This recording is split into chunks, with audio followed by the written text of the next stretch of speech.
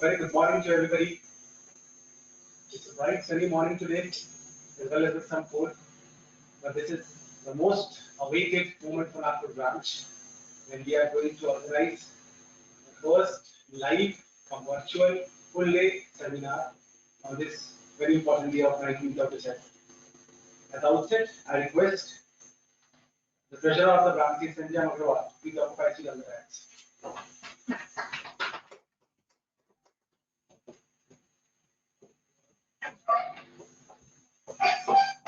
I request the secretary of the branch, Jiten Saglani, to kindly escort the Arpit Kabra, who is the council member, on his first visit to the dais.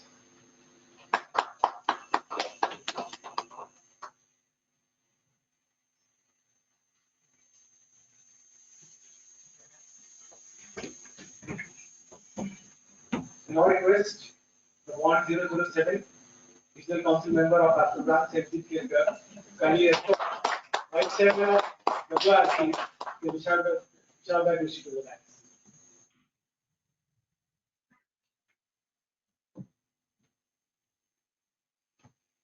It's a privilege and an honor for Nagpur Branch to have WRC Chairman, the Lalit Bajaj amongst us.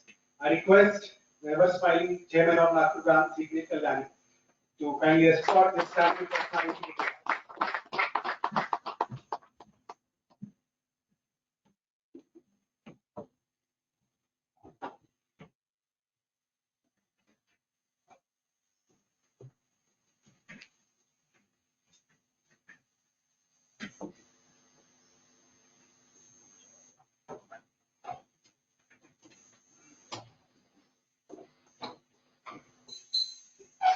After every sunset, there is a sunrise. A ray of hope ignites the lives of millions, making them smile and aspire for new beginnings. Yes, life after COVID-19 outbreak will never be the same. We are at the beginning of the end, waiting for a new beginning.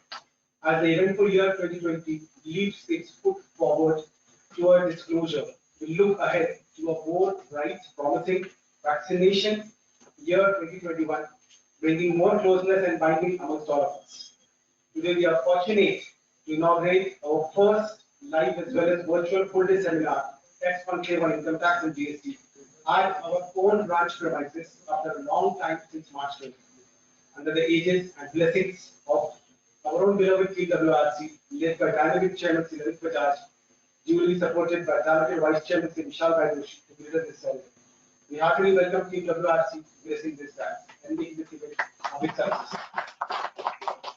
ये कह के दिल ने मेरे हौसले बढ़ाए हैं कि गमों की धूप के आगे खुशी के सारे. To start the program, I request everybody to please stand in honor of home of the song.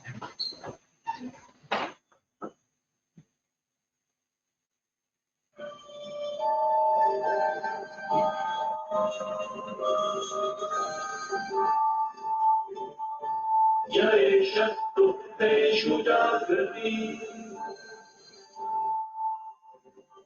जय शत्रुतेषु जागृति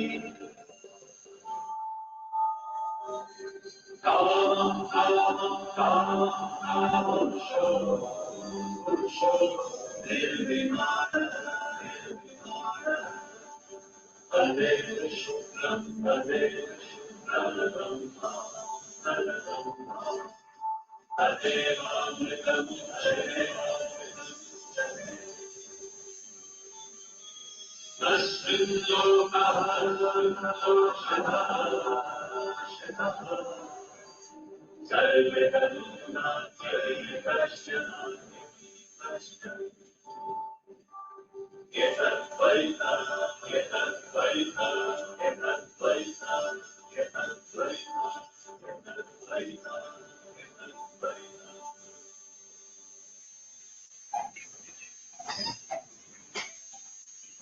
Thank you so much. To start the session, I request the dynamic chairman of Nagpur branch, Kirit Kalyani, to give his welcome address on this occasion.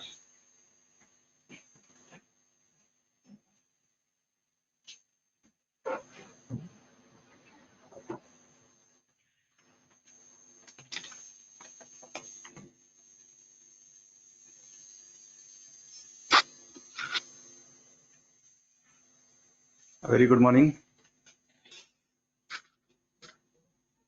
CA Lalit Bajaj ji, Chairman WIRC, CA Vishal Doshi ji, Vice Chairman WIRC, CA Arpit Kabra ji, Vice Chairman Vikasa WIRC, CA Abhijit Kelkar ji, RCM from our Nagpur itself, CA Saket Bagadia ji, Vice Chairman Nagpur branch, as well as coordinator for today's tax conclave, CA Jiten Saglani ji, Secretary Nagpur, CA Sanjay Agrawal ji, Treasurer Nagpur branch. Of the dais, CA Akshay Gulane ji, Chairman Vikasa Nagpur 2020. And yes, with pride I must say, galaxy of past chairmen, the pillars of Nagpur branch, more specifically, very respected CA Rajesh Loya ji, CA OS Bagadia ji, CA Mahesh Rathi ji, CA Zulfesh Bhai Shah, CA Satish Sarda ji, the First Lady Chairperson of Nagpur branch, CA Kavita Loya ma'am, CA Swapnil Ghate ji, CA Umang Agrawal ji, specially invited our friends in profession from Nagpur CA COVID Helpline Group and respected faculties of Nagpur branch. And yes, CA Rajiv Jain ji and CA Ashish Modi ji, CA Rajiv ji from Delhi and CA Ashish Modi ji from Mumbai, who are the speakers for today's virtual VCM. First and foremost, I on behalf of Nagpur branch of WIRC of ICAI, welcome you all, sincerely welcome you all to the tax conclave on income tax and GST. Friends when we took charge on 28th of February, 28 फरवरी जब हमने charge लिया तो शायद किसी को हल्का सा भी ये क्लू नहीं था कि what is going to be in store for us. Yes, the कोविड-19 phase. I must say friends, कोविड-19 ने it has made us learn how we should deal with the situation, whether on personal front, whether on family front, whether on professional front, and that too with due discipline. Yes, now fortunately with God's grace, the situation at all levels are going to be stabilized, are being stabilized. Lalit sir and team WIRC, I am happy to share that with due guidance and support from Center and WIRC at all times, amidst the uncertainties caused by the life-threatening pandemic in the form of COVID, your Nagpur ICAI tried every bit to keep the members updated at all times. Right from the first one, 3 और 4 मार्च का जो 2 दिन का conference था, to various VCMs, yes, we are fortunate to have presence of many past presidents of ICAI. Foreign chapters के साथ we collaborated and we had the VCMs with Dubai, UK and USA chapters as well. तो ये एक unique हमारे लिए achievement है because of COVID, and that I must say is one of the very positive aspect of this COVID phase. एक mobile app के बारे में शेयर करना चाहूँगा. One special venture, yes, we took due efforts, and it is said that communication is the thread that binds us as a society, and when we wish to serve the fraternity effectively, mode of communication matters a lot. So we at Nagpur branch have come up with a mobile app which will serve the purpose very effectively, I must say, and because of that we are going to have reduced cost of communication in the form of SMS. It is going to be handy for all senior members के लिए. Emails अगर वो access नहीं कर पाए तो mobile से ही उनको सारे नोटिफिकेशन, सारे updates so far as branch activities and events are concerned will be there in that mobile itself. Many other benefits as you all know. And yes, last but not the least, member data updation to be done for serving more effectively, and directory also needs to be there with data of all the members, and these app will serve that purpose as well. It is going to be updated by members themselves on real-time basis. The said venture is going to be inaugurated by none other than CA Lalit Bajaj sir, Honorable Chairman WIRC, in few minutes from now itself. Also, it feels proud to share about the Nagpur CA COVID Helpline Group. इसके बारे में कुछ समय बाद हम फिर से आपसे चर्चा शेयर करेंगे, डिस्कस करेंगे.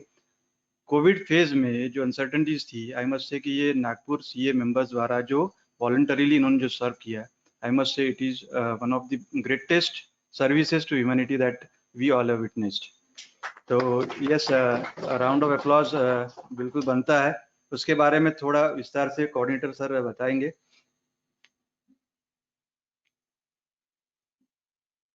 Yes, Nagpur branch feels proud to join heads to some extent to that COVID group, I must say. On forthcoming fronts, friends, few more VCMs of due relevance, due importance are being planned. Study circles to revive the activities at branch premises. Yes, we all are waiting and they are being planned. Details will be shared soon, but I won't take much of the time. Yes, CA Lalit Bajaj sir, I must say, is always there, was always there.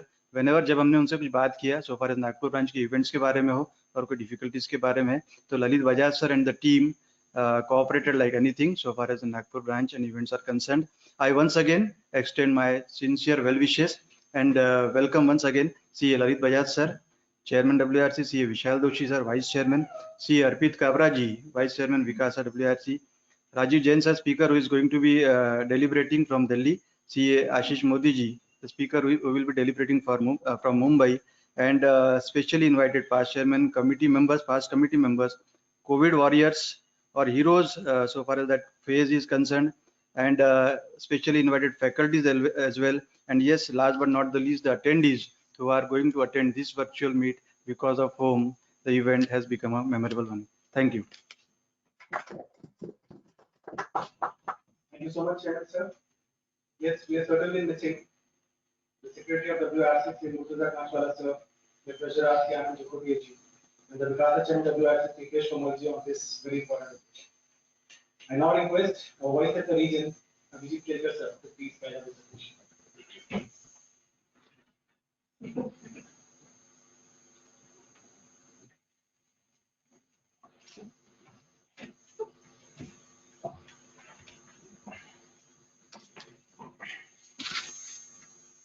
Thank you, Saket,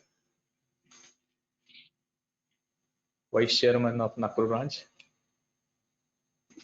and Chairman in making. The first person of Nagpur branch, CA Kirit Kalyani, Chairman. CA Lalit Bajaj, Chairman WIRC. CA Vishal Doshi, Vice Chairman, who is from Baroda.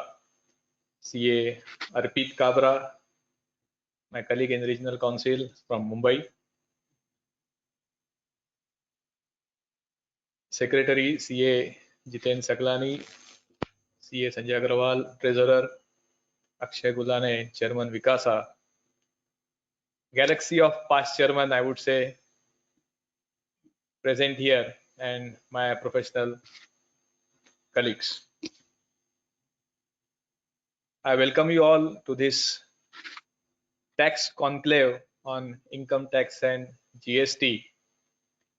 And I am happy that team Vikasa, team WIRC is visiting Nagpur today. And I must say, Chairman Lalit sir, it is only because of you हम सब लोग मिल पाए. मार्च के बाद 20 मार्च के बाद, to be very specific, शायद हम लोग मिले ही नहीं थे, वर्चुअल मोड में सब चल रहा था. आज पहली बार ऐसा हुआ है कि सबसे मुलाकात हुई. Everybody seems to be very happy and I feel इस विजिट ने फिर से जान डाल दी है नागपुर ब्रांच में, लोगों के बीच में. एंड नाउ ये जो लहर है, ये जो अभी नया आनंद सब में आया है, ये बढ़ते रहेगा, प्रोग्राम में भी चलते रहेंगे.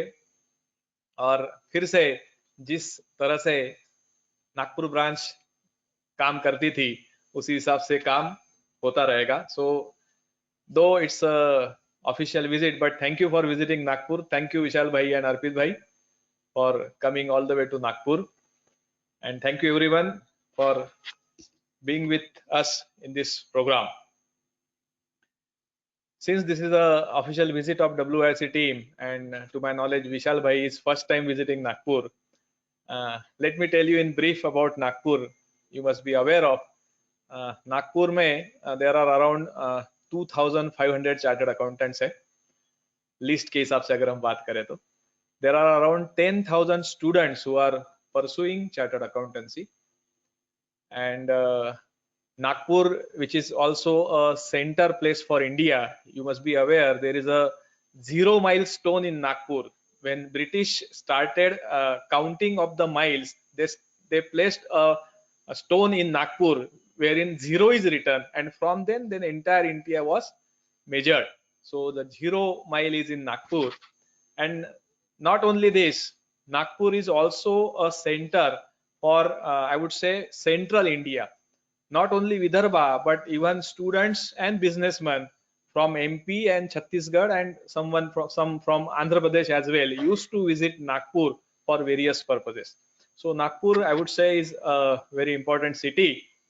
And so far as Nagpur branch is concerned, if we talk about our colleagues, Nagpur branch is the committee members of Nagpur branch is always a team of vibrant committee members. And even I don't remember how many times Nagpur branch has achieved or received the best branch All India or best branch WRC award, empty number of times. And this legacy is being continued, I would say, even in this pandemic situation. The team led by Kirit Kalyani did a wonderful job, as he already said, that first time in the history, I would say, the Nagpur branch rather conducted joint program with overseas chapters. This has happened first time. And apart from this, all other, whether academic or non-academic, all the programs were conducted with the same zeal and enthusiasm. So compliments to CA Kirit Kalyani and his entire team. And friends, not only Nagpur branch, I would say even team WIRC led by CA Lalit Bajaj did a wonderful job.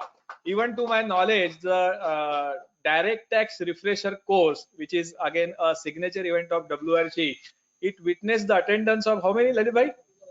2,500 attending live the virtual mode of direct tax refresher. So again, compliments to Lalit bhai for excellent work throughout the year. Just in time आपने नाम सुना होगा, एक concept है material management में. Just in time में एक मैंने कहीं पढ़ा था जिसमें दिया था कि जब पानी का बहाव रुक जाता है तो हमको जो कठिनाई है वो पता चलती है. मतलब पत्थर कहाँ पे है या कहाँ पे रुकावटें है, ये तभी पता चलता है जब पानी का बहाव कम हो जाता है. अगर पानी बहते रहा तो कुछ समझ में नहीं आता, क्योंकि सब अच्छा ही लगता है. मुझे लगता है कि ये कोविड कोरोना पीरियड में सबके साथ ऐसा ही हुआ है. जिंदगी रुक गई, बहाव रुक गया, काम रुक गए, तो शायद हम सबको पता चला कि हम एग्जैक्टली कहाँ है और क्या हो रहा है. और ऐसे सिचुएशन में भी फिर वो टीम WIRC हो या टीम नागपुर हो, इन्होंने बेहतरीन काम किया है. ये चीज दिखाती है कि वक्त कैसा भी हो, as a elected members, as office bearers, हम क्या कर सकते हैं. So thank you so much for coming here. And I must tell you, Chairman Sir, Lalit Bhai, that though the attendees are less, many are watching on, because this is physical plus virtual conclave, and due to some protocols, थोड़ा कम लोगों को actual में हम बुला पाए, but I am sure many are watching. So thank you very much for visiting Nagpur. Thank you for gracing this occasion, and thank you everyone for joining us in this conclave. Thank you so much. Thank you so much, Ashish sir. So move ahead. This is the red webinar 6613. Red webinar 6613. That needs to be shifted. I need to do it. But we are really fortunate to have amongst us the chairman of WRC, Lalit Bajaj. Before we introduce this dynamic personality, I take the pleasure of introducing our own WRC chairman, Kirit N sir. Sir has qualified in 1997 from Jiten Saglani company at the age of 22. He has a post-qualification experience of 25 years. His core area of works include majorly consultancy. He has got networking and associates in USA and Singapore. Sir has been actively involved in institute's affairs since 1998, initially with Bangalore City Study Circle, with the Vasai branch of WRC, and thereafter with WRC of ICAI. With regard to his contribution in WRC, he has started the research forum, he has started mentorship assistance program, he has started the women empowerment initiative, he has enabled SMPs by making economically available software products, created tools for use of members, and free e-publication on WRC website. A first-time virtual subscription-based copy of referencer has been initiated by Lalit Bajaj. He has engaged in various industries in representations and knowledge sharing. He has started the student induction program and last-minute revision, means LMR classes, the famous thing, has been started by Lalit Bajaj. His contribution in Vasai branch at WRC, he has initiated the formation of Vikasa, Vasai branch, and acted as the founder chairman of Vasai Vikasa. He is a regular contributor to the budget booklet since inception. He has served as the chairman of Vasai branch of WRC of ICAI for the year 2010-11. He was instrumental in organizing the first ever students regional conference in 2008 at Haidas Hall. He has organized the first ever certificate course on indirect taxes. He has submitted various representations to various departments in different capacities. Otherwise than that, friends, he has contributed in a newsletter called Connection, and he has authored it his last 12 years. He has contributed to various magazines and journals. He is actively participating in various organizational activities. A unique initiative by a man of valor, Sri Lalit Bajaj. The more important part, he has helped to assimilate the members about the digital learning process via various VCMs organized by WRC all throughout this year. He has not made it that आप अगर physical नहीं भी हो तो भी virtually लोगों से कैसे connect किया जाए ये इस साल श्री ललित बजाज जी ने हम सबको सिखाया हुआ है and we are extremely thankful to you sir. We welcome Sri Lalit Bajaj ji on behalf of Nagpur branch on this important occasion. To formally welcome him, I request the chairman of the branch to welcome him with a short before and do. Request the team to please come downstairs so that we can do the honors.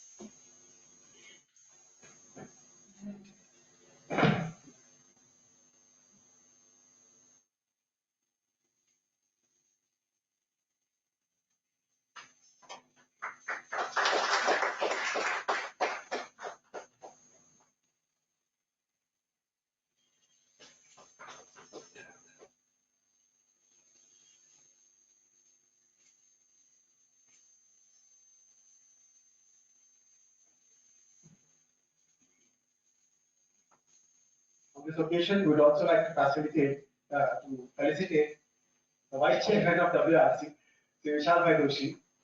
I request the Regional Council member, Jain sir, along with the Chairman of Nagpur branch, to please felicitate Vishal.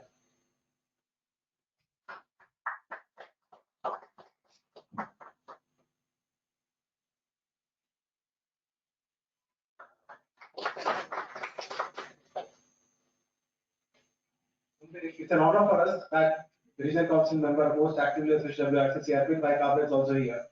To formally felicitate him, I request the Secretary of the branch, along with the Treasurer of the branch, to please felicitate him on behalf of Nagpur branch. I request Akshay to please join.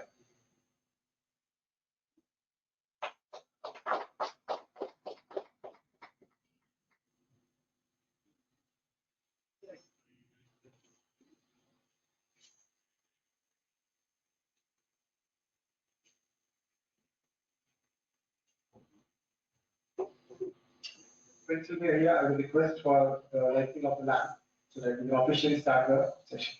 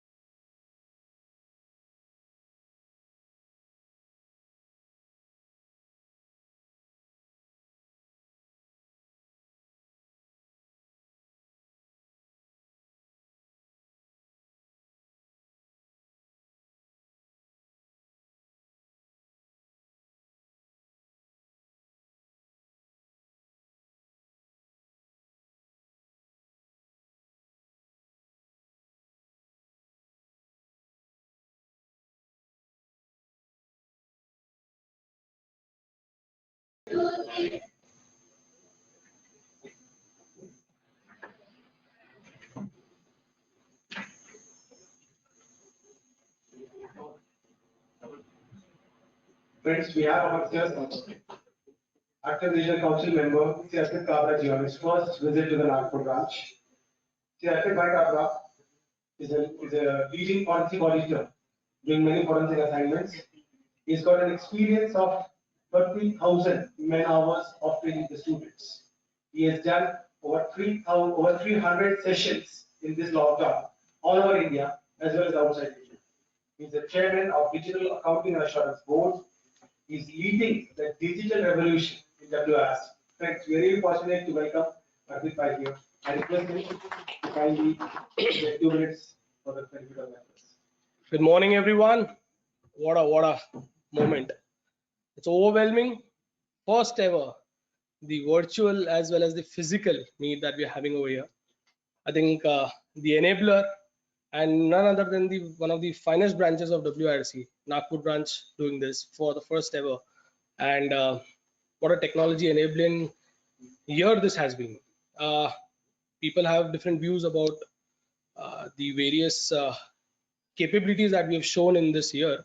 But I'll tell you one thing for sure is based on our experience in working in the region, we've been catapulted almost 5 years ahead of our times.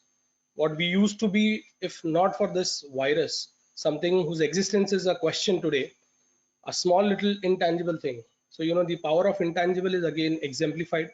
The power of intangible of our skill sets, something that we don't seem to carry, but always we have as a chartered accountant. That power is again exemplified. This is the time that has shown that you need not have everything in your hand, need not have everything with you. It has to be something intangible. And skill sets, therefore, the WIRC, the theme of this entire year under the dynamic leadership of Lalit sir, has always been one outright, let's enable exemplifying the skill sets.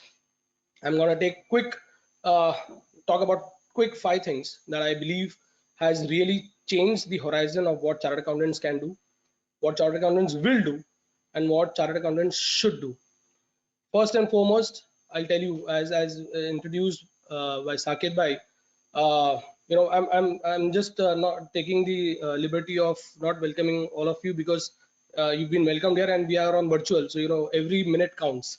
So I'm just quickly getting onto this, and of course all the dignitaries of the dais, on the dais, all that would be there. But yes, believe me, as introduced forensic audits, they are the future. They are something that will come. In fact, first and foremost, I'll tell you, there is no forensic audit. There's only forensic investigation. It is not an audit. The first and foremost step to do a forensic investigation is get out of audits. And this is the time now. We are, if not, we'll be forced to get out of audits in terms of doing something investigations.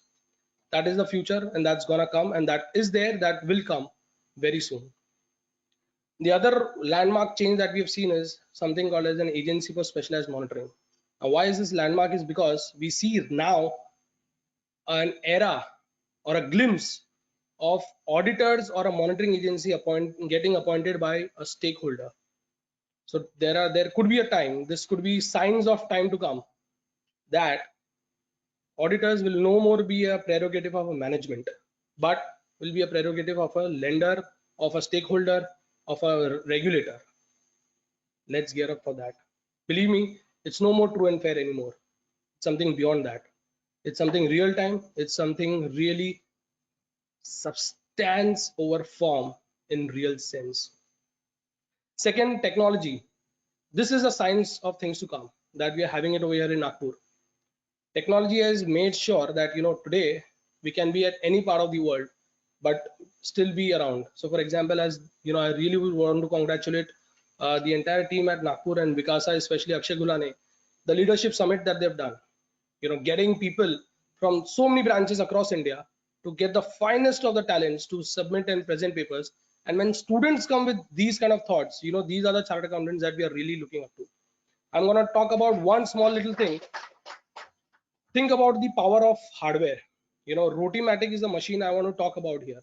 And I'll tell you why am I talking about this. Rotimatic is not roti maker, but it is a machine. It is a Singapore startup. And I'll tell you, it is so much in demand. There are almost around 10,000 people waiting to even procure, even order on their portal. That is the demand of this machine. Now, what does this machine do? It enables even a 5-year-old kid to prepare a roti. And how does it do it? It learns. The machine has a software.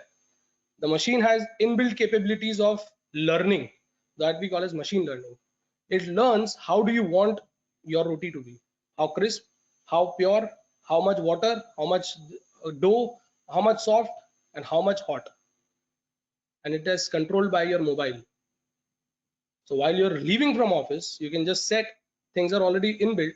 You can just set, आज मुझे जवारी की रोटी खानी है, आज मुझे गेहूं की रोटी खानी है, आज मुझे बाजरे की खानी है, आज मकई की खानी है, whatever. 10 minutes you are at home and you'll get hot rotis. Believe me, do a Google search and you'll be blown away by this technology. Believe me, it's not easy. Machine learning is here and it will be there to stay. Now look at this concept in real time. As a chartered accountant, you are being given, say, a stock audit. Let's take a simple example of stock audit. Now what you do as a stock audit is we go physical stock take, I don't know, whatever manipulations happen, this, that, but believe me, now is a product that I give you which has inbuilt machine learning capability, a hardware that I've given you, and all you need to do is put in 8 years of data of that company inside. And with the current year production capacity, with the current year power usage, fuel usage, just will give me 3-4 inputs and I'll tell you what exactly this companies should have the stock output as, what should be the output, or what should be the work in progress, what should be the actual capacity at which this plant has run or this factory is run, and it will give you a number plus minus 10%. As transfer pricing we do, for TNMM, for transactional method, and all of this benchmarking that we do, believe me, that is next level. Quickly moving on to as I said, machine learning, data analysis, data mining, all of this is gonna be there under the leadership of Lalit bhai, because I am the chairman of the DAP committee. I've got a chance to do whatnot with Canadians, with Australians. We've done so many sessions. In fact, this time we had Amazon Inc., a software engineer from Amazon Inc., to talk about what is happening in terms of your behavior pattern. Now look at this for chartered accountants. Our behavior patterns, if starts capturing, or for example, if our data analysis practices start getting captured, believe me, the workhouse of data and intelligence that we can have will be massive, will be enormous. And we have actually shown Autobot doing a GST reconciliation. It's happening. It's happening for one of the biggest IT companies in India. It's happening there live. Friends, believe me, if we could demonstrate it on a virtual webinar at WIRC, just imagine what all must be happening at practical level, at groundwork. You talk about anything, you talk about MCA compliance, you talk about returns, you talk about GST, any compliance that you're talking about, it's all robotics. It's all gonna be Autobots. Believe me, it's happening, and it's time that we all start getting. So therefore, We have to, as a chartered accountant, start moving from compliance level to just in mere execution ki jagah, to start looking on strategy level, implementation level, and somewhere advisory level. The next big thing to happen is advisory. Believe me, if not we should start getting up for that. These things are gonna soon be taken over by technology. And there was a time when before we started this year, we used to always say कि GST में अगर रखते तो crowd आता है. Believe me, under leadership of our chairman, we did a forensic audit webinar. 1,500 plus participants were there in that webinar across India. Not India, in fact outside, from Gulf and other places. That shows signs of things moving away from traditional, from compliance based to something more exceptional. And I think this has been a phenomenal year, and the programs that has been done by Nagpur branch. In fact, I just told about leadership summit. I told about so many other programs that this branch has done. They're phenomenal. This what is happening today is going to set the tone for the next year itself, I believe, because we are going to have physical, we're going to have virtual, our reach would be wider. Let's start talking about something more beyond just executions, but more on strategy, more on advisory. That is our role. That is what we'll have to take up. Quickly, I would, as we were talking about coronas and all this, so I think this is the best example of beating the corona or beating this. So I think this is what should happen. Usually we say give pain to pain. Give pain to pain so that it thinks to pain further shall be in vain. मतलब ही नहीं है, pen को और दर्द दो भाग जाएगा. And सारी इसको समाप्त करने के लिए and quickly I have just one small line. हम लोग इसके पहले एपिडेमिक के पहले रोज रोज जलते हैं. हम लोग हमारा पूरा ऑफिस में रोज रोज जलते हैं, फिर भी खाक ना हुए. आज भी तंदुरुस्त है, जिगरा है और चला रहे हैं. रोज रोज जलते हैं, फिर भी खाक ना हुए. अजीब है हमारे ख्वाब, जल गए बुझ के भी राख ना हुए. Let's keep this spirit alive. Let's keep these things happening, and let's again get back to our new normal. Thank you, everyone. Thank you, Nagpur branch, for giving this opportunity. Really looking forward to this amazing conclave, and welcome once again to this brilliant conference. Thank you. Thank you so much, Arpit. This has been really good, and we are do's and don'ts, so definitely good for that. Friends, we're really fortunate to have amongst us the Vice Chairman of WIRC, Vishal Doshi. Vishal Doshi is a BCom graduate and an FC and a visa ICAI and a DRM from ICAI. He's the Vice Chairman of WIRC and is a partner of KC Mehta Company. Sir is qualified as a chartered accountant in 1996. He's heading the audit and assurance practice at KC Mehta Company. He specializes in statutory audits and tax audits, internal controls, budgetary controls, defining organizational chart and management development, information systems control and audit, and most important, due diligence, valuation of business, share exchange ratios. He's an expert in that. There has been a peer reviewer for peer review board at ICAI. He has been the technical evaluator of financial statements for ICAI awards for excellence in financial reporting for research committee ICAI. He's a member of FRRG2 Baroda for financial reporting review board of ICAI. He was the chairman of Baroda branch of WIRC in the year 2005 and the Vikasa chairman and the chairman of Vikasa in 2004. Sir has been awarded the Rashtrapati Scott Award by Shri R.K. Narayan, Honorable President of India.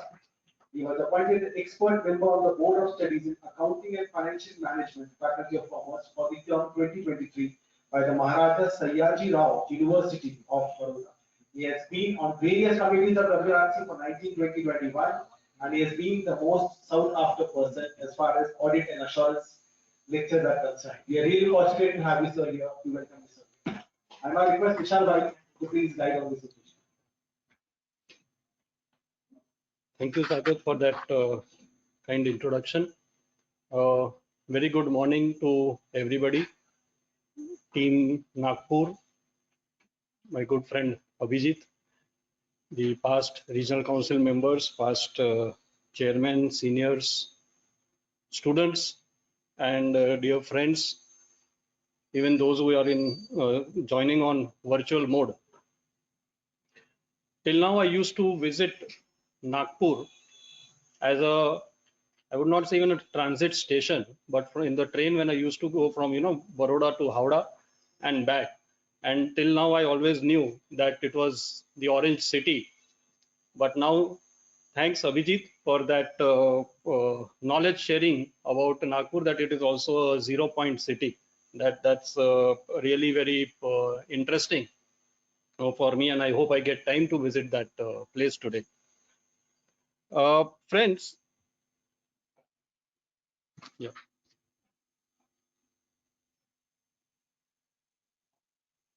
One word I would say that has overnight changed the whole meaning, or I would say the whole approach towards that word, and that word is positive.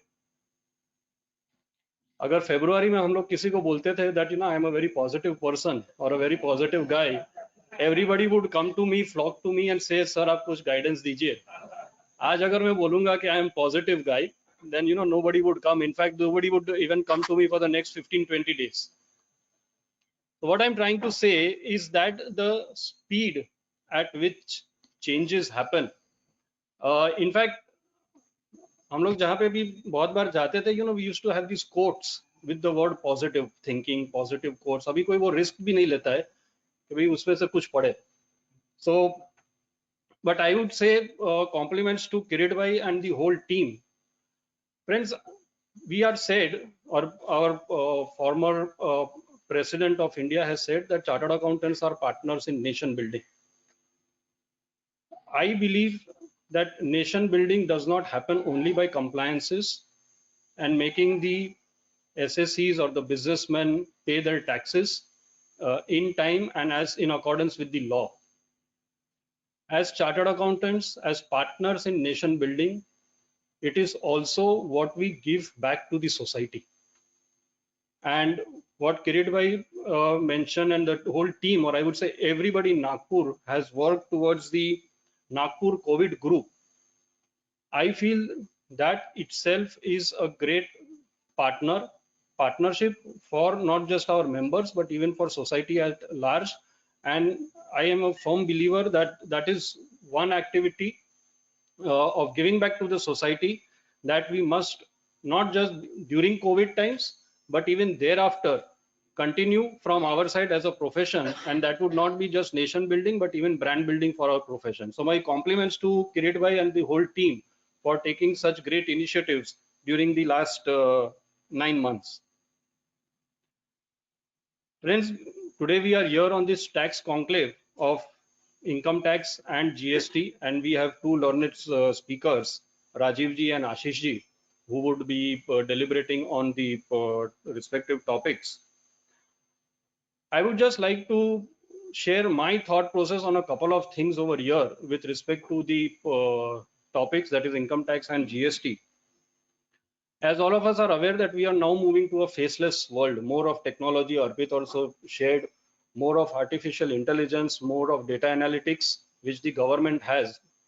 And a couple of years back, the finance minister, even in her budget speech, mentioned that you would have a pre-filled income tax return. So we can imagine the quantum of information that the government has. And I have been, in my presentations on ICDS and income tax, I have been mentioning that there would be a time, maybe 5 or 7 years down the line, when the profitability of an SSC, the government would have before the SSC himself would have. Right? That is the date number, that is the quantum of information that they have.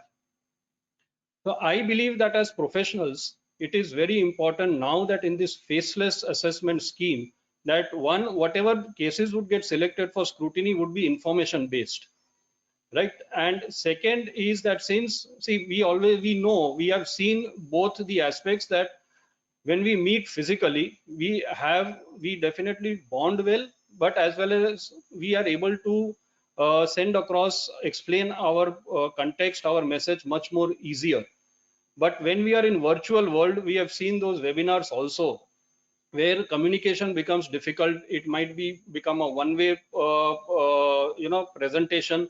So when we look at that, I believe that we need to definitely shore up the representation skills, because the days of tomorrow are going to be for those professionals who have excellent representation skills, excellent, I would say, putting up the case or the representation in a the sequencing, the way you do the whole book, the binding, the soft copy and all, those are the future days. And therefore I would suggest, since it's a tax conclave, that this is one area where each one of us needs to do an introspection and find out that whether we are good enough in that, because tomorrow is the day that those who are excelling in these skills are the ones who will be getting the maximum work on the representation side.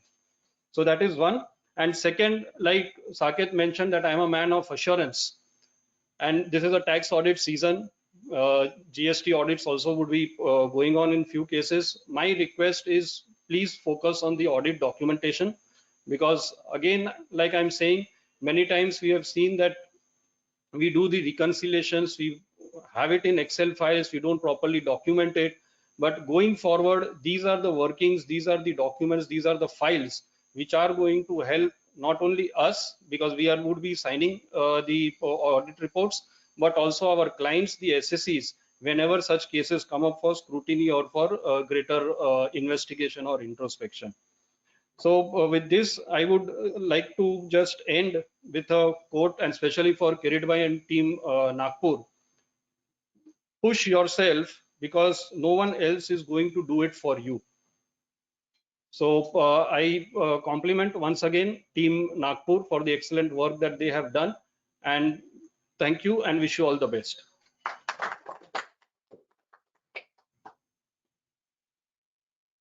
Thank you so much, Vishal bhai. Yes, this assurance, capacity, assurance, quality. We all chartered accountants need to preserve more going forward with all this virtual things happening, with all this faceless assistance coming up. And definitely we all need to be geared up on that. Friends, a very important event before I request chief guest for today, that is Virat sir, to speak. That is about the mobile app launch and, to felicitate the gold warriors and to recognize our faculties at the center. Friends, this has been really fortunate for our programs that the faculties for ICT and GMCS, they are putting in day in, day out for making all efforts for making the workings for the students at Nagpur good. We're extremely thankful to these faculties. I would request Chairman Sir to please take over from here as regards the recognition of these faculties, as regards the mobile app launch, and the most important, the recognition of the COVID frontiers. Let me say this word, the COVID frontiers, a group which started, which was initiated by a group of chartered accountants, and it became a revolution. The people who are behind the mastermind, who is behind this group, are here. I request Chairman Sir to please take over. Yes, thank you, Saket bhai, once again. Yes, friend, जैसे अगर Covid phase की बात करें तो हमने prominently 3 चीजों को experience किया है पिछले करीब साल भर में. Number 1 VCMs, virtual CP meets या फेसलेस जो प्रोग्राम्स है. नंबर 2, अगर हम नागपुर ब्रांच की बात करें तो जो एक्टिविटीज यहाँ पर हुई है ये कोविड फेज में भी, तो उसमें यस जो प्रिस्क्राइब्ड क्लासेस है by CA institute for the students, उसमें faculties they have given their services. Even covid ऐसे भी एक्सपीरियंसेस है कि किसी के फैमिली में कोई कोविड पॉजिटिव है, one is quarantine, but yes faculty बोलता है कि मैं but still I feel comfortable, अगर आप मेरे को अलाउ करें तो मैं घर से भी बच्चों को पढ़ा दूंगा एज पर द शेड्यूल. तो ये सारी चीजें लाइफ लॉन्ग मेमोरीज. तो हमने फैकल्टीज को स्पेशली इनवाइट किया है, एंड इन रिप्रेजेंटेटिव कैपेसिटी काफी अच्छा पूल ऑफ रिसोर्सेज है so far as faculties at Nagpur branch is concern. लेकिन यस इन रिप्रेजेंटेटिव कैपेसिटी हमारे 2 फ्रेंड्स इन प्रोफेशन वो are serving as faculties as well. तो मैं ललित सर से ही रिक्वेस्ट करूंगा कि उनको फेलिसिटेट करेंगे हम सबके बिहाफ पे, CA Alekh Mishra ji and CA Akshat Modi ji. Yes, they really deserve a round of applause. आप प्लीज आगे आइएगा.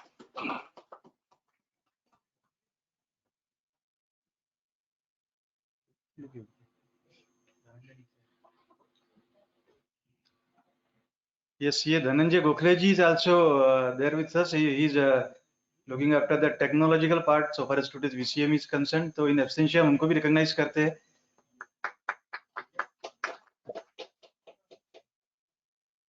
यस,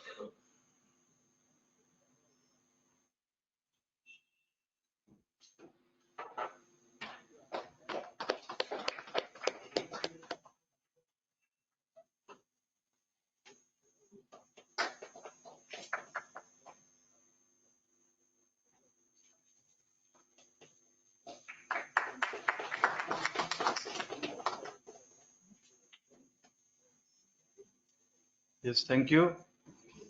जैसे स्पीकर्स ने, डिग्नरीज ने अपने स्पीच में कवर भी किया और कहा कि यस कोविड, अगर हम जैसे विशाल सर ने कहा कि हमने बोलना शुरू कर दिया कि I am not a positive so far as that covid aspect is concern, तो और हम जल्दी इसको भूलना चाहते हैं, ये तय है।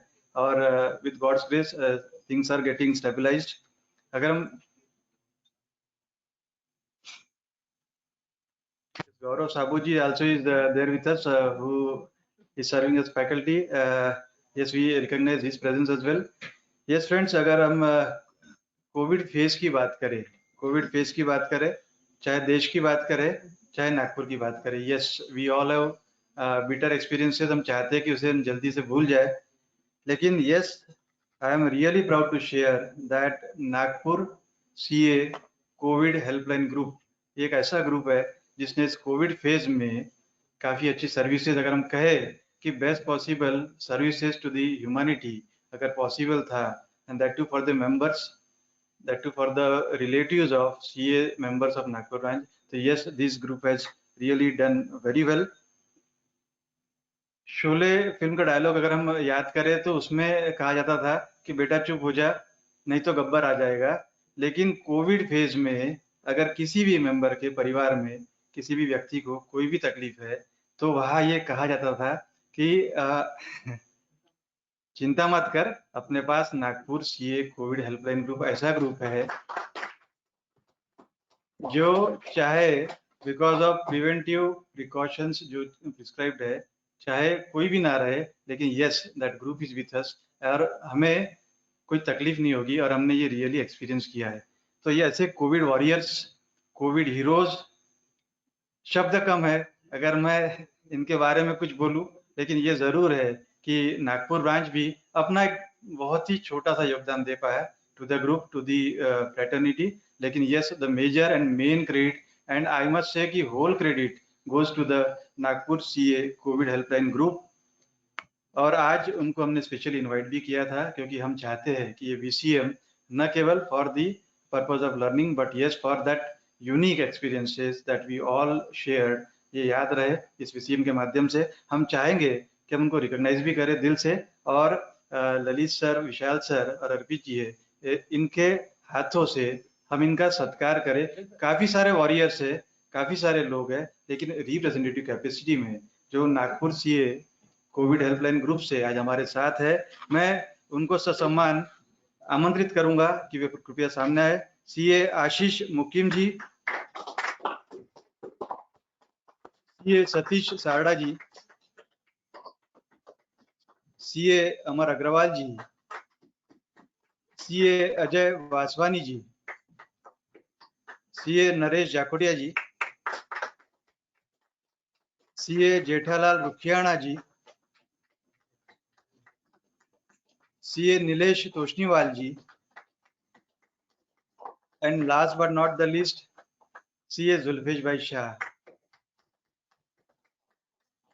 Yes, we really feel proud कि आज because of Nagpur CA covid helpline group, और ये मैं बिल्कुल दावे के साथ कहता हूँ, सबका अनुभव ही है कि हमारे नागपुर में किसी भी सीए मेंबर के कोई भी प्रॉब्लम, चाहे अगर हम ये सब चीजों को, टर्म्स को याद करें जो यूनिक टर्म्स है इस फेज में हमने देखा है, चाहे वो एंटीजन की बात है, आरटीपीसीआर की बात है, मेडिसिन की बात है, प्लाज्मा की बात है, एम्बुलेंस की बात है, या ऐसे बहुत सारे टर्म्स अगर हम बात करें, ऑक्सीजन की बात है, आफ्टर डिस्चार्ज नर्सिंग केयर की बात है, या कोई भी काउंसलिंग की बात है, या कोई भी प्रकार का कोई भी issue so far as that covid phase की बात करें, तो यस आई मस्ट से कि Nagpur CA covid helpline group was there to resolve all those problems, all those concerns of the concerned family members.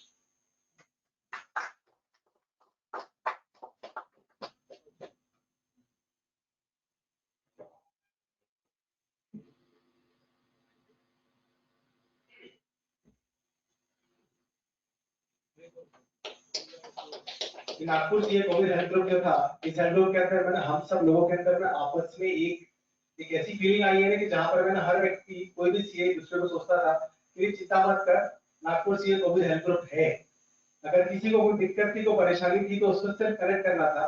और आज वो उनके कर्ता धर्ता, उनके इनिशिएटर्स, उनके वो लोग जिन लोगों ने इस चीज के लिए एफर्ट्स दिए हैं, जिन्होंने इस चीज के लिए वर्क किया है, वो आज हम सब लोग के बीच में है। I would request the chairman of WRC to please offer a memento on behalf of this. I request the team to please come ahead.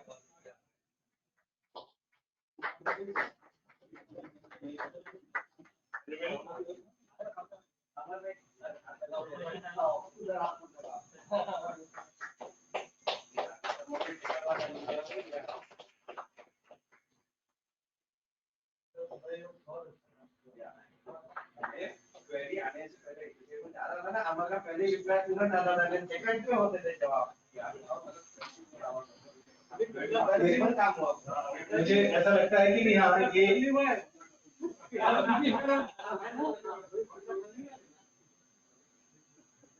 Request कि सर बुके भी देकर के उनको करें।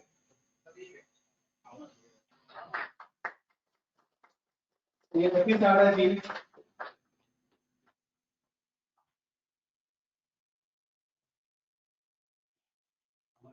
अमर अग्रवाल जी, वर्क किया था वैसा था, लेकिन यहाँ आपको बोलना था, 2 मिनट देखना था कि ये 2 मिनट के अंदर में लोगों को रिजोल्यूशन मिल जाता था।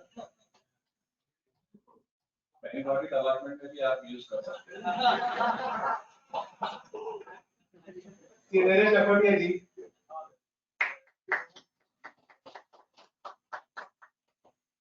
जुल्फेश भाई साहब,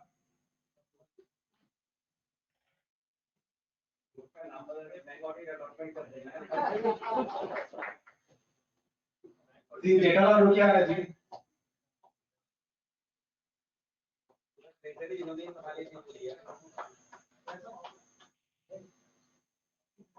जी, अजय वासवानी जी, I request past chairman sir, Kavita ma'am also to please join. Sir, please at your hands. Ajay Vaswani.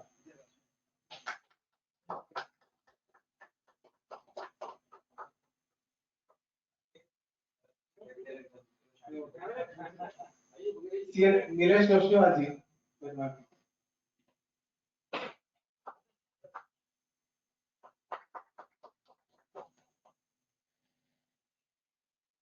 I request COS Bagadia sir to please felicitate Ashish Mukim ji.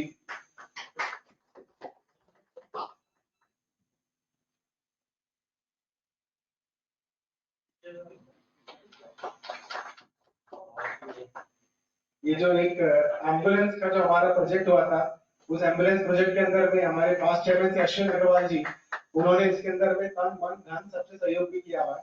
I request जुल्फेश भाई to please visit आप उसी team के और on behalf of it.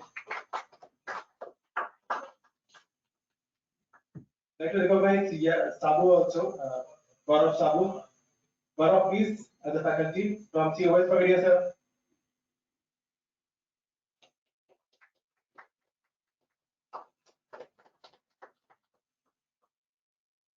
Friends, we recognize all the COVID warriors.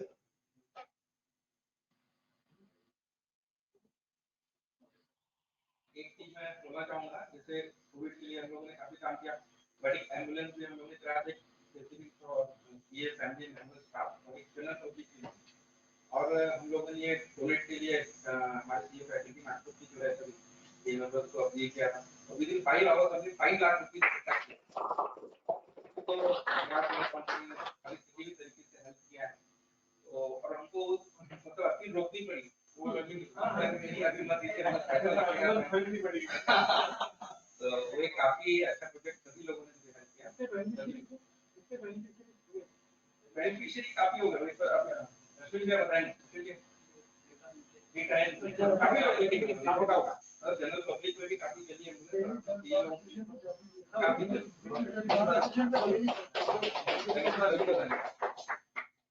Thank you so much. Thank you you so much, everybody.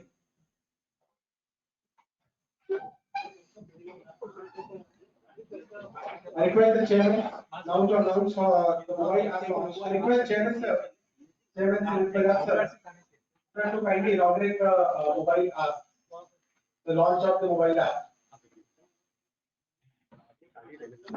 Yes, thank you Sakit bhai once again. जैसा मैंने earlier अपने earlier as I unveiled the mobile app, yes, it was being felt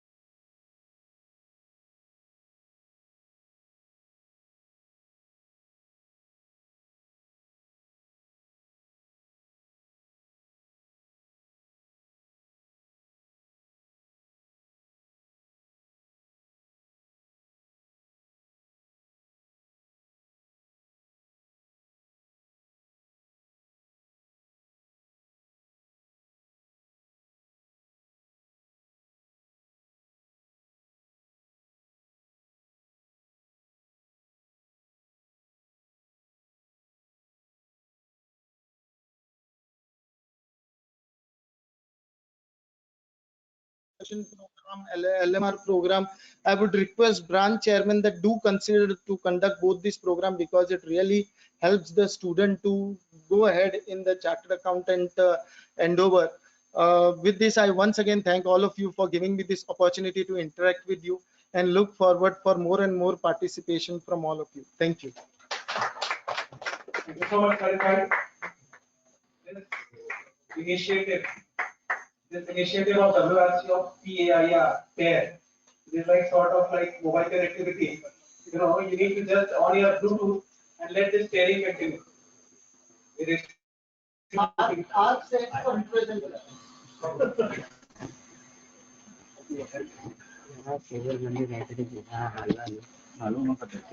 Thank you so much, Lalit. As a token of love and affection on behalf of Nagpur branch, we would like to present a memento to our the distinguished guest for today. I request past chairman, senior chartered accountant, Sri O.S. Bagadia sir, to please felicitate Sri Lalit Bajaj on behalf of Nagpur branch.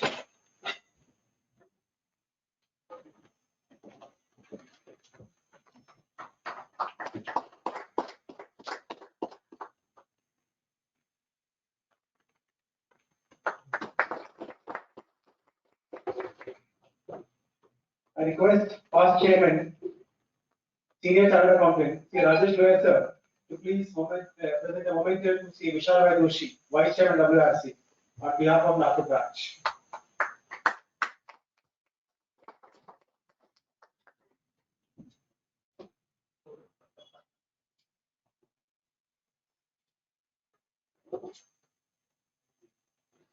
I request the first lady chairperson of Nagpur branch, Sri Kabra ma'am, to please present a memento to Sri Arpit Kabra on behalf of Nagpur branch.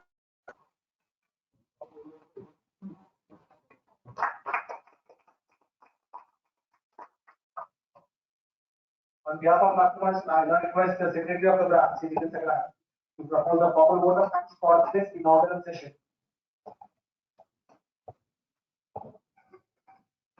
Thank you, Vice Chairman Kalyani sir.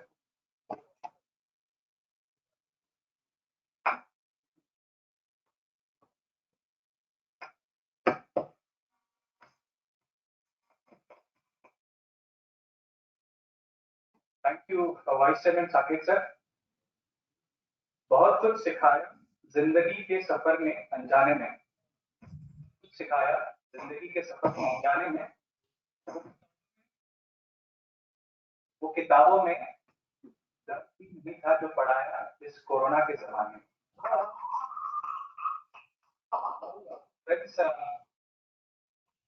It's really overwhelming to receive you all at this occasion, which is a live and virtual program.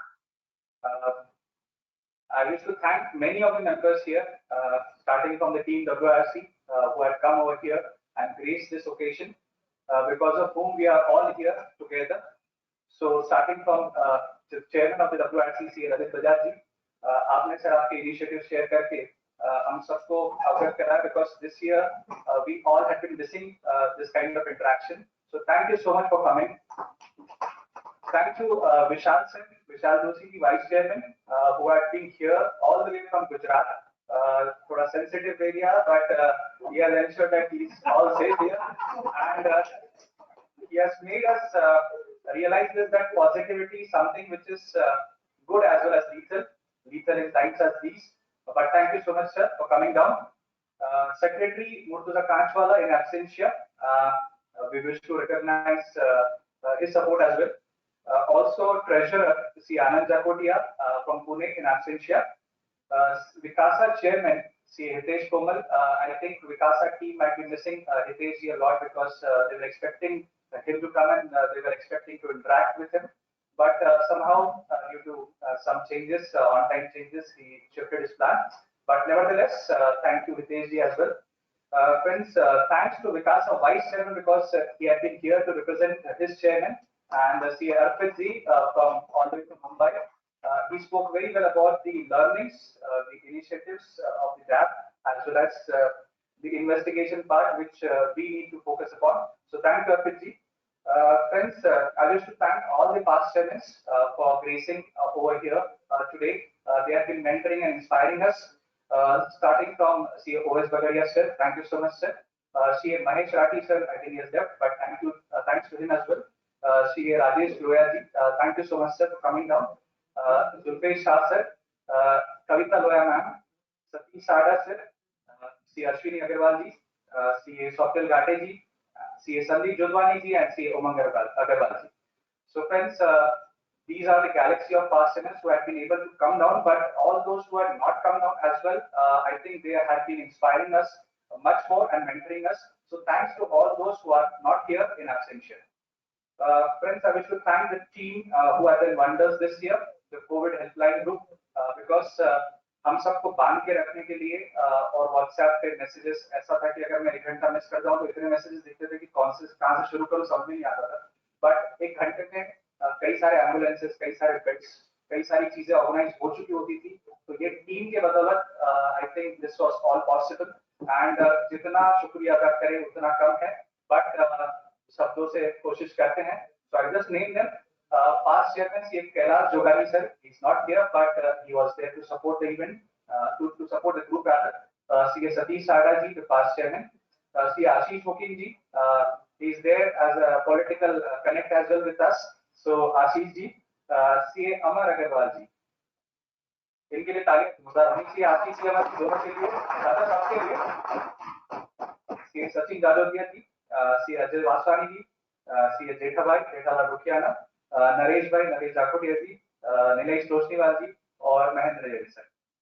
So thanks to all of you. और जो लोग शायद आज नहीं आ पाए लेकिन जिन्होंने प्रत्यक्ष अप्रत्यक्ष रूप से सपोर्ट किया है, उन सभी को तहे दिल से नागपुर ब्रांच के मन से मैं धन्यवाद देना चाहता हूँ. Friends, we wish to thank the ITT faculty members as well. They have been supporting us a lot. ये कोविड टाइम्स में बहुत दिक्कतें थी, बट उन्होंने सब तरीके से सपोर्ट किया. आज जो लोग एज ए रिप्रेजेंटेशन यहाँ पे मौजूद है, उनका थैंक यू डेफिनेटली करना चाहूंगा. CA Alekh Mishra, CA Dupti Bhattar, she has also left but she is there with us. CA Dhananjay Gokhale, CA Gaurav Sahu and CA Akshat Modi. So friends, list तो बहुत बड़ी है. We have 20 plus new faculty that have been added, but ये लोग आज present है. तो सभी का धन्यवाद, सभी का तहे दिल से शुक्रिया अदा करना चाहूंगा. एंड फ्रेंड्स, ये जो आज पूरा प्रोग्राम है, जो first virtual as well as programme जिसको बोलेंगे virtual as well as physical programme है, इस प्रोग्राम में 2 स्पीकर्स हैं जिनका मैं तहे दिल से थैंक यू करना चाहूंगा. उनका सेशन अभी शुरू होगा. CA Ashish Modi ji and CA Rajeev Jain ji. So thanks to them as well because they had been there. Technical session will be starting in some time. Friends, once again, I wish to thank the entire committee of the Nagpur branch, the team Nagpur, especially the team Vikasa, because ये जो program चल रहा है, virtual as well as live, इसको enable करने के लिए team Vikasa ने जो मेहनत की है, खास करके CA Arpit Kabra ने and our very own dynamic chairman CA Kirit N. Dhananjay Gokhale is there to support all the technical events, so he's also there. So with this, I wish to thank everyone. Please do connect now virtually for the technical session. Thank you and thank you all. Thank you. Thank you so much, Jiten. Now we will switch on to the virtual mode, which will be taken over by Jiten Saglani. Friends, for here on virtual, please stay connected. We are just starting the session in a few moments.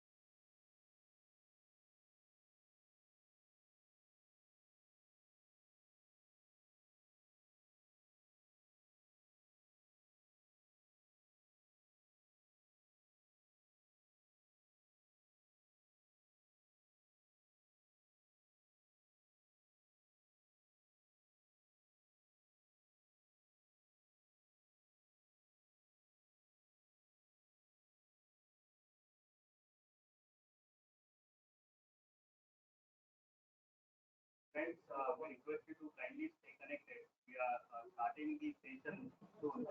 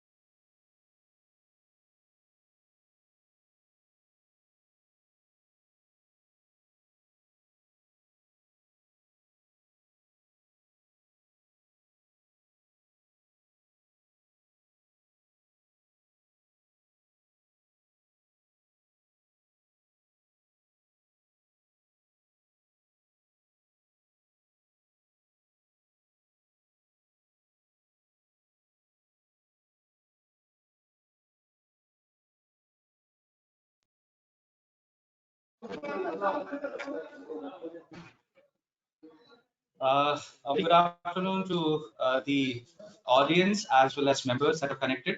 Uh, I'm sure everyone is now waiting for the technical session, and I hope I'm audible. Ashish ji, welcome on this forum of the Nagpur branch. Ashish ji, the first speaker, has already joined us. So, welcome, Ashish ji. Namaste, Jiten ji. Sir, I'm audible? Yeah, I can hear you. My voice is clear, Jiten ji? Yes, perfect, perfect. So, friends, it is rightly said that life, death, and taxes, life, death, and taxes, these three things are the truth. ये सच्चाई है जीवन की. Beyond this, everyone is mithya, some moh maya hai. But friends, we are here to have a tax conclave today, and we had a very wonderful inaugural session wherein the team WIRC had joined. And post the inaugural session, this particular program that we are starting today, which is a virtual as well as a live webinar. This is the first time we are having this kind of event, and on this forum, we have two wonderful speakers. See Ashish Modi ji from Mumbai and see Rajiv Jain ji from New Delhi. Friends, we'll be having Ashish ji in the first leg of this webinar, which is a direct tax, another tax conclave, basically on income tax and GST. And Ashish ji will be first talking on GST. Friends, to formally introduce Ashish ji, I'll now request Vikasa member. She's supposed to be CA very soon. Kritika Iyer, to please come forward and welcome Ashish ji. Just a second.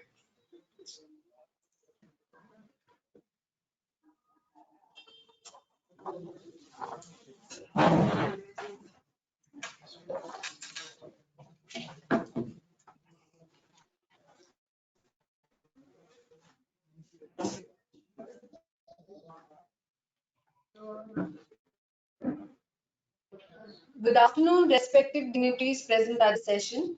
I, Kritika Iyer, Secretary Nagpur branch of Vikasa, take the pride of introducing one such eminent personality, C. Ashish Modi sir. Ashish sir has about 12 years experience advising clients in the field of indirect taxes.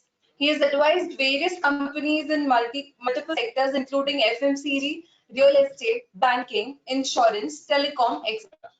Presently, he focuses on the retail and consumer segment. He has worked with multiple clients for GST transition projects, complete GST outsourcing projects, anti-profiteering matters, etc. He has also worked on matters related to foreign trade policies and erstwhile indirect taxes extensively. We welcome you, sir. Thank you so much.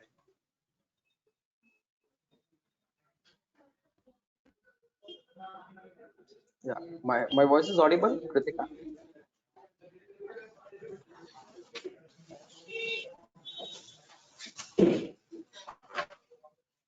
Ashish ji, it's over to you.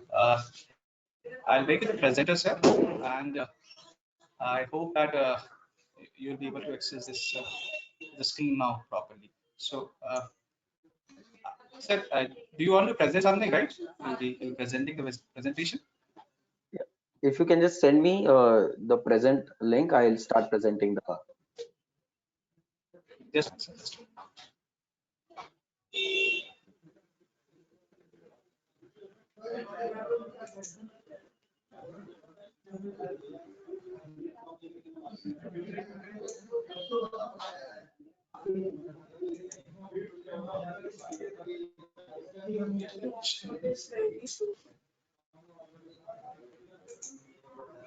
Ashish ji, I have made you the presenter. Okay. Friends, as as I said, this is of its kind effort by the Nagpur branch, wherein we are having a live as well as virtual program, and there could be some sort of bitches in between, some sort of pauses, but please do bear with us. I'll now hand over to Ashish ji, who will be working on GST and sharing with you his insights on the subject. Over to you, Ashish ji. Thank you so much, Jiten ji. Hope my screen is visible. Yes, yes, yes, perfectly visible, sir. Okay.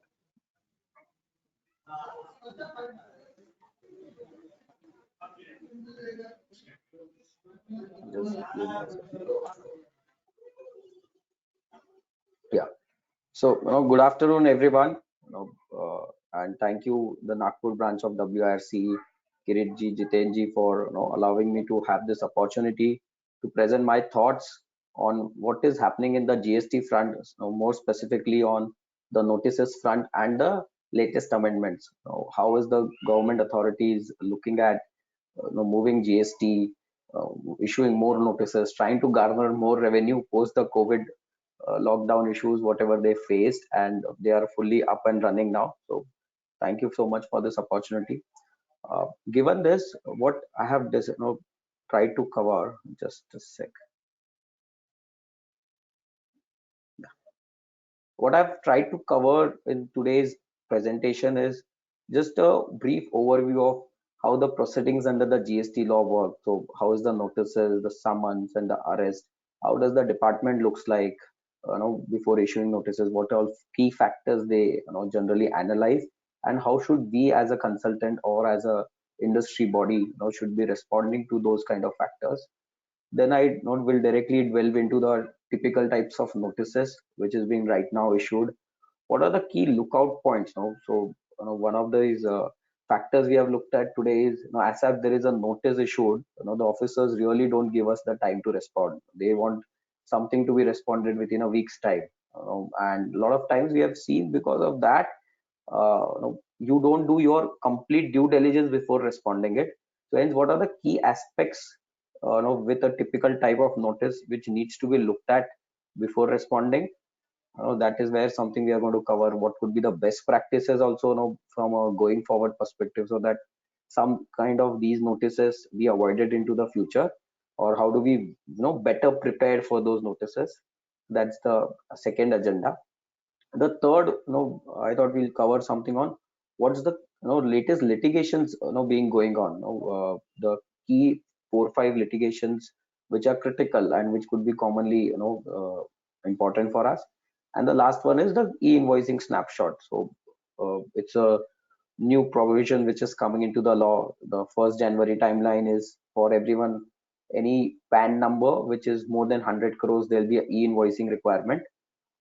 Though it may not be that relevant right now for all of us, but from a 1st April perspective, the agenda for government is from 1st April make e-invoicing mandatory for everyone. So how does this latest amendment in e-invoicing needs to be tackled, considering the the IT requirement and other requirements which it may require? So we may just take another 5-10 minutes on that just to see how it looks like.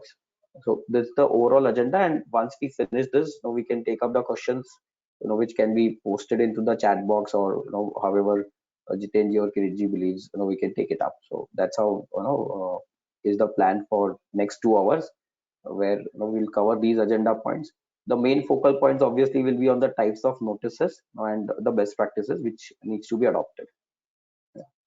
Given this background, I'll quickly do is, I'll just quickly take you through the overview of the proceedings, on what all the provisions, on what all cases the government can issue you notices, the summons, the search, seizures, what all things they can do, and how we should quickly respond to it or agilely respond to it. So that's the first part of the presentation. We'll just look at it. So what we are trying to say is what all powers the departmental officers have to issue notices, or what are the offenses against which they are looking at issuing notices. The first one is to cancel or suspension of registration. So if they believe that the registration is not rightly obtained, or if the registration is being in place but not being used, let's say you have not filed returns for 6 months, so then they have the power to issue a notice for cancellation or suspension of your registrations. Notice to return defaulters. So if you have not filed returns in time, again they have a power to issue you notice saying why you have defaulted in returns. Now the critical one which is right now being used is notice for scrutiny of returns. So for our past 3 years we have filed returns. This is this section the department is looking at the powers to issue all the notices. Then there's something for unregistered person also. So they are trying to keep a very wide ambit. Even if you would have not registered, but if they believe there is a reason for you to be registered, again there is a provision where department can issue a notice to a person for assessment of unregistered persons. And the audit sections, the GST audits, the departmental audits, that's coming from section 65. Now this will be the next big wave into the notices, and it's already been going on at few places, and the kind of information they are asking for, we need to really prepare well for it as a tax professionals, just to be I'll say respond to it in timely manner. And we also have to be very critical here is this will be the first departmental GST audits for 17-18, and this will be setting up the precedent for the next GST audits. So if there are certain issues which are raked up now, it is highly possible that same issues will come up year on year, and then that will lead to additional litigations. And if you are able to settle it down in the first one, it's highly likely that the next audit should be much more simpler and smoother. So this is the next biggest wave the department is looking post the lockdown is opened and the departmental guys are back to offices. Then they also have the powers to inspect, search and seizure. So again, they have a power to issue notices for those kind of things. And then there are two sections 73 and 74 where they have the power to recover taxes. Taxes in the case there is a allege of fraud or misrepresentations kind of thing, then they have a power under section 74 which gives them more bandwidth or more limitation to issue a notice as compared to section 73 where there are more limitations where they cannot, they have less flexibility, and 74 has more flexibility in time period perspective to issue notices. So that's the brief snapshot of under what sections the department can allege notices and come on your office premises and ask for information and data. Once the notice angle is over, a typical thing which can be under the GST law can be a search and seizure, or inspection, and summons and arrest. Now to be very frank, practically these are the methods where they get certain informations where they believe there is a need to do search and seizure, inspection, summons and arrest. Now apart from few cases where we might find that the department has been more unreasonable, otherwise how do you respond to the notices, how clearly and crisply you respond to the notices also decides what may happen into these activities. So as we all might be aware, a typical search and seizure is where the department has the right to access your premises to, or the SSC's premises to look at the information, the documents and the goods, where are the goods stored and all, and they also have the right to seize. Inspection is again they have the right to visit the premises, but it's more like a verification of what is the transactions, the stock in hand and the ITC claim. So there have been few instances where the department has been going for inspection for the places of business, and You would have heard about some issues which has recently occurred because the place of business was not updated into the RC, and which did created some issues for one of the major giants, e-com giants, and their RC was suspended for a day or two. So again, that's something where they can get into the inspection mode. And the summons and arrest is the last one, though in between they were trying to put across a lot of summons, where summons is basically ask a person who has more information to meet you in person, and you can have the Q&A session with them. So that's summons and arrest provisions under the GST law. So once the notices period is crossed, or if they have a reason to believe that there could be certain major findings which can be there, they can resort to these kind of proceedings.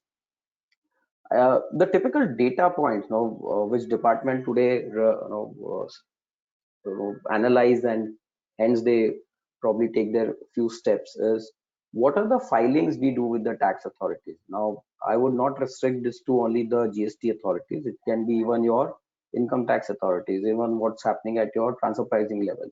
That's kind of integration they have done within the departmentals. So whatever we do filing with the tax authorities, with your statutory bodies like say your banks or even the your company's portals and all, we just have to be more mindful what's happening. Yeah. Then they are also now heavily relying on data analytics. Now, if you would have looked at some typical notices, it just gives us two numbers and the difference. So all those are automated and work on the data analytics concept. So they are heavily relying on technology, and because department is going technological way, it's also important that somewhere we also need to be more technology savvy, so that we are also able to do those basic checks and balances through technology, and any kind of manual errors which can arise can be easily avoided. The next one is something on the newspapers, reports, and advertisements. Now, this we have actually practically seen, specifically in the FMCG sector, the fast-moving consumer goods sector, where you start with a new advertisement program. You say, okay, 1+1 free, or you buy 5 of this, you get the last one at a high discount. So all these department also critically looks at is what is the GST position as an assessee you are trying to look at. So even before we start to advertise or put some kind of newspapers printing, it's very critical just to be more mindful on what kind of GST stands we may take, because department is looking and analyzing all these things. And obviously then there can be certain whistleblowers now, which can just put across the whole industry into a issue. Now this is basically where the industry issues comes up, where one of the informers or whistleblowers says the whole industry has been doing something on these lines, and accordingly the credits or the taxability becomes a question mark. Now these are the key lookout points. Now, which are the key things we should be just looking out where the proceedings can be initiated. One is any suppression of transactions, any excess credit claim. Now this is the most critical one which is going on today. Any kind of credits claim which according to departmental books is excess, is something which is getting scrutinized. So we just have to be very clear whether I am in a position to defend all the credits I am taking. So whether through documentations or through the GST portals. So I should be more cogent and mindful today on any excess credit claims. Stock in hand operations. Now again, there have been a lot of issues or cases going on into the market where it's been more on whether you have actually done a purchase or it's more like a bogus purchase issue. So again, those kind of things they have been critically looking at it. And the overall, if you would have looked at that 35 companies which are there into the ITC fake invoicing, the only reason department is able to unearth these kind of issues is because of data analytics. Data analytics is simply able to track the whole chain, which was not possible in the past, where you will say from one to another to third to fourth. Now even with the 30 chain of companies and the data analytics adopted by the department, they are able to trace out that this seems to be more like a bogus invoicing which is going on, and there is no actual sales which is going to happen. And if you contravene any of the provisions of the act, so it's anything which you contravene, there is a chances that there could be a notice or proceedings initiated against you. Then there is something called a summons. The purpose, as I said, is to give evidence. It can be to any persons who has attendance, whose attendance is necessary and who is in possession of information. Generally, summons are not to be given to MD and CEO. There were in the past, few summons issued to MDs and CEO directly, and people had filed writs into the High Court, and the High Court has been very clear that MD and a CEO level you cannot summon directly, until and unless you have got the base level, the working managers or the tax heads, giving you the information. And if you believe there is a more reason for fraud, then only you can get into asking the MDs or the CEOs to be the party to the summons. Whatever you write in the summon is admissible as evidence. So it's very critical in case there is a summon being issued. Uh, it's generally advisable that you should go with a tax practitioner or a consultant, so that because as a businessman you'll be more having a grip on the business side of it, and as a tax professional you'll have a better grip on the overall tax perspective, and whatever statements are made in a summon can be used by the department as an evidence, and it can go against you, it can be in your favor depending on how do you really present your matter.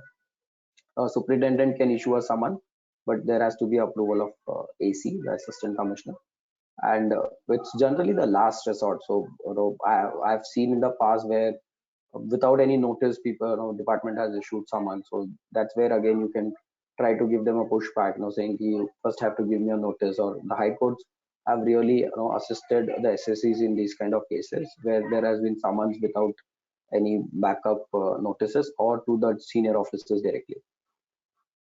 Again, power to arrest. Now these notices can be to anyone, someone who commits the fraud, or someone who causes to commit, or someone who retains the benefit. So all three persons can be into the loop where the department can arrest you, and the reasons could be where the supply of goods or services are without invoices, and so that's like the basic error. You are probably trying to do a sales without having the invoices, or where you are trying to wrongfully avail the ITC. And the third one is very critical, where you have collected the tax, but you have not deposited beyond 3 months. Now, again, this needs to be just be mindful that you cannot collect taxes and not pay it purposefully. And the last one is where you have fraudulently created input tax rate without any invoice or bill. So that is where there could be a power to arrest.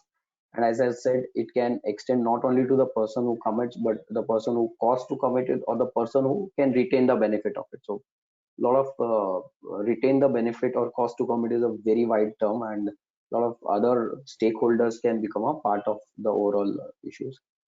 One of the key challenges which generally get into while responding to any notices or summons or something is generally it's a shock or it's a surprise, because the numbers even in notices are sometimes so high that it becomes like, okay, how does that happen? Where did I really missed out? So hence it's always a challenge to respond promptly and rationally. Lack of awareness of statutory provision. So basically, is there something similar going on where the department has given any kind of notices to someone else in the past and has been backtracked, and how has the courts looked at? So again, that becomes sometimes the challenges. Urgency to provide the documents. As I said, the departmental guys these days try to put across very stringent timelines, and that could be a challenge to respond.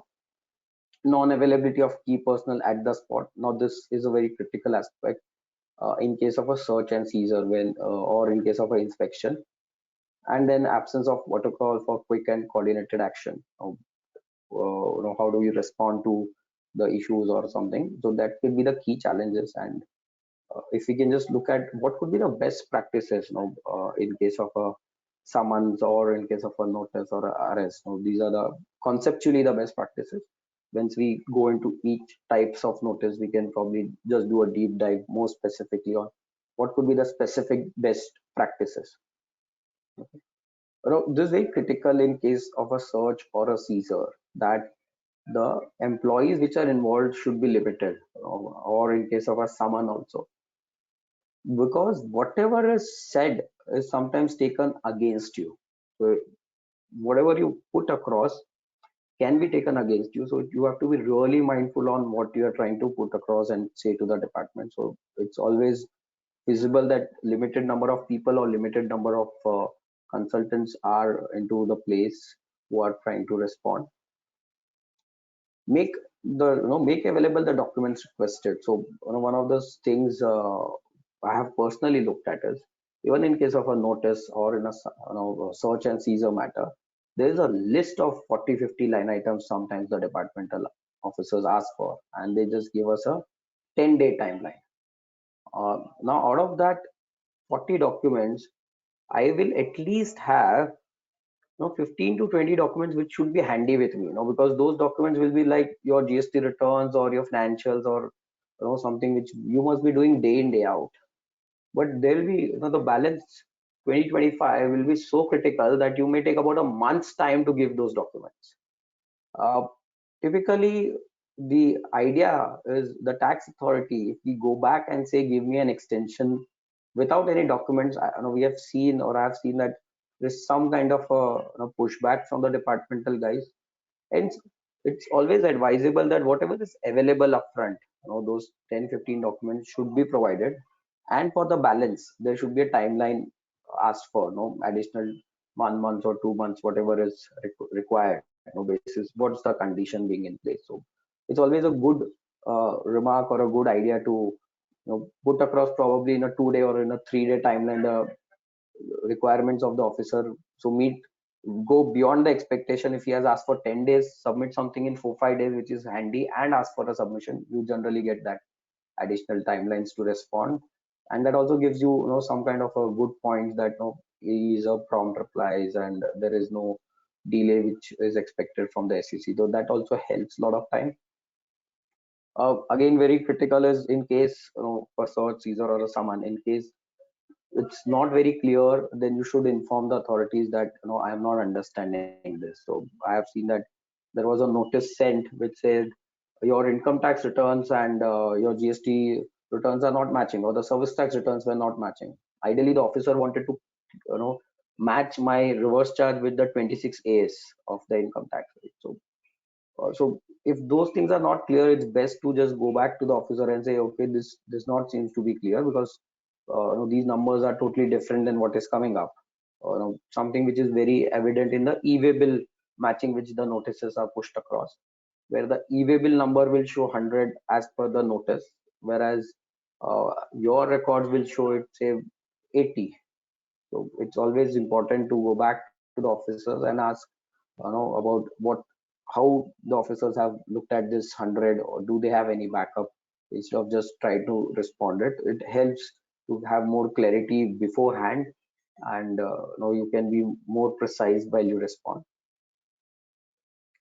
Again, just I think it's a more generic statement that you should just look at your responses, okay, and ask for any changes before you sign off. Now this is more critical in case where there is a search and seizure, because they may make a note of it, and you should always ask for changes. I have seen again over here that certain times people are a bit skeptical.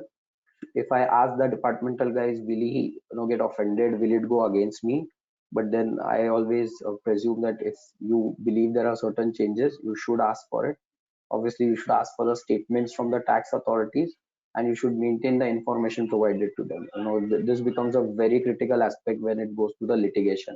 Once you go to the high courts and all, sometimes it becomes we have seen it practically that you don't realize, okay, I have given this document in the past or not. So it's important to make a list of it then and there.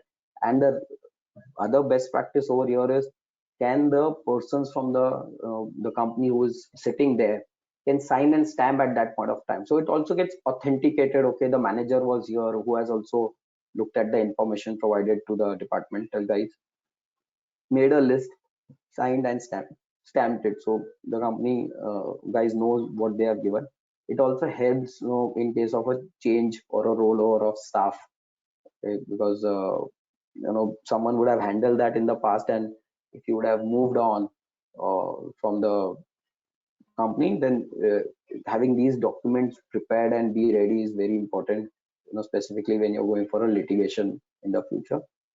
And it's always very important. Once you have gone through a summons or you have replied through a notice, can you just try to relook at it whether everything has been done properly, and in case there is some inaccuracies, I think it's the best practice is to go and respond immediately. There is no harm in putting two letters back to back saying, okay, I said this, but I meant this, or I missed out providing this information to you.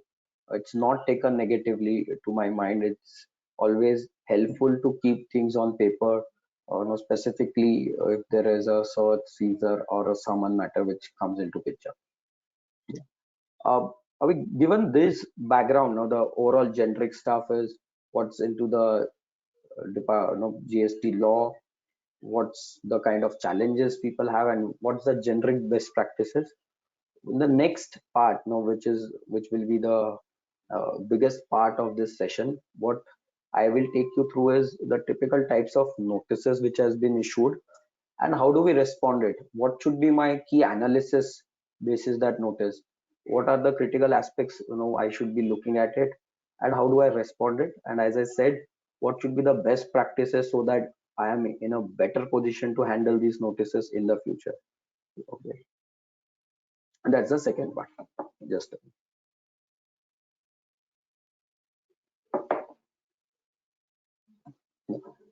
so just a snapshot of types of notices we intend to cover today. One is the favorite topic of departmentals and a lot of discussions being going on even in the CA forums is how do we tackle the issue of ITC? There has been this issue right from day one with GST brought about. You will be able to take ITC with GSTR 2, 2A, GSTR 3. So they had the whole chain. Which said what's the process of taking ITC. If I just want to take a step back, why government is so much hard pushing on the ITC part is there are two ways which a government authority look at augmenting the revenues of the government. One is either I increase my tax base or I increase my tax collection. The tax collection, unfortunately, on the outward side, if they want to increase a rate, there are more issues or there are more backlash from the industry as a large.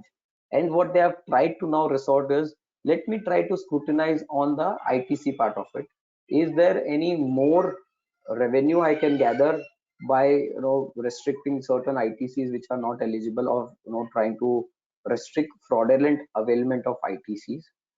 Hence, it has become a very uh, critical topic into even in the governmental sector. So, you look at the data analytics they have been doing, it's much more on the ITC part of it than on the supply part of it. Now, frankly speaking, I have not looked at GST notices which has come across and said, okay, you have charged GST rate at 18%, whereas the GST rate should be 28%. Now, those kind of notices where they are getting into more technical aspects is still not being there. This is more on procedural notices which they are right now getting into, and this is basically on the data analytics they are working. The back-end technology system which they have built in is too robust, and every numbers, everything gets flagged off. The new returns of 2B while you file the GST returns. If you take more credit than what is allowed as per law, there is a flag which comes up saying you are taking credit more as per the law. So if you looked at all these returns filing and the flagging of which comes up, the process of setting off which is there, you'll realize the kind of data analytics they have built into the backend, for us to file the returns. Okay, so hence it becomes very critical to just be having our own data backups in place. So the first type of notice, as I said, is the ITC, which is there as per your 3B versus 2A. Now the next wave on ITC could be your 3B versus 2A versus 2B. So let's see what could be the issue over there. The next one, which is more on what is happening on my output side. Now again, these are not technical notices, I would say. When I say not technical, because these notices are not trying to say what is the right GST rate you should have charged, what is the right GST value you should have charged, what is the right time of supply for the invoices you have raised. These notices are merely data analytics notices. This is merely looking at two returns, whether the numbers are matching or not. Now, if I can look at, if someone would have done the SVB, the special valuation branch proceedings under customs, they also have a detailed questionnaire. And if you look at it, a lot of questions are very interlinked. Okay, so if one question gives answer X, the other should also give X. Okay, so that's kind of no data analytics they have built in, and these are the comparison. The third comparison or the third compliance which we do, apart from the GST outward, the GST inward, is the e-waybill compliance. So again, there is a notice which is vis-a-vis what's happening on the e-waybill portal versus the GST returns. The fourth one is on the imports. So again, there is a government portal called as ICEGATE, ICEGATE, which is for the customs. Any kind of import, export you do, it has to move through the ICEGATE portal, so which has the import data, and the credit on imports are available over there. So again, there is a reconciliation of what is the credits available in ICEGATE versus what you have availed. Again, those are the kind of notices. After this, then there are notices for the interest liabilities, whether it should be on the gross or on the net. And there is an idea which we can probably try to explore in the interest liabilities provision section. I'll just come to that. And then the biggest draconian section which is going to come up is the GST departmental audit. I have prepared a brief list of documents they are asking for, and really the best practice is something which we all need to think through and try to adopt, could be the question over here. And then there is the last set of notices, which is mainly where your vendors, the government is issuing you a letter or a notice to pay taxes on behalf of your vendor. So those are also kind of typical notices which have been issued by the departmental authorities into the GST era, the last 2-3 years. Yeah. Now, going to the main one, which is what is the ITC availed as per 3B versus what is the ITC as per GST at 2A. Now, what is this typical notice talks about is there has been a credit which is availed in your, so this typical notice talks about that there has been a credit of say $100 taken in your GST at 3B, and there is a credit of GST at 2A, which is say $90. So they're saying there's a difference of 10. Why have you taken this excess 10 credit? Now, there is no 1:1 comparison with the departmental authorities do. So there are multiple facets to it. While we do a 3B versus 2A comparison, the first primemost question which can come up is this matching of 3B and 2A, okay, has to be invoice by invoice level, pan by pan level, or it at the totality level. Okay, so that's the first critical question which can come up. The answer to it, to my mind, which is what can be a future succeeding answer could be, is at best it has to be invoice and pan level both. So that's the kind of system or the law which has been featured today. Is the system could be is, can I have it invoice level and match at the pan? So that's the kind of reconciliation which needs to be done. Yeah. Now, when we get these kind of notices, now the kind of analysis, the typical analysis because of which there could be a gap, and so there could be error. No, that's a separate part altogether. Being error or erroneously taken certain additional credit, that could be a separate part. But apart from that, what could be the few critical reasons is, in your 3B, you would have taken past credits. So you have a bandwidth to take credits till September for the last financial year, right? So even in your subsequent 3Bs, you could avail credits, whereas the 2A will still be talking about say if you are filing for April 20, and in April 20 you would have taken credits of March 20 also in 3B, because that's allowed as per law, but the 2A may not capture it. It just needs to analyze whether the excess 3B is on account of the past credits. The other issue which can come up is invoice date versus return filing date. what I have looked at, is the way the 2A has been drafted, or the way the 2A gets populated. If the invoice is of March 20, I have availed the credit in March 20 because the vendor has issued the invoice in March 20 to me, dated March 20. However, the vendor has reported this invoice while filing his April 20 returns. Okay, so he has reported it delayed. It actually gets pushed into my next 2A. Okay, so again, this is very important, which needs to be looked at, is what is the invoice date I have taken the credit, and whether it is coming in the subsequent 2As, because the authorities will take a 2A for a particular period. It will say, okay, for the month of March I want to do comparison, or for January 20 to March 20 I want to do a comparison. Okay, whereas the other guy would have filed or paid taxes relevant to my invoices in the month of April or May. So just have to be looking at from that perspective. Other aspects which we have also looked at is the 2A extracted. What is the date of extraction of 2A? Is this 11th? Is this 28th? Is it end of the month? Okay, so that's again a kind of thought process which departmental looks at.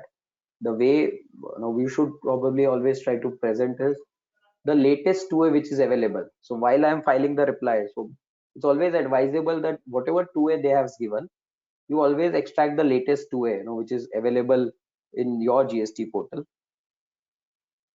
Okay. So, which is available in your GST portal. Look at the numbers over there, because the 2A they might have extracted could be 15 days or a month old also, and then do your independent comparison instead of purely relying on the departmental numbers. Again, the last and the most critical part is, a lot of time the vendors will file GSTR1, but they will not file 3B. The departmental guys, while putting across a 2A to you, may only take vendors who would have filed 3B as well as GSTR1. So just look at that aspect as well, because if you go strictly as per the law, it says the other party should pay the taxes. The vendor should pay the taxes for you to avail the credit. Okay, that's the strict interpretation the department is trying to adopt, right? So payment of taxes happens only through 3B, not through GSTR1. So it's also important that when you extract 2A, you see the last column which talks about whether 3B has been filed by the vendor or not. Yeah.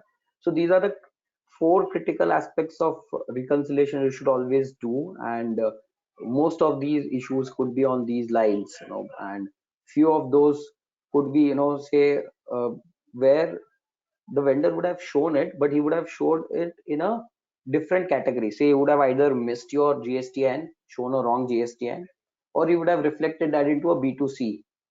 The first good step about that is we should go and ask the vendor to reconcile from B2C to B2B. Practically, people are doing it on the ground, right? Next is, if that's not possible, because we all know how does the GST law work, right? We have 2 laws today.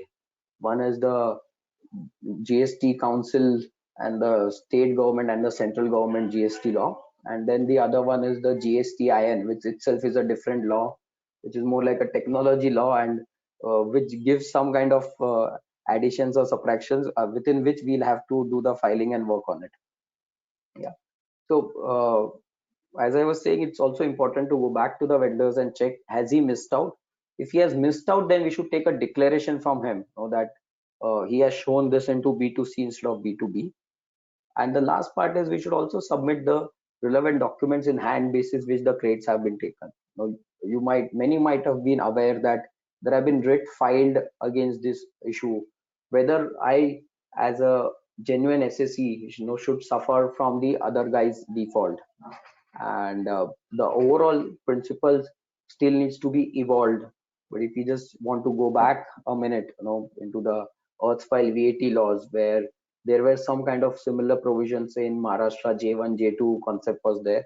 A lot of other states also have these similar concept where the credits could have been availed only when there were the taxes paid by your suppliers, right? So 2 important rulings which needs to be looked at from the Earthfile law. One is the Delhi High Court ruling.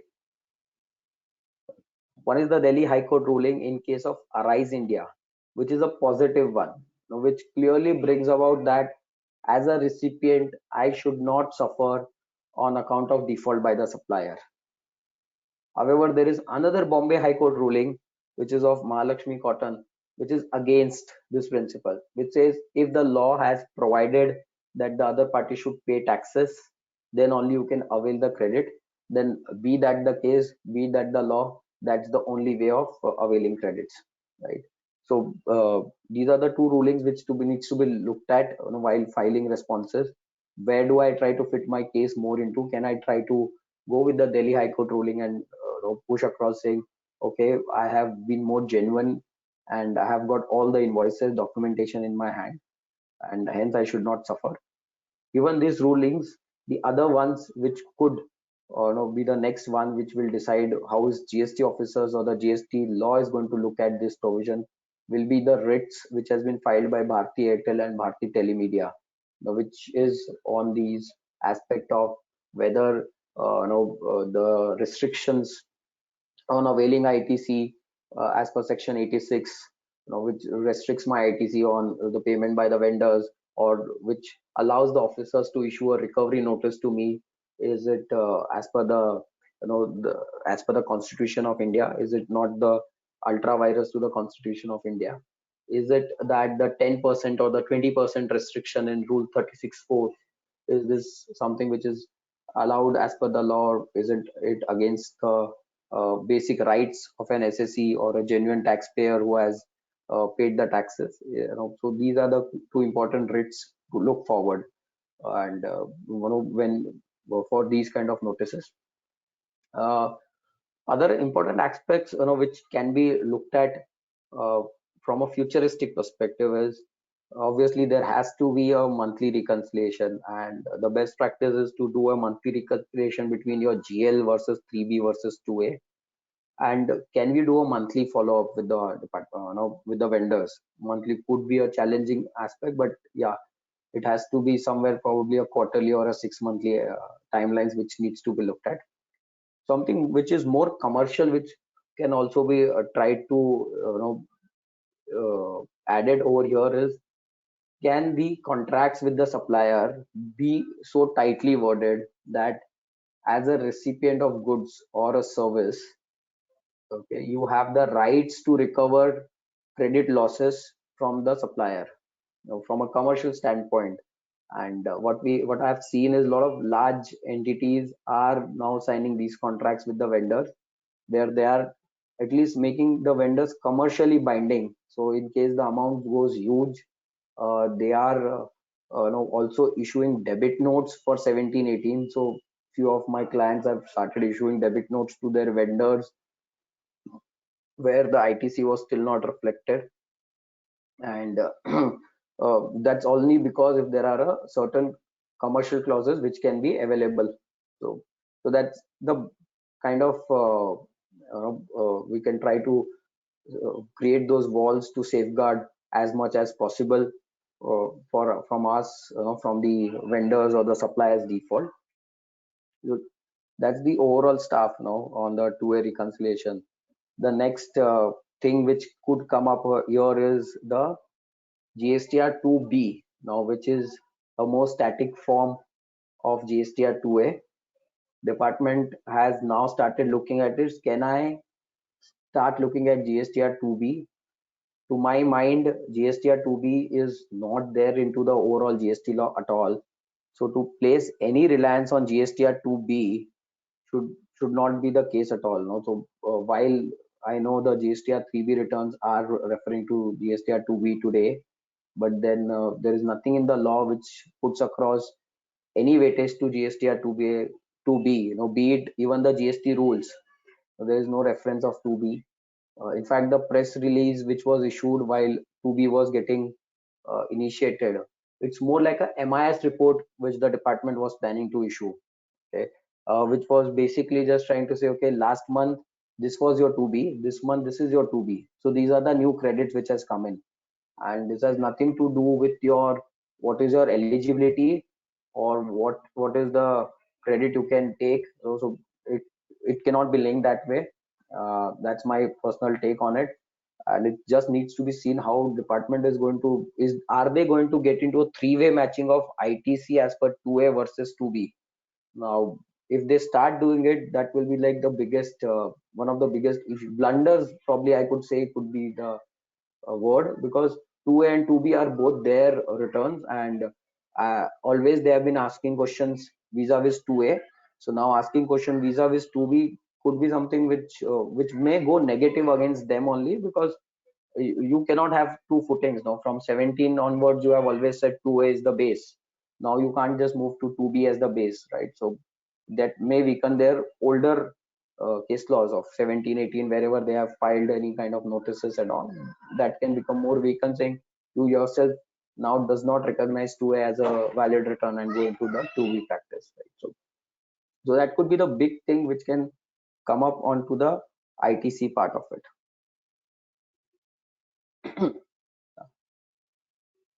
Moving into the other issue or the other type of notices is more on the outward supply or the outward liability as per GSTR 1 and 3B. Now this is basically what you have reported into your GSTR 1 as your output supply versus what you have reported in 3B and paid taxes.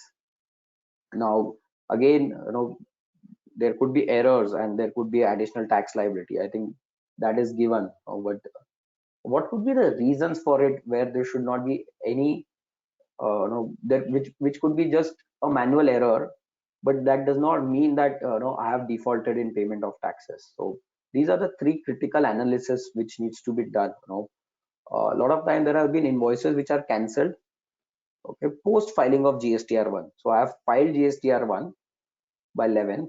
Say for November I was filing and I have filed the GSTR 1 by 11th of December.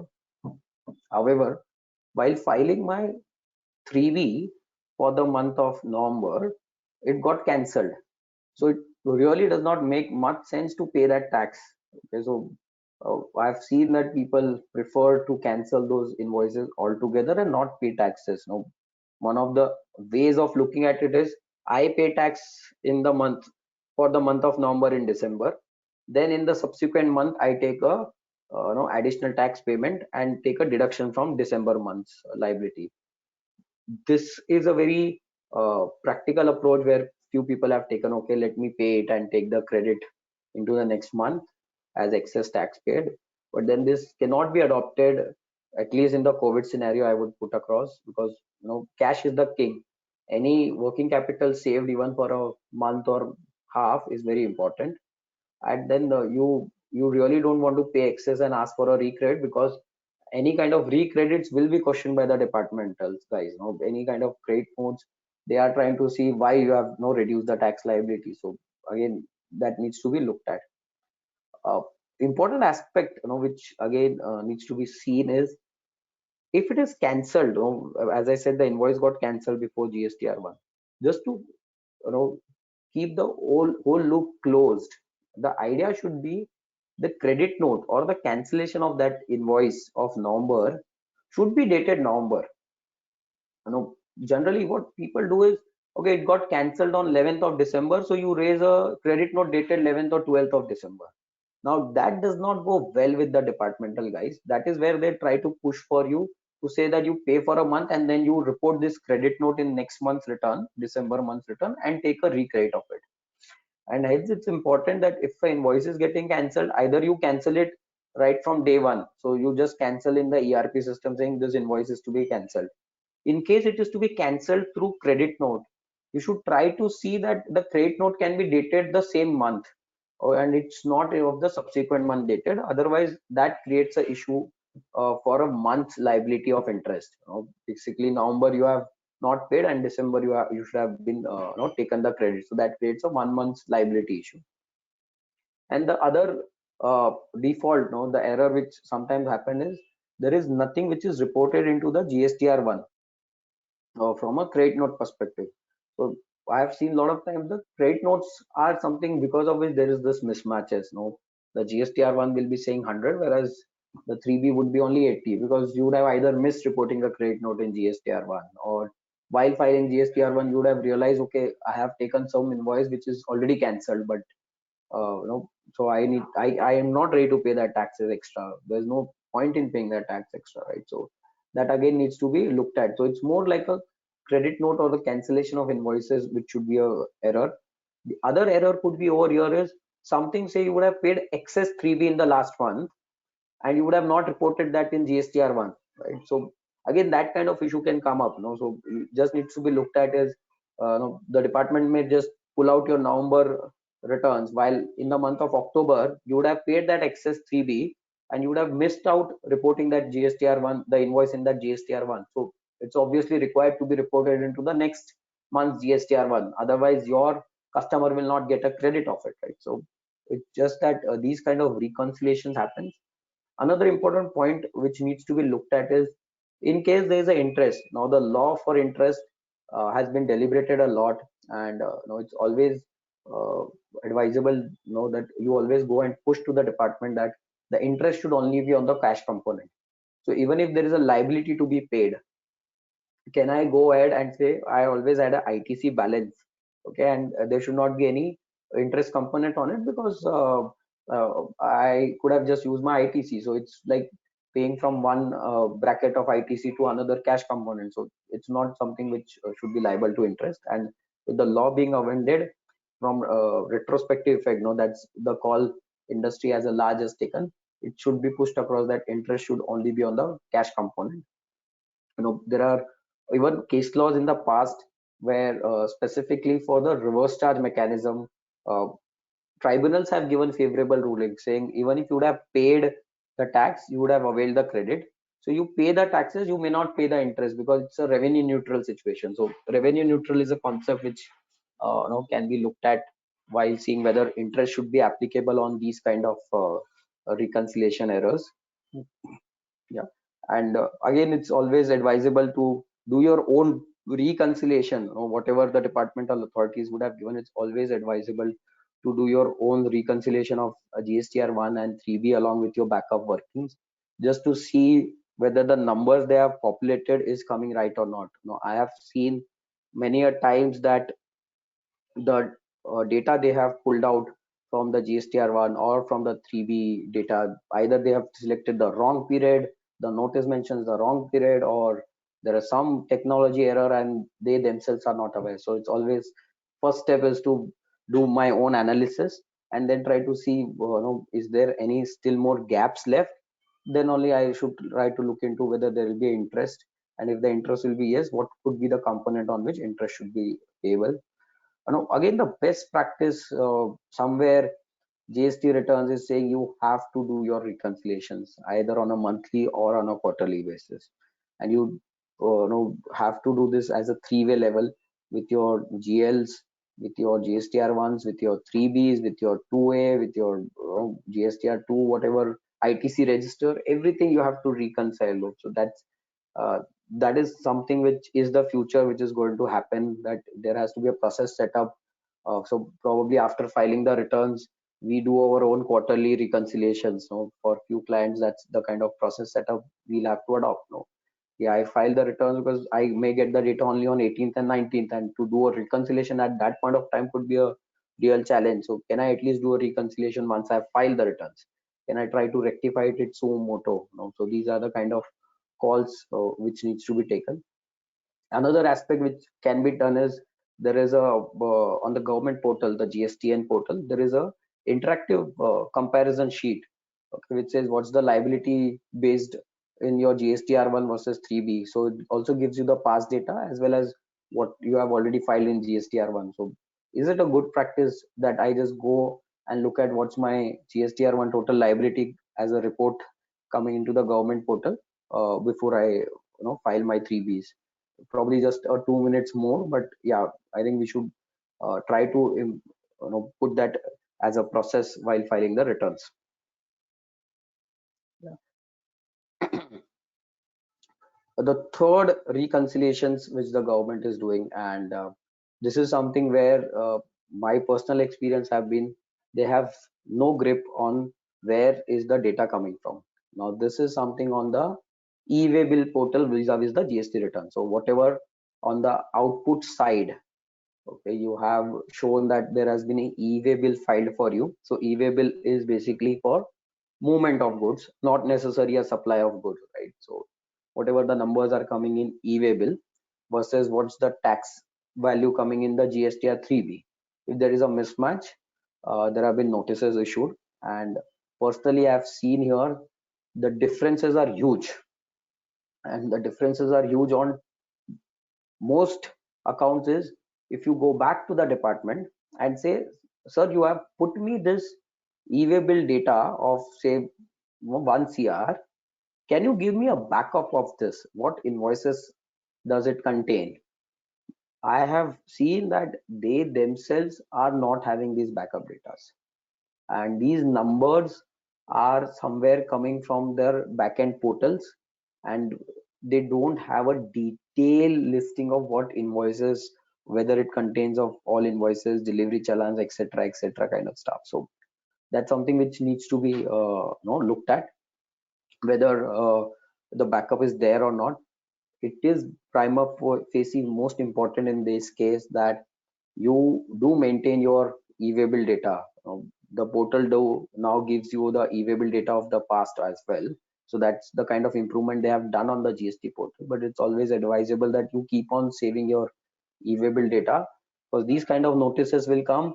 If you have your e-way bill data with the e-way bill numbers and everything in place, it will always help you to say, okay, you are saying 1 CR, but this is my listing, okay, which says 50 lakhs is the total e-way bills I have issued during the month or during the year, and this is my 3B, and which tallies about say 45 lakhs, and the balance 5 lakhs, the major gap is say on account of delivery challans. The goods have given to job workers on delivery challans, or the goods have moved within the same state, from one warehouse to another warehouse on account of delivery challan. So that 5 lakhs is basically delivery challan, for which I may require a e-way bill, but there's no need for a GST invoice to be done. So those kind of analysis needs to be done. So the first step for reconciliation is get your own e-way bill data, because that's the critical aspect which people are missing. The government portal is not giving the accurate e-way bill data. Then see what all things are there for which e-way bill is not required, or e-way bill is required but not required to be reported in GST return, so your delivery challan.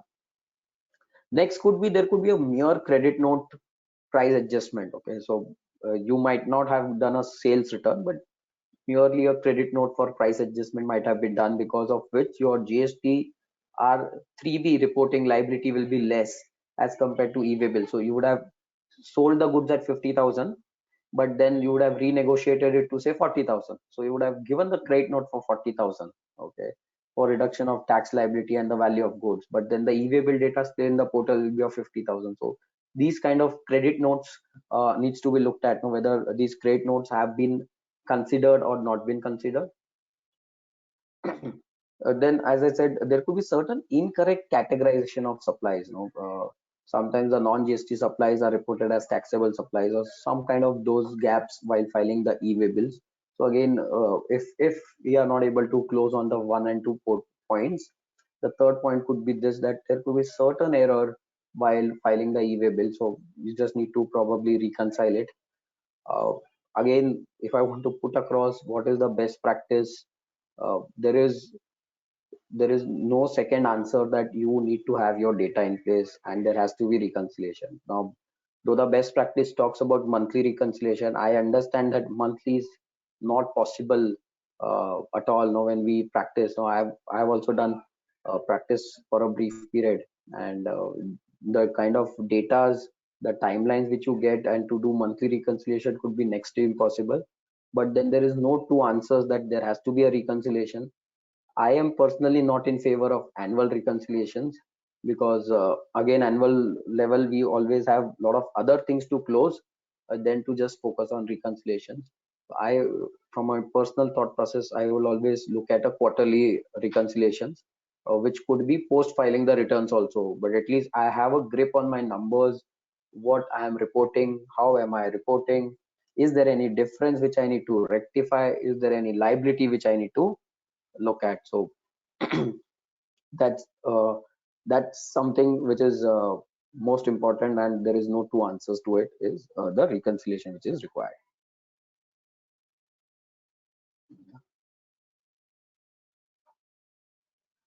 Now, this is a very interesting thing which the government has now started. Okay, is they have,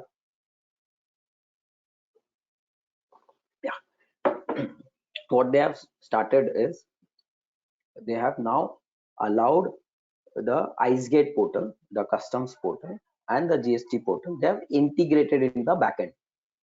Okay, what does that entail? Is all your imports data can now flow from the IceGate, which is the customs portal, to your GST 2A. So the 2A now is also giving you import related data. Now it's really needs to be tested whether it is giving complete 2A or not. I have not seen people relying on it till now because there have been a lot of challenges, and so people are not as such relying on the 2A import data. Now, what is this notice is basically where they are going on the IceGate portal. So now this is of the erstwhile period where they are saying, as per the customs portal, the credit has been X, while the credits taken in your GST returns is X minus 5 or X minus X plus 5. You have taken excess credit. So why you have taken this excess credit? Okay, why we have taken this excess credit? That's the kind of questions they are trying to do. So as I said, you have your GST returns reconciliations, you have your e-way bill reconciliations. Now comes your customs data reconciliation. So the whole indirect tax gamut is now interconnected. So whatever you do in one way, or when one indirect tax portal comes into your other indirect tax portal as well. Yeah. So in case of imports, what could be the reason why there is a difference? The few ones is there could be a timing difference between the payment and the actual claim. The bill of entry may not have captured the actual GST number. No, there are certain errors which has happened while filing the bill of entries. The GST numbers are not clearly mentioned, or there have been some errors, and then there is a process to get that rectified. You have to file those grievances and get it done, and then the goods cleared from port by not received. So you would have, the goods would have cleared from the port, but it may not have been received yet. So this could be one of the reasons where it's showing excess in your import data while you have not taken credit. So though it seems to be more like a favorable, I faced a very typical situation where a large portion of goods there it was showing cleared from customs. It was not coming in my GST returns, and the departmental authority said, where are the goods? No, you have bought these goods, have you sold it without even disclosing it? No. So while we say, okay, it's beneficial that I am not taking the credit, but department उसको दूसरी तरफ से भी देख रहा है. No, they are also trying to look it from the other side, saying, okay, where are the goods? Okay, so I had to then tell them and explain them ki, while the goods have cleared from the customs area, but then it's still not been received by me, so hence I cannot take the credit. So these are in transit, and these are COVID related goods, or the goods which were imported during the time of COVID. So it got imported and it got stuck, right? I could not get a transporter, I cannot get a warehouse in place where the goods can be delivered, so it got a considerable delay. Ultimately I was able to satisfy it, but yeah, even the uh, tax authorities are looking at from all perspective, not only whether you are taking less credits, they are also saying if you are supposed to purchase the goods, where is this good? Is that goods not there in your stock? Then where has it gone? Have you removed it, sold it without paying taxes on it? So that's again a concern they try to look at it. Again, if I want to put from a reconciliation, I'll be repeating this probably every time as a best practice, but then there is no two thoughts to it, as I said, and hence there is also a high belief that do there need to be a technology which needs to be in place at our level, if not a very fancy technology, probably even macros in Excel can help, where uh, clear reconciliations can be built in, saying, okay, if this was my closing, this has to be my opening. Something on those lines can again be built in while preparing workings or filing returns. So that will always help to have a good grip or control over the data points which are going into the returns. Now, this is the overall interest liability under section 73(5). So there have been a lot of debates whether the interest should be on the net GST payable or it should be on the gross GST payable. So if I have taken credits wrongly, do I need to pay interest on it? That's been an overall debate. Now, what law they have changed is, in case there is a delay in filing the returns, the interest, okay, will be only on the cash component. Okay, that is what they have amended the law. And the way the press release they have issued, they say they will not demand interest for the past also on the gross basis. Somewhere they cannot make it a total retrospective amendment because of some gaps or some kind of issues while framing the law. Yeah. So the important aspect is, it is more for delay in filing, you can pay on the cash basis, interest only on the cash component. Does that hold true that if I have availed additional credits, whether my interest will be applicable or not? Whether my interest will be applicable only when I utilize the credit or not? So that still remains a open question. Again, another open question over here is, what do you mean by utilization of credit? Whether merely, what do you mean by availment as well as utilization of credit? Whether merely taking a credit entry in my books or in my GSTR credit ledger, does that mean availment? Or availment and utilization both needs to be read together? So if it is availed and utilized, interest should be applicable or not. And there was a High Court writ, the Orissa High Court, where it went about and said that you have to look at it together, okay, and the interest component should be when you have utilized it. Okay, so it's not a very widely spread ruling which have been used many a time, but again, that's been a debate, and the High Court has looked at it more positively, saying interest should only be when you have utilized it, and that again can be looked at. One important aspect, before I get into that ideation, which can be looked, and I have personally done that, is what could be the reasons, again, on which I can go ahead and try to defend that there should not be any interest component. Is there a delay in filing of returns because of the technology default? Now, today we may not have technology issues on the GST and portal. Now, the issues have dropped down considerably from 100 to 10, but right in 2017-18, when we were trying to work on the GST returns, there were a lot of technology issues. Do I need to still pay interest in case there was a delay in filing returns because of the technology issue? Because I was there on the portal and the portal was getting hanged again and again. Am I still required to pay tax? Okay, that's important point to be fought out for. There have been good rulings on these, on the trans credits, where people have gone ahead into the High Court and said, I could not take a trans credit because the portal got stuck or the portal was not responding. I should be allowed, and the courts have given a lot of favorable rulings in case there have been good proof of documents which has been kept by the SSCs. Okay, so in case there's a delay in filing of returns, just need to be scrutinized. Is this because of some technology default? If yes, I should try to keep all those screenshots and proof with me, so that it will always help to defend, saying that interest should not be applicable to me.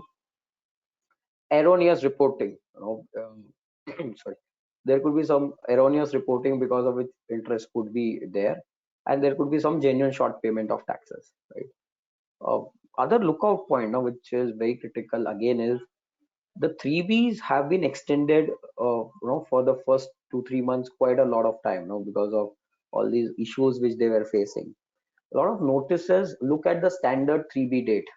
So it's also important to look see whether they have in the notice looked at the actual date of filing or the due date of filing of 3B with extensions versus what is the due date they have considered. So the extended due date could be, say, August, while they would have still considered July as the due date. So just needs to be very clear, at least in the past, in case any extensions were given, is there overall benefit of interest which can be explored on it. In case of delay, interest should only be paid on the cash component. That's the going in position industry as a large has been pushing across and responding to the officers for any kind of notices that interest, if applicable, if not on account of any of those above issues which I said, then it should be merely on the cash component which is to be paid across. As I said, the best practice is any technical issues, raise the government ticket and keep the screenshots and everything available with you. Reconciliation is again a must over here. Okay, so that's the kind of notices, and how do we try to analyze these notices and try to avoid or reconcile these notices for the future, the best practice.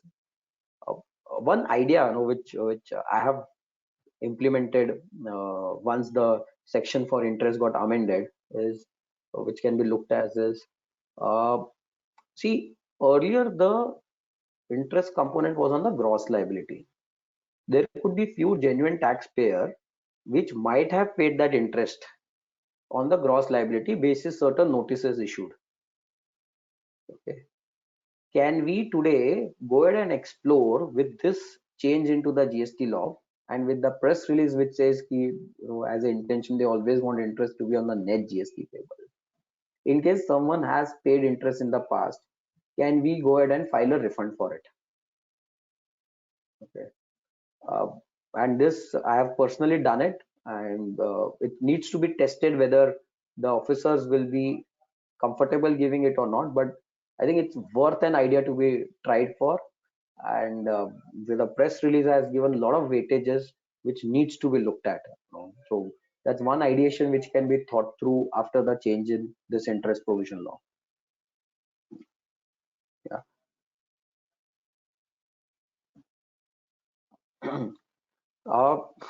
Now this is I'll say this is the next biggest wave which is coming our way, which is the GST audit for the period of 17-18 and 18-19. So these are not the CA audits for people having more than 2 crores turnover which needs to be done, but these are the departmental audits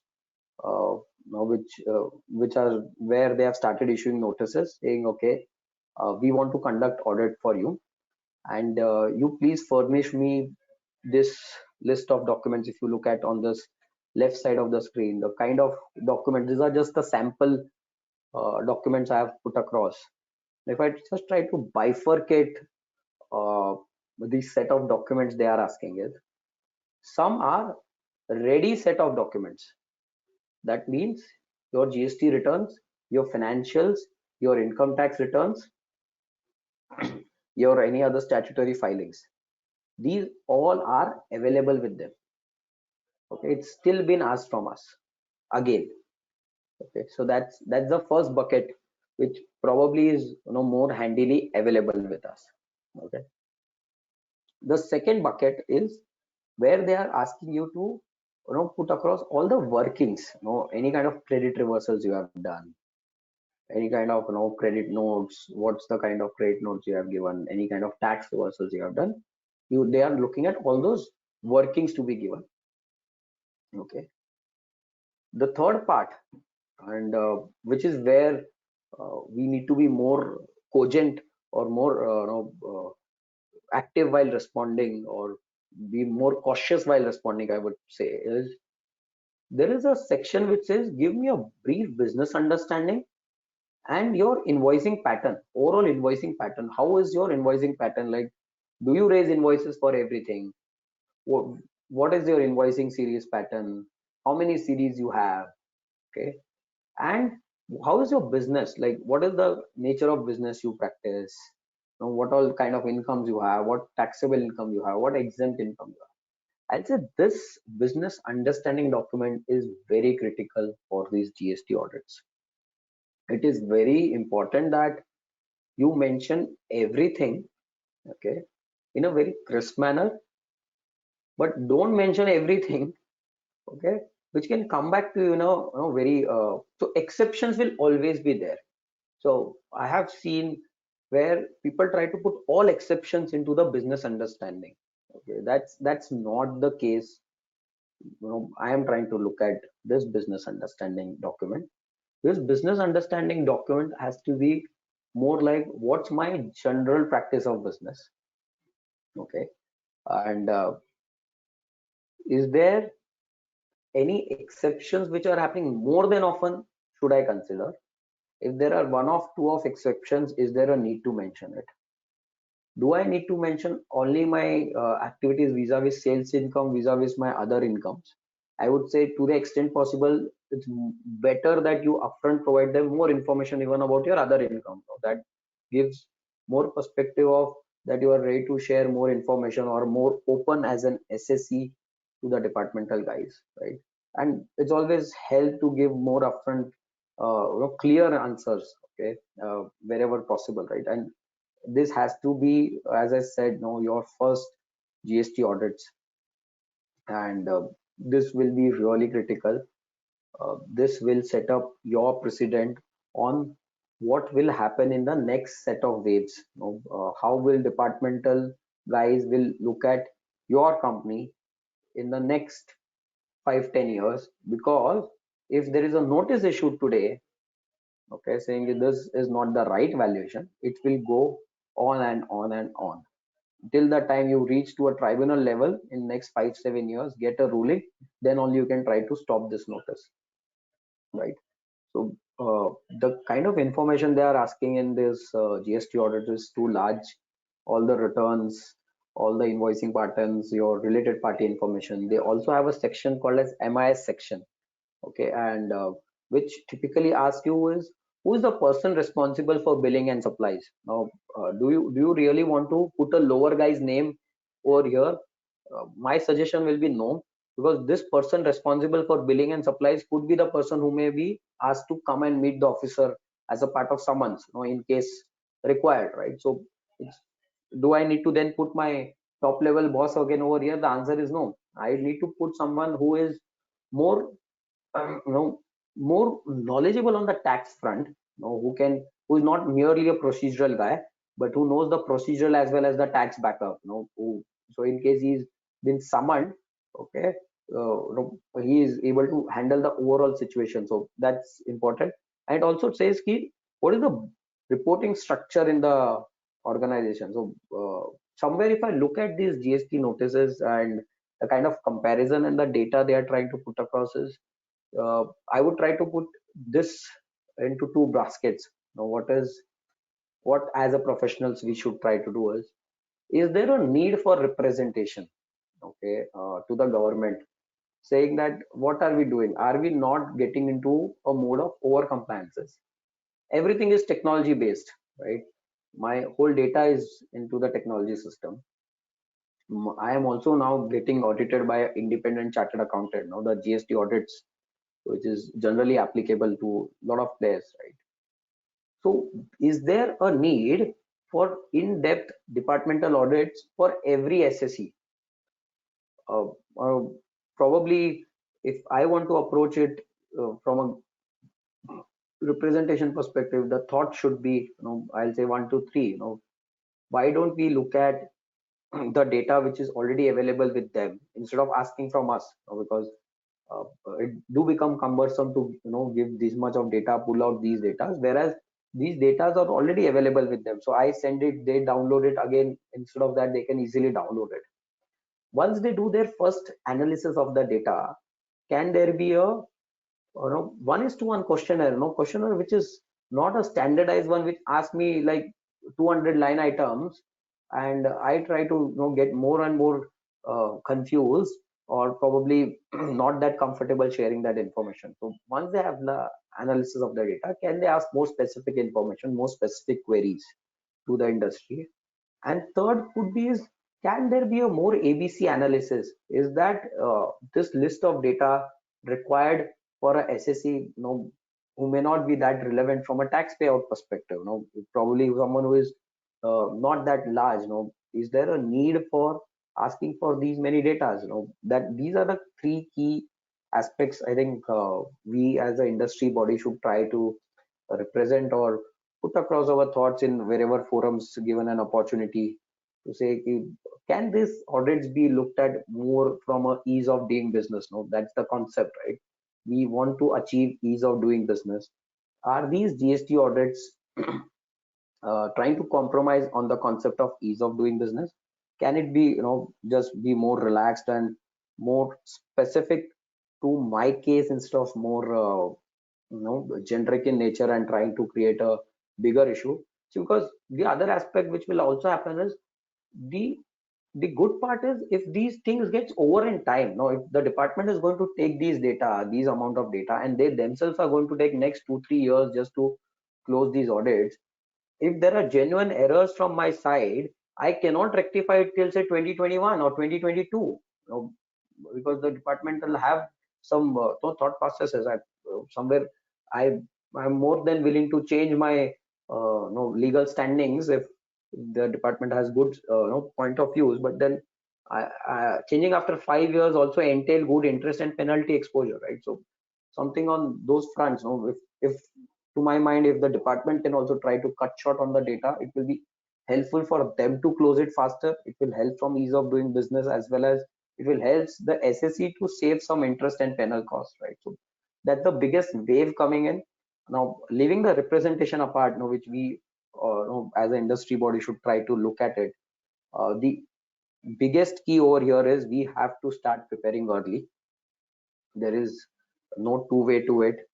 It is going to come through, right? So as early as we can go back to our clients or go back to our books of accounts and see what all kind of data do I have. There are many audit generic audit formats which are going on. We can just try to look at it and see whether I do have in position all these documents, because a lot of times this audit notices comes at a very 15-day 20-day timeline short notices. So just need to be mindful of it. One critical aspect which again needs to be looked from a GST audit perspective, and that's my personal take again, which as a professional we should be looking at, is the departmental guys send their personal email IDs, the Gmail IDs, instead of the government IDs to send the documents. If you know the guy and you have been working with him, still say, let's say your information can get misplaced. The kind of information they are asking for is very business critical, right? So as a general practice, what I go ahead and do it is either submit it hard copy, or I go ahead and ask the departmental guys if he can give me his personal ID, or get a letter from him with the stamped and the signed letter, wherein he has mentioned, okay, you email on these IDs the data and all. To my mind, that's much more beneficial, and we also have some kind of copy in our hand which says the departmental guys had asked us to send these documents on their personal IDs. I would still suggest to be avoided to the extent possible, at least on the GST audit level data, because these are two critical, business critical documents which might be asked by them. And in case the Gmail get hacks, the Google server was down 2 days back, right? We all would have faced that. Everyone who must be on Gmail would have faced that Gmail has stopped working for half an hour or something, right? So I would personally not advise to directly send emails on the personal IDs, irrespective of the officer known or not, because they all have their official IDs. And in case you still have to, it's always a best practice to get the thing from the department in writing on a piece of paper, or from in a notice form. We can just ask them to write the email ID as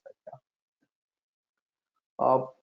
Quickly moving on, I'm just looking at the clock. This is the last notice, and then we go into the key changes which has been brought into the law, and then I think I'll take up 15 minutes, last 10-15 minutes for Q&A. So that's how we'll try to wind up by 2 o'clock. Something on the non-payment of government dues. This is something where it is happening is your vendor has defaulted and is probably blacklisted by the governmental authorities. So the government is now issuing notices to the person or the customers of those vendors to pay taxes on behalf of their vendors. One important aspect to be looked at over here is you are liable to pay to the government. Okay, that is given in the law. Only if there are certain dues which are pending to be paid to the vendor.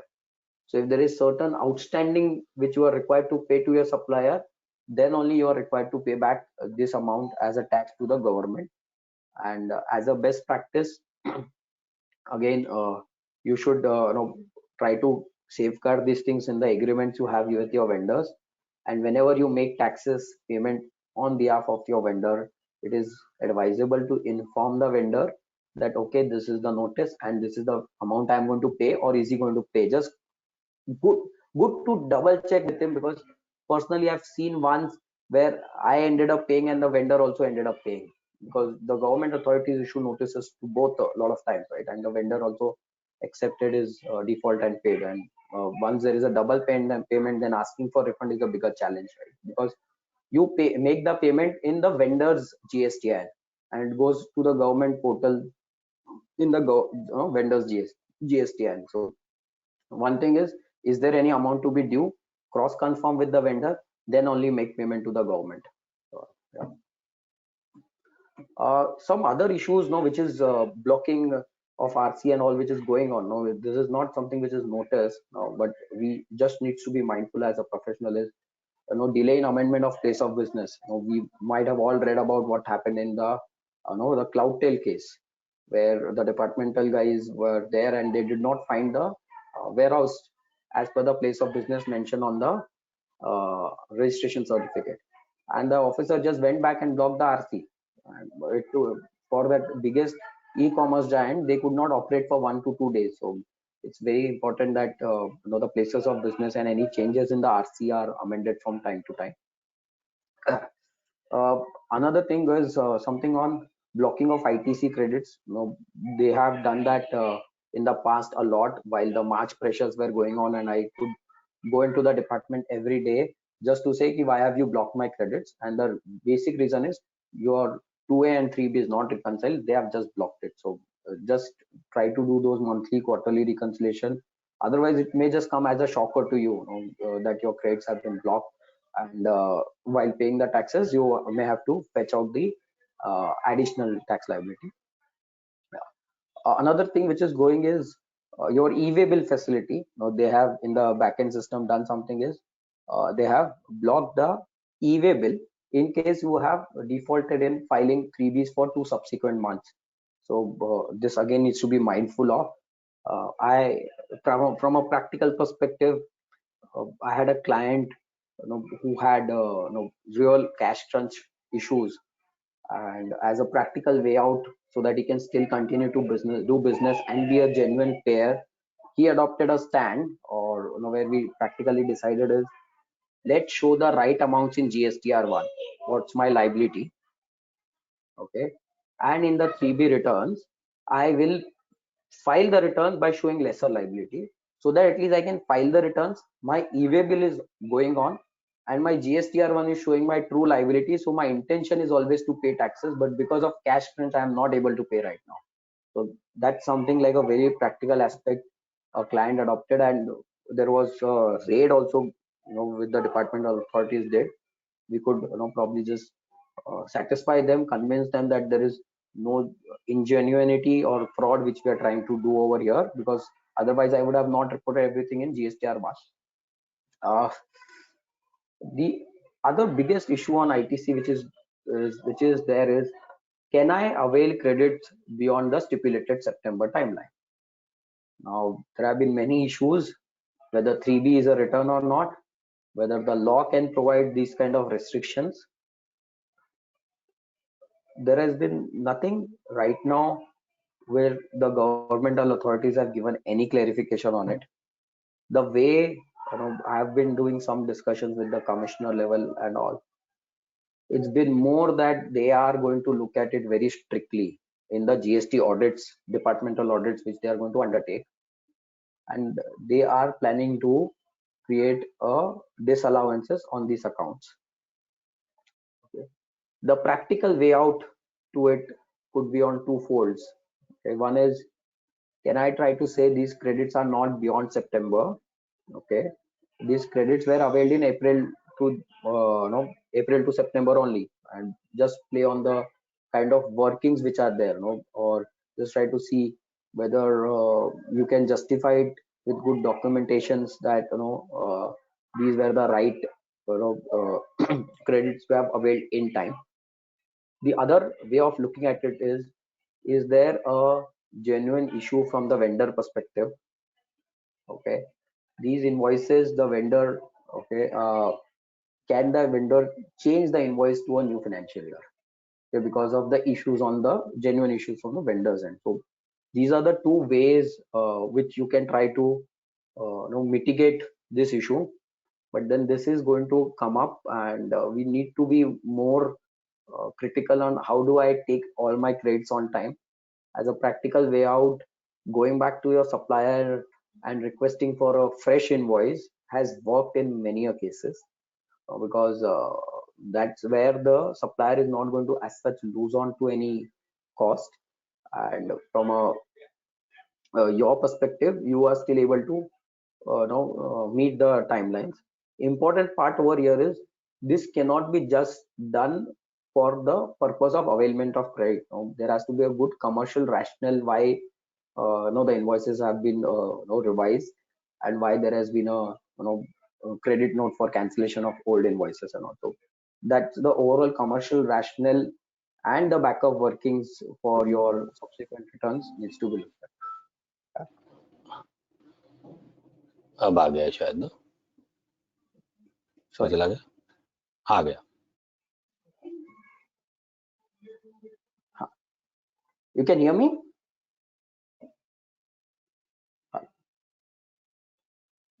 And the other ones is basically where you say the registered IDs or the mail IDs, and because of which you are not able to track. So it's again important that you keep on updating the right registered IDs and the mobile numbers. Otherwise you may miss out any critical communications from the authorities. And because a lot of times they are saying furnishing of notices even on your email ID, I will start looking at the due date from that period. And you don't want to have a situation where you have missed out filing an appeal to an order which was furnished on your registered email ID within the stipulated timelines, and there could not be any extension which may be allowed. So it's a good practice just to see what's happening on the email IDs and be more agile on the kind of communication which has been given. Yeah. Just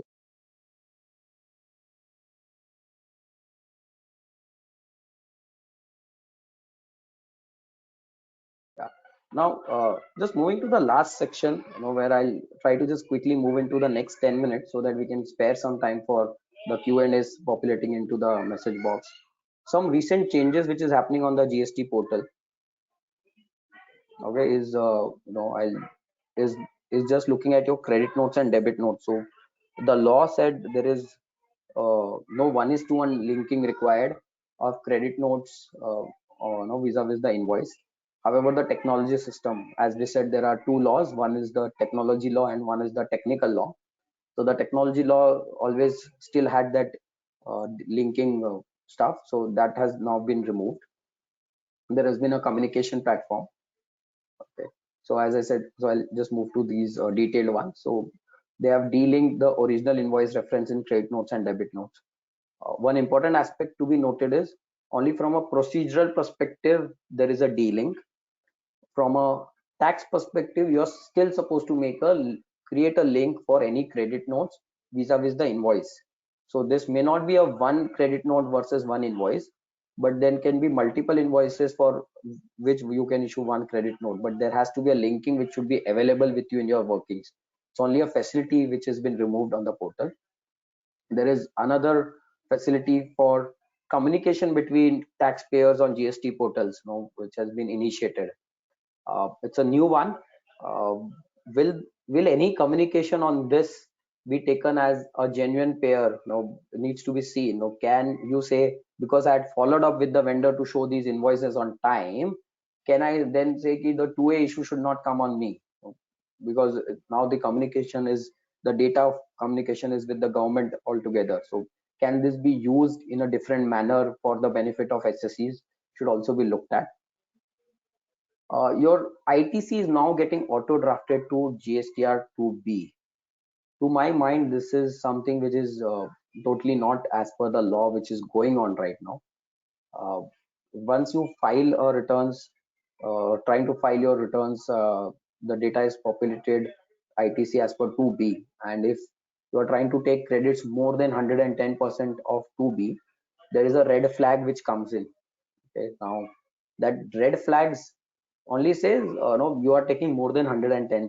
It does allow you to take whatever credit you want to, but looking at the backend data analytics they have put in, it is very clear anyone who is going to file returns against that red flag, they are going to get a notice. So we be very well prepared that any kind of red flags you are filing a returns against, you should have good backup documents to report or reply to it probably in 6 months or a year's time. So your ITC statements are now going to get auto drafted through GSTR 2B. Okay. Bill of entry details, as I said, is coming in the GSTR 2A. So all your import data is now also getting populated in your 2A. Not many people are still relying on it, but it does gives you a new perspective to just see what all credits are coming in your 2A. They have also put across comparison of tax liability and ITC statements on the portal. So from the past, you can before the departmental gives, is it a wise option that at least before filing the GST audits, you look at these comparison tables, what's the tax liability and the ITC statements comparison. As I said, the 2B system checks, and these are the kind of the red flagging note which comes up if you put more ITC as compared to what's there in your 2B. However, it does says you can take above that, and it does not restrict you to take credit more than 10%. Government has opened up GSTR 9, the annual returns for FY 19-20. The relaxation for 17-18 and 18-19. Okay, and the due dates is somewhere in December. So the relaxation in reporting were only given for first 2 years. Now, where they said detailed reporting of credit breakup is not required. You can only put one credit number, but for the 19-20 numbers, there is nothing like this given. So this is again open up, and there is no due date as such extension given for 19-20. Needs to be seen when they come up with the due date for filing for 19-20. As I said, the e-invoicing portal has been made active from 1st October for 500 crores plus. The next phase is 100 crores plus from 1st January. And the last phase they are planning to put across is 1st April for all B2B transactions. And the way they are looking at is, if you have e-way bill applicable, you need to do e-invoicing. Sorry, if you have e-invoicing applicable, you need to do e-way bill only from the e-invoicing portal. So that kind of integration they are trying to do for as a trial method for the larger ones right now, the 500 crores one. And this seems to be the future for everyone. So your e-invoicing may replace e-way bill probably in a year's time. So let's hope one compliance box at least gets lessened up with e-invoicing coming in place. Again, with e-invoicing, your GSTR 1 and 3B are getting auto-populated, and basis your GSTR 1, 3B is getting auto-populated. So now 3B is more so you're getting auto-populated in what you have reported in GSTR 1 and what you have got credits as per 2B. And if you look at every time this note comes, there is a high possibility that you will get a notice for it. So it's advisable that anytime these kind of notes come, we have the right backup or the workings with us just to see across what can be done. Some of the key issues which has been going in, as I said, blocking of ITC. There has been a writ filed in Gujarat High Court saying why these kind of extraordinary powers have been given, and which was really misused by a lot of departmental officers in the past. So there is a writ which has been filed. Then the Haryana one, which I said, the registration certificate which got cancelled in case of Cloudtail. Inverted duty structure, again, if the tax amount paid on your inputs is higher than the output side, that's known as your inverted duty. There has been debate whether you should get refund of input services or not. So again, there have been adverse rulings on it, so may not be of larger interest right now. And then this is again very critical, where the transitional credit of cess, okay, which could be transitioned into the GST regime. The Madras High Court has said you cannot transition this credit, specifically with the change in law which was made from a retrospective effect. So again, needs to be seen whether whatever transition credits because as a part of assessment, they are also going to look at transitional credit. So in case the transitional credits were not reviewed as a first batch, it may come up, now where the departmental will also look at the transitional credits. Just a last 2 minutes on what is e-invoicing, and then probably we can just pick up few Q&As. E-invoicing in a very simpler term, if I put across, and which needs to be, really all needs to be geared up, is your standard invoice should have a QR code now printed on it. A QR code, your 4x4 or 2x2 pixelite QR code should be printed on your standard invoices. Your e-invoicing is going to impact your ERP system, your accounting system, your e-way bill system. Now, whatever you are doing in e-way bill, either it will replace e-way bill altogether, or the e-way bill needs to be aligned with the e-invoicing, and it will also, totally influence your GST reportings. Now, today you file the GST reportings of November by 11th and 20th. With e-invoicing, every time you raise an invoice, you are reporting to the government. So that kind of robust reporting which will happen once e-invoicing comes into the picture, and it will have a widespread issues, right from your liability in GSTR1 to your creditors or to your customers' credits in their 2 ways. So e-invoicing will have the widespread impact. Okay, and kind of documents they are trying to put across for which e-invoicing will be applicable is all your tax paying documents, be it invoice, debit note, credit note. So your delivery challan and bill of supply, there is no need for e-invoicing, but any kind of tax payment. And today the good part is they are only looking at B2B. So e-invoicing, one of the reasons is again, the focus is how do I reduce the fake invoices and thereby reduces the ITC wrongful availment. So that's the overall concept, and that's where e-invoicing comes into the picture. And if 1st April is going to come for all B2B transactions, I think it's January, or probably this is the right time just to start talking with the clients is how equipped they are to print these QR codes. One of the simplest issue I have seen is in a bank, they had a dot matrix printer, and a dot matrix printer cannot print a QR code, and the QR codes needs to be scannable and readable. So even these kind of discussions we may need to start. 1st April, I don't see is that far away, because these are technology cost, right? And if you start talking now to the clients or to the SSCs, it's the time they will also try to understand it better and make way for it. The other aspect which also needs to be looked at is the large entities are trying to see that my credit is safe if the person is raising a e-invoice. Okay, and hence they are also trying to go with those suppliers which are ready to give a e-invoicing, saying okay, it's applicable to me, or I'll do the compliances. So even if it becomes voluntary, from a business and commercial perspective, it makes a lot of sense to try to adopt this as a concept and try to implement it. A lot of updates, as I said, there was something called as B2C QR code invoicing, which also they wanted to implement. They have deferred it till March 21. Integration, as I said, generate e-way bill or generate IRN only, or population of data is happening. And there is a government portal where you can go and put your GST and to just see whether e-invoicing is applicable to you or not, because they look at the turnover right from 17, 18 onwards till date. Any financial year you have crossed the turnover, it becomes applicable to you. And there have been list of IRNs on this portal. I think this is where I would try to rest the presentation on, and we probably just try to look at few queries and try to answer them in the next 10 minutes.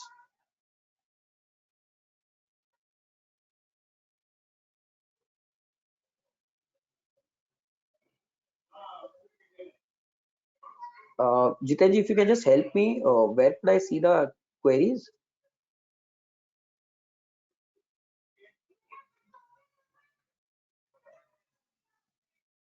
Hello?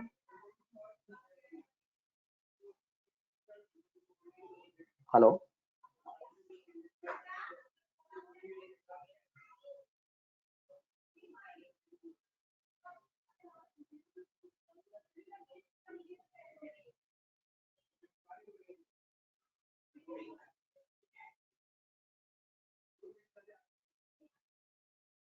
Hello, Jiten ji, Kirit ji.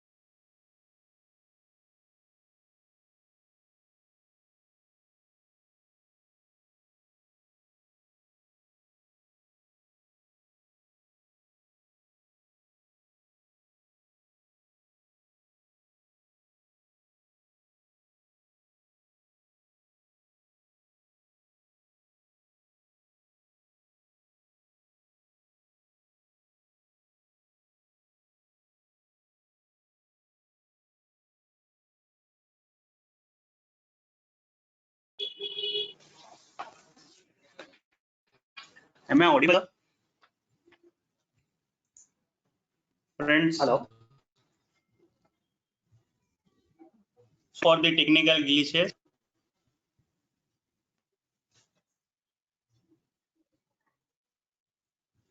Thank you so much, Ashish sir, for wonderfully deliberating on GST. Definitely not queries, but due to paucity of time, we request you to kindly take up the queries through mail. We members to send the queries to Nagpur branch, and in return we will deliver these queries to Ashish sir. Ashish sir, request you to kindly revert the mail for queries. Friends, now it's time to listen to the issues, critical issues in income audit under section 44AB. And for same, I request CA Rajiv Jain sir from New Delhi to kindly address the gathering.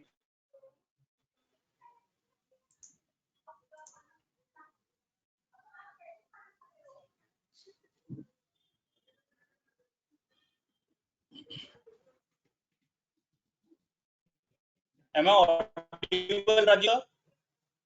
Jiten ji, your voice is breaking. Hello.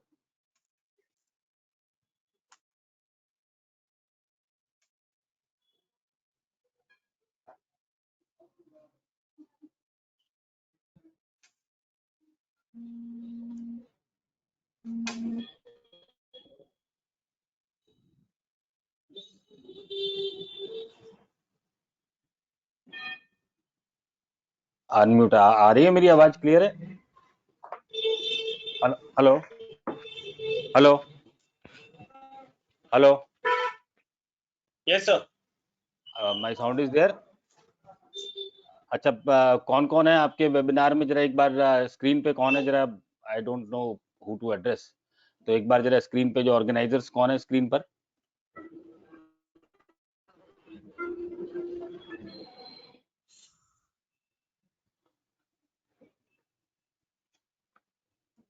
Mister Jitendra कौन है screen पर? जरा एक बार screen पे आ जाए।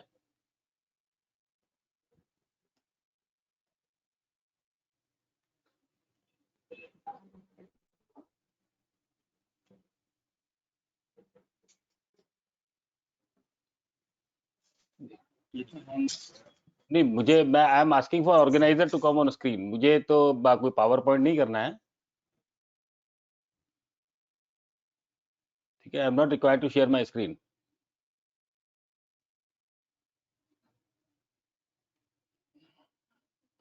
आपको मेरी आवाज आ रही है ऑर्गेनाइजर साहब?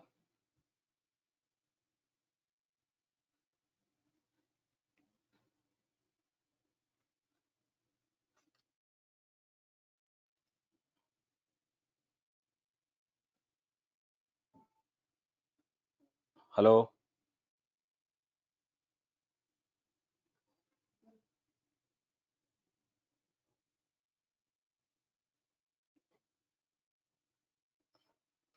Is there anybody? आप लोग सुन रहे हैं साहब?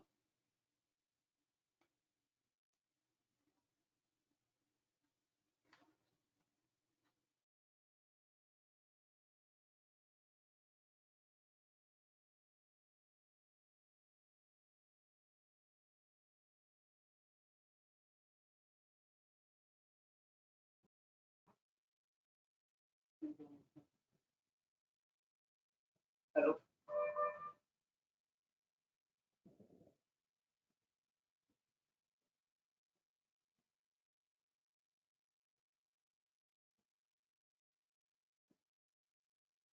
Sir, you need to unmute, sir. Kindly unmute, Rajiv, sir.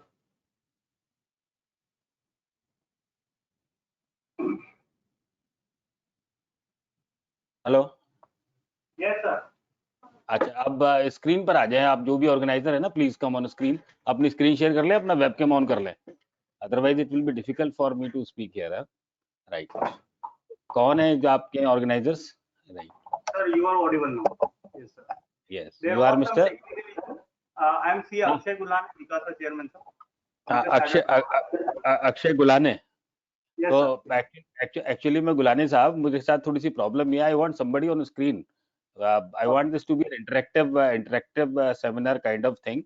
तो बिना किसी interaction के मुझे बोलना थोड़ा सा difficult होता है, right? So I want somebody to be constantly present on screen. So you will be there. I will be there, and other managing committee and Vikasa team will be there. तो उनको ले आओ, screen पर ले आओ, खोल दो screen पर, 4-5 लोग तो कम से कम दिखें. Sure. Please ask them to open share their screen, है ना? और आपने मैं एक्चुअली मैं थोड़ा लेट ज्वाइन किया, मैं बीच में चला गया था, तो have you done the introduction part और No sir, it is pending because we were live on another PC, and today we are fortunate to have WIRC office bearers with us. So we are experimenting physical as well as virtual. So this is our experiment, and our another PC got hanged, so that's why there was some technical issue. I see. I correct. Now you can start the novelty and ask others to please join on the screen. जितने भी लोगों को आप join करा सकते हैं. तो actually मैं I have got the habit of speaking, having eye contact with the audience. ठीक है, तो मुझे अकेले बोलना बड़ा मुश्किल होता है. Sure sir. Give me 2 minutes sir. हाँ, please take your own time.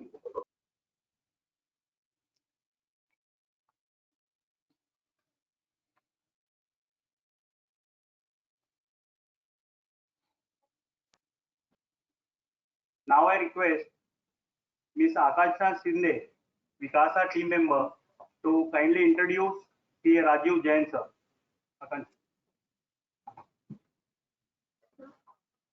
Good afternoon, everyone. Good afternoon, everyone. This is Akansha Shinde, co-executive member of Nagpur branch of Vikasa. I take it as a humble privilege to introduce one of the most eminent personalities, P. Rajiv Jain sir.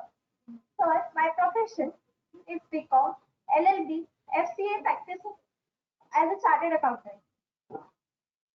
Sir has qualified as a chartered accountant in 1991.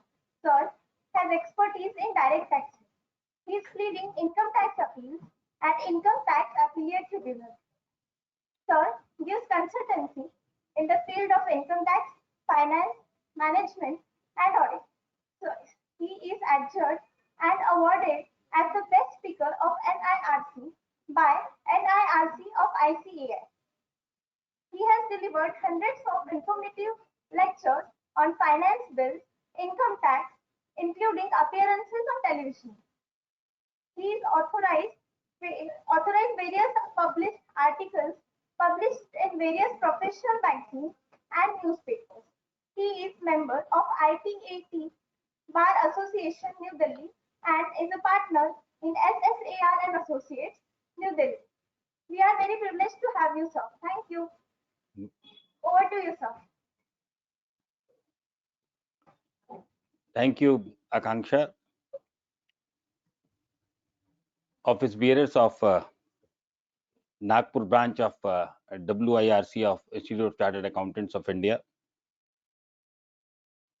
learned dignitaries and professional colleagues present in today's tax conclave on income tax and GST, CA Lalit, Bajaj, Chairman WIRC, CA Vishal, Doshi, Vice Chairman WIRC, CA Murtaja Kachwala, Secretary WIRC, CA Anand Jakhotia, Treasurer, CA Hitesh Pomal, Chairman Vikasa WIRC, my learned co-speaker for the day, CA Ashish Modi, and Chairman Nagpur branch, Kirit Kalyani ji, CA Abhijit Kelkar, Regional Council member, Saket Bagdia ji, Vice Chairman, CA Jiten Saglani, Secretary, CA Sanjay Agarwal, Treasurer, CA Akshay Gulhane, CA Suren Durakkar, CA Harish Rangwani ji,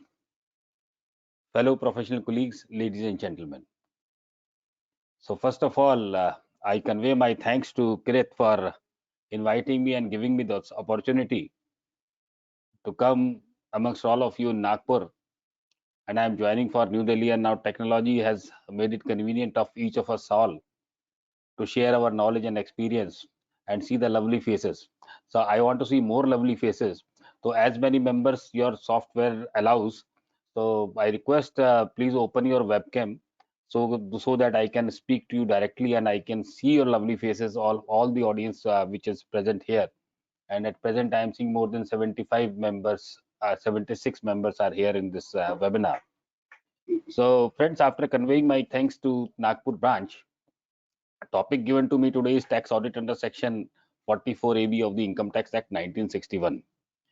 And as far as we the chartered accountants are concerned, we are born expert in tax audit.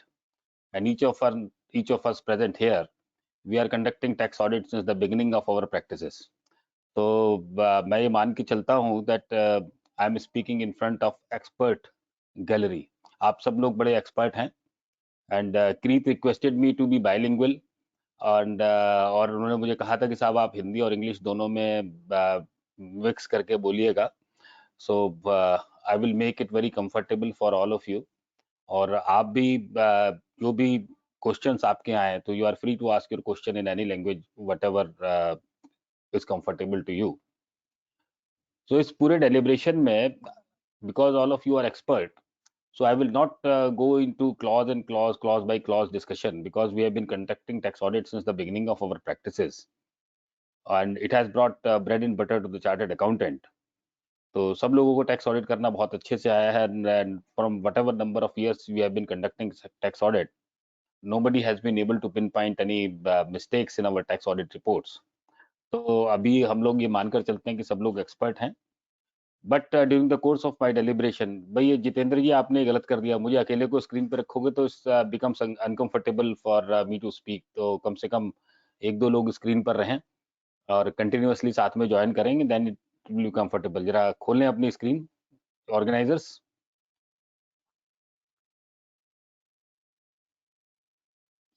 Hello, हाँ अपनी screen खोलें, आप chair ले लें और कहीं बैठ जाएं आराम से, बी कंफर्टेबल. ठीक है. तो एक्चुअली में बिना इंटरेक्शन के मुझे बोलना थोड़ा सा डिफिकल्ट होता है, राइट. तो और भी लोगों को वेबकैम में ज्वाइन करा दें आप, there is absolutely no issue. So during the course of my deliberation I will discuss those issues which will add to your knowledge. General चीजों की बातें ज्यादा नहीं करेंगे. जो नए अमेंडमेंट्स हैं और जहां आपको कंफ्यूजन्स हैं, वो सारे पॉइंट आज हम इस सेमिनार में डिस्कशन करेंगे. और उसके अलावा वट एवर क्वेश्चन और confusion comes to mind of any chartered accountant present here, तो आप अपने क्वेश्चंस में बिल्कुल भी हेजिटेट ना करें पूछने में.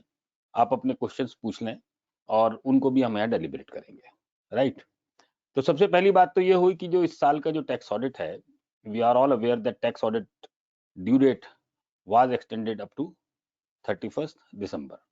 तो इस साल की जो हमारी टैक्स ऑडिट की ड्यू डेट है वो 31 दिसंबर है. और कोविड का पीरियड चल रहा है. We are finding it difficult to conduct tax audit. क्लाइंटों के साथ इंटरेक्शन करने में बड़ी प्रॉब्लम हो रही है, क्लाइंटों के प्लेसेस पे जाने में प्रॉब्लम हो रही है, उन्हें अपने यहाँ बुलाने में प्रॉब्लम हो रही है. सो वेरिफिकेशन पार्ट को लेके प्रॉब्लम हो रही है, हमारे को स्टाफ की भी प्रॉब्लम है. So there are few issues which arises out of it कि 31 दिसंबर तक क्या हम लोग अपने टैक्स ऑडिट कंप्लीट कर पाएंगे कि नहीं कर पाएंगे. और अगर हमने 31 दिसंबर तक अपने टैक्स ऑडिट कंप्लीट नहीं कर पाए और डेट एक्सटेंड नहीं हो, then what is going to happen. तो अभी इसको इस तरीके से समझें, the country is witnessing an exceptional era. और ये जो समय है ये बिल्कुल अलग किस्म का समय है. तो डेट बढ़े या ना बढ़े, I can guarantee you and you always can rest assured कि इस साल किसी को भी 271B की नॉन ऑडिट की पेनल्टी नहीं लगेगी. ये बात बड़ी क्लियर है. इस साल किसी को भी नॉन ऑडिट की पेनल्टी नहीं लगेगी. This is written on the wall. तो इससे घबराने की जरूरत नहीं है. अब प्रॉब्लम ये है कि अगर डेट ना बढ़ी तो अब हमें, और हम पूरा काम करने की पोजीशन में नहीं है, because we are all aware of our positions. हमारे क्लाइंट्स के नंबर्स हमारे सामने हैं, क्लाइंट का कितना काम कर पा रहे हैं हमारे सामने है, हम अपना काम पूरा कर पाएंगे कि नहीं कर पाएंगे वो हमारे सामने है. Now we will have to create our priority. अब प्रायोरिटी में हमें सबसे पहला जो काम करना है कि जो लॉस की रिटर्न है, जिन केसेस में लॉस होना है, तो जब तक डेट एक्सटेंड ना हो तो you have to check your priority, और उस प्रायोरिटी के हिसाब से आप जो है अपने जो लॉस वाले ऑडिट हैं उनको आप प्रायोरिटी पे ले लें।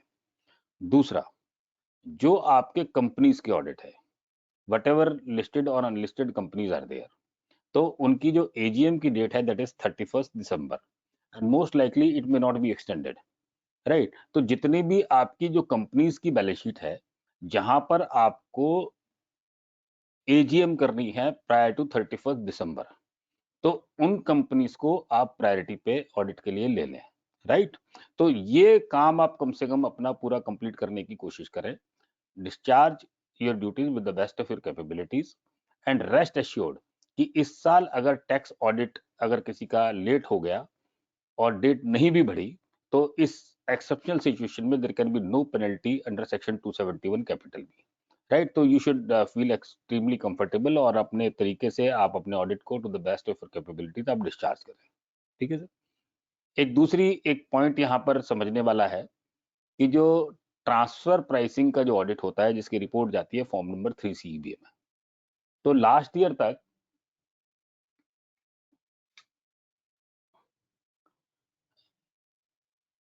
हेलो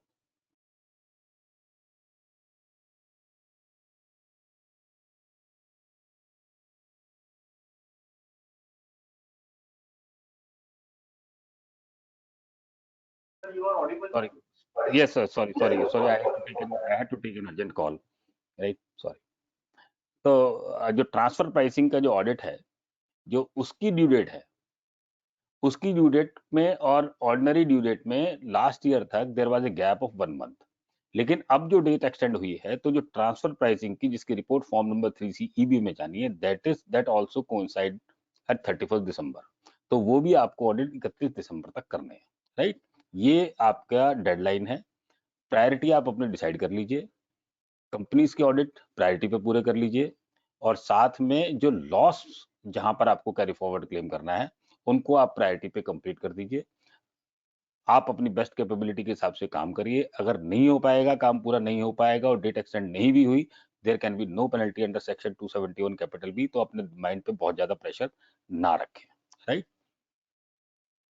एक फाइनल क्वेश्चन यहां पर अराइज हुआ that audit report has to be obtained before the specified date. Specified date is 31st December 2020.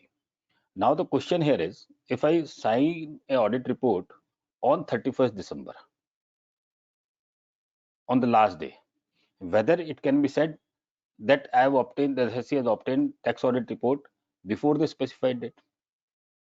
Question यहाँ पर यह है कि 31 दिसंबर को यदि मैं टैक्स ऑडिट रिपोर्ट साइन करूं एज ए चार्टर्ड अकाउंटेंट, और लॉ में लिखा है that audit report has to be obtained before the specified date, 1 month before the specified date.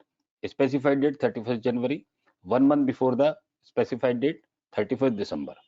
अब किसी चार्टर्ड अकाउंटेंट ने अगर 31 दिसंबर को टैक्स ऑडिट साइन की, तो इसको बिफोर माना जाएगा कि नहीं माना जाएगा, right? That is the question.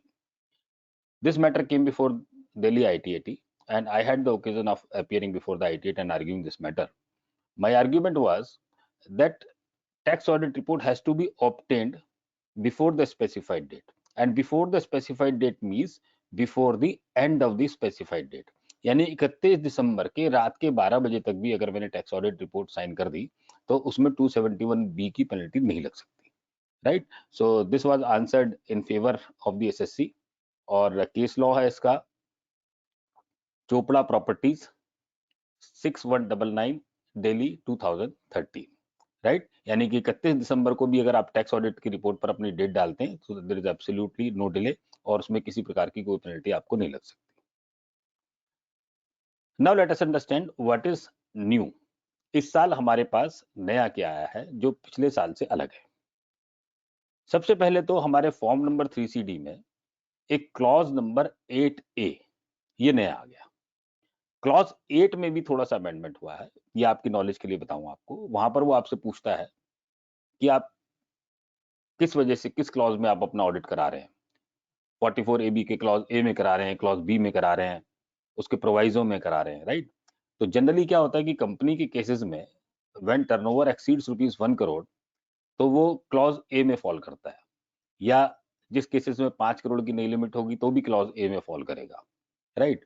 तो पहले हम अमूमन भरते थे, जब भी हम कंपनी का ऑडिट करते थे तो हमने भरते सेलेक्ट करते थे clause A of 44 A B, लेकिन इस साल उसमें प्रॉब्लम आ रही है। वहां पर उन्होंने एक ऑप्शन और दे दी प्रोवाइजो के लिए।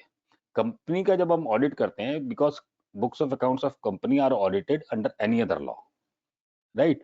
तो जब एनी अदर लॉ में ऑडिट है तो उसमें एक 44 ए बी में एक प्रोवाइजो है, then proviso becomes applicable, right. तो वहां पर अगर आपने यूडीआई निकालते समय गलती से आपने क्लॉज ए में यूडीआई निकाल लिया और जब आप टैक्स ऑडिट रिपोर्ट अपलोड करोगे तो वो यूडीआई में आपका डिफेक्ट दिखा देगा, राइट। तो आपको यूडीआई निकालते समय क्लॉज नंबर 8 में जब भी आप कंपनी की टैक्स ऑडिट रिपोर्ट फाइल करेंगे तो आपको सेलेक्ट करना है ऑप्शन में proviso to section 44 A B, right. आपको क्लॉज 44 ए बी का ए क्लॉज सेलेक्ट नहीं करना, तो ये आपकी मिस्टेक हो जाएगी, ठीक है। तो वरना आपको दोबारा यूडीआई नंबर निकालना पड़ जाएगा, राइट। तो ये यूडीआई जनरेट करते समय आपको ध्यान रखना है whenever you are conducting tax audit of a corporate assessee जिसका आपने किसी और लॉ में ऑडिट किया है, जिसकी ऑडिट रिपोर्ट जाएगी फॉर्म नंबर 3CA में, राइट। और फॉर्म नंबर 3CD आपको साथ में एनेक्स करना है। अब नया क्लॉज आ गया क्लॉज 8A, उसमें पूछता है whether assessee has opted for taxation under section 115BA, 115BAA और 115BAB, राइट।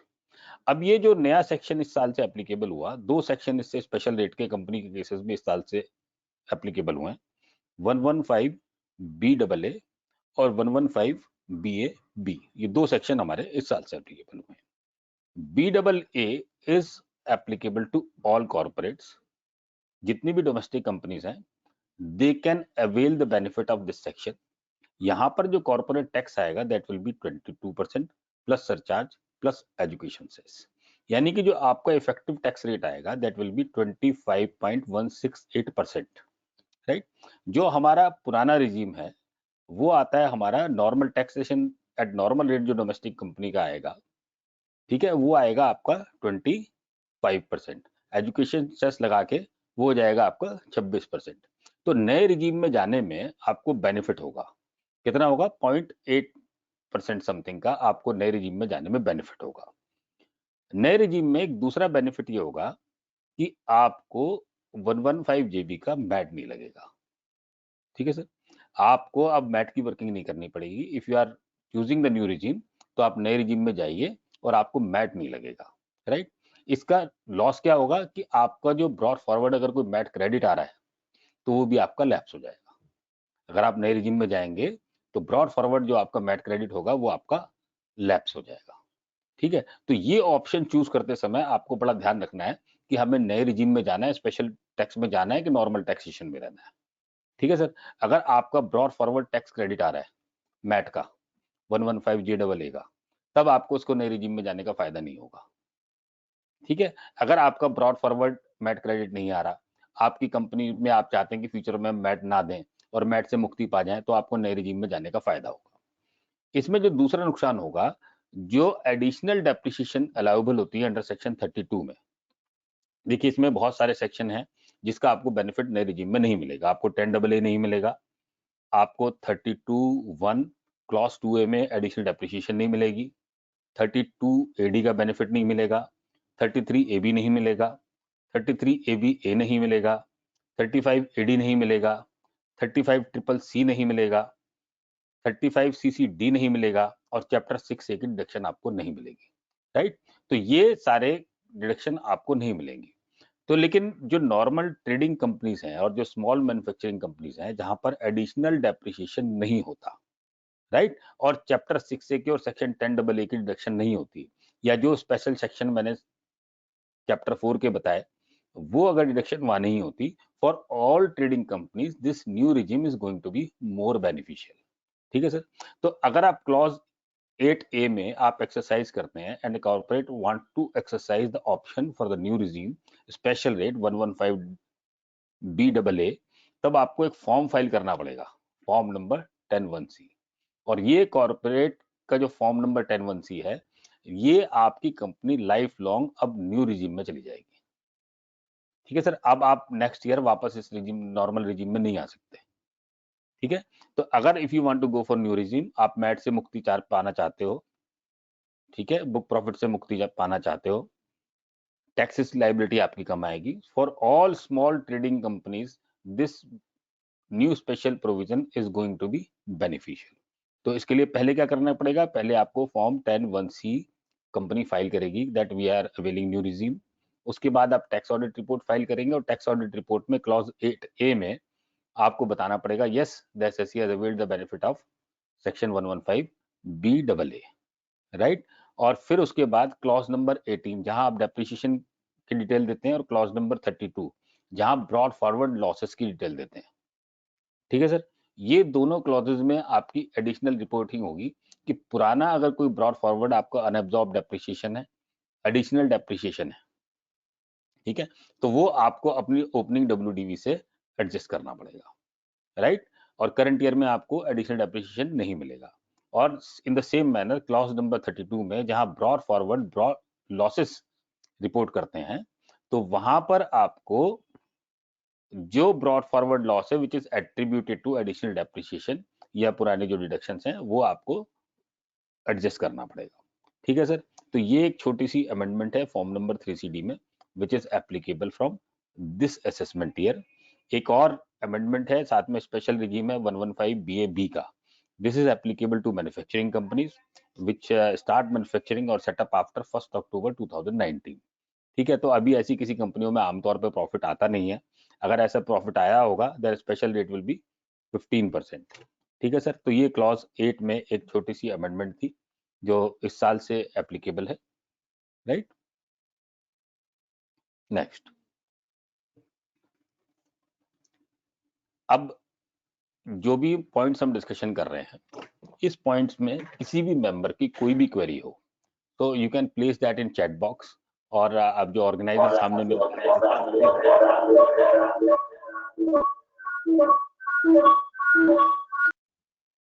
तो वो भी अपनी क्वेश्चंस मेंबर्स की लेकर और इंटरेक्टिव आप मुझसे पूछ सकते हैं, राइट। तो किसी भी क्वेश्चन में कोई भी कंफ्यूजन हो, आपका कोई भी क्वेश्चन हो, you are always welcome to ask whenever you want.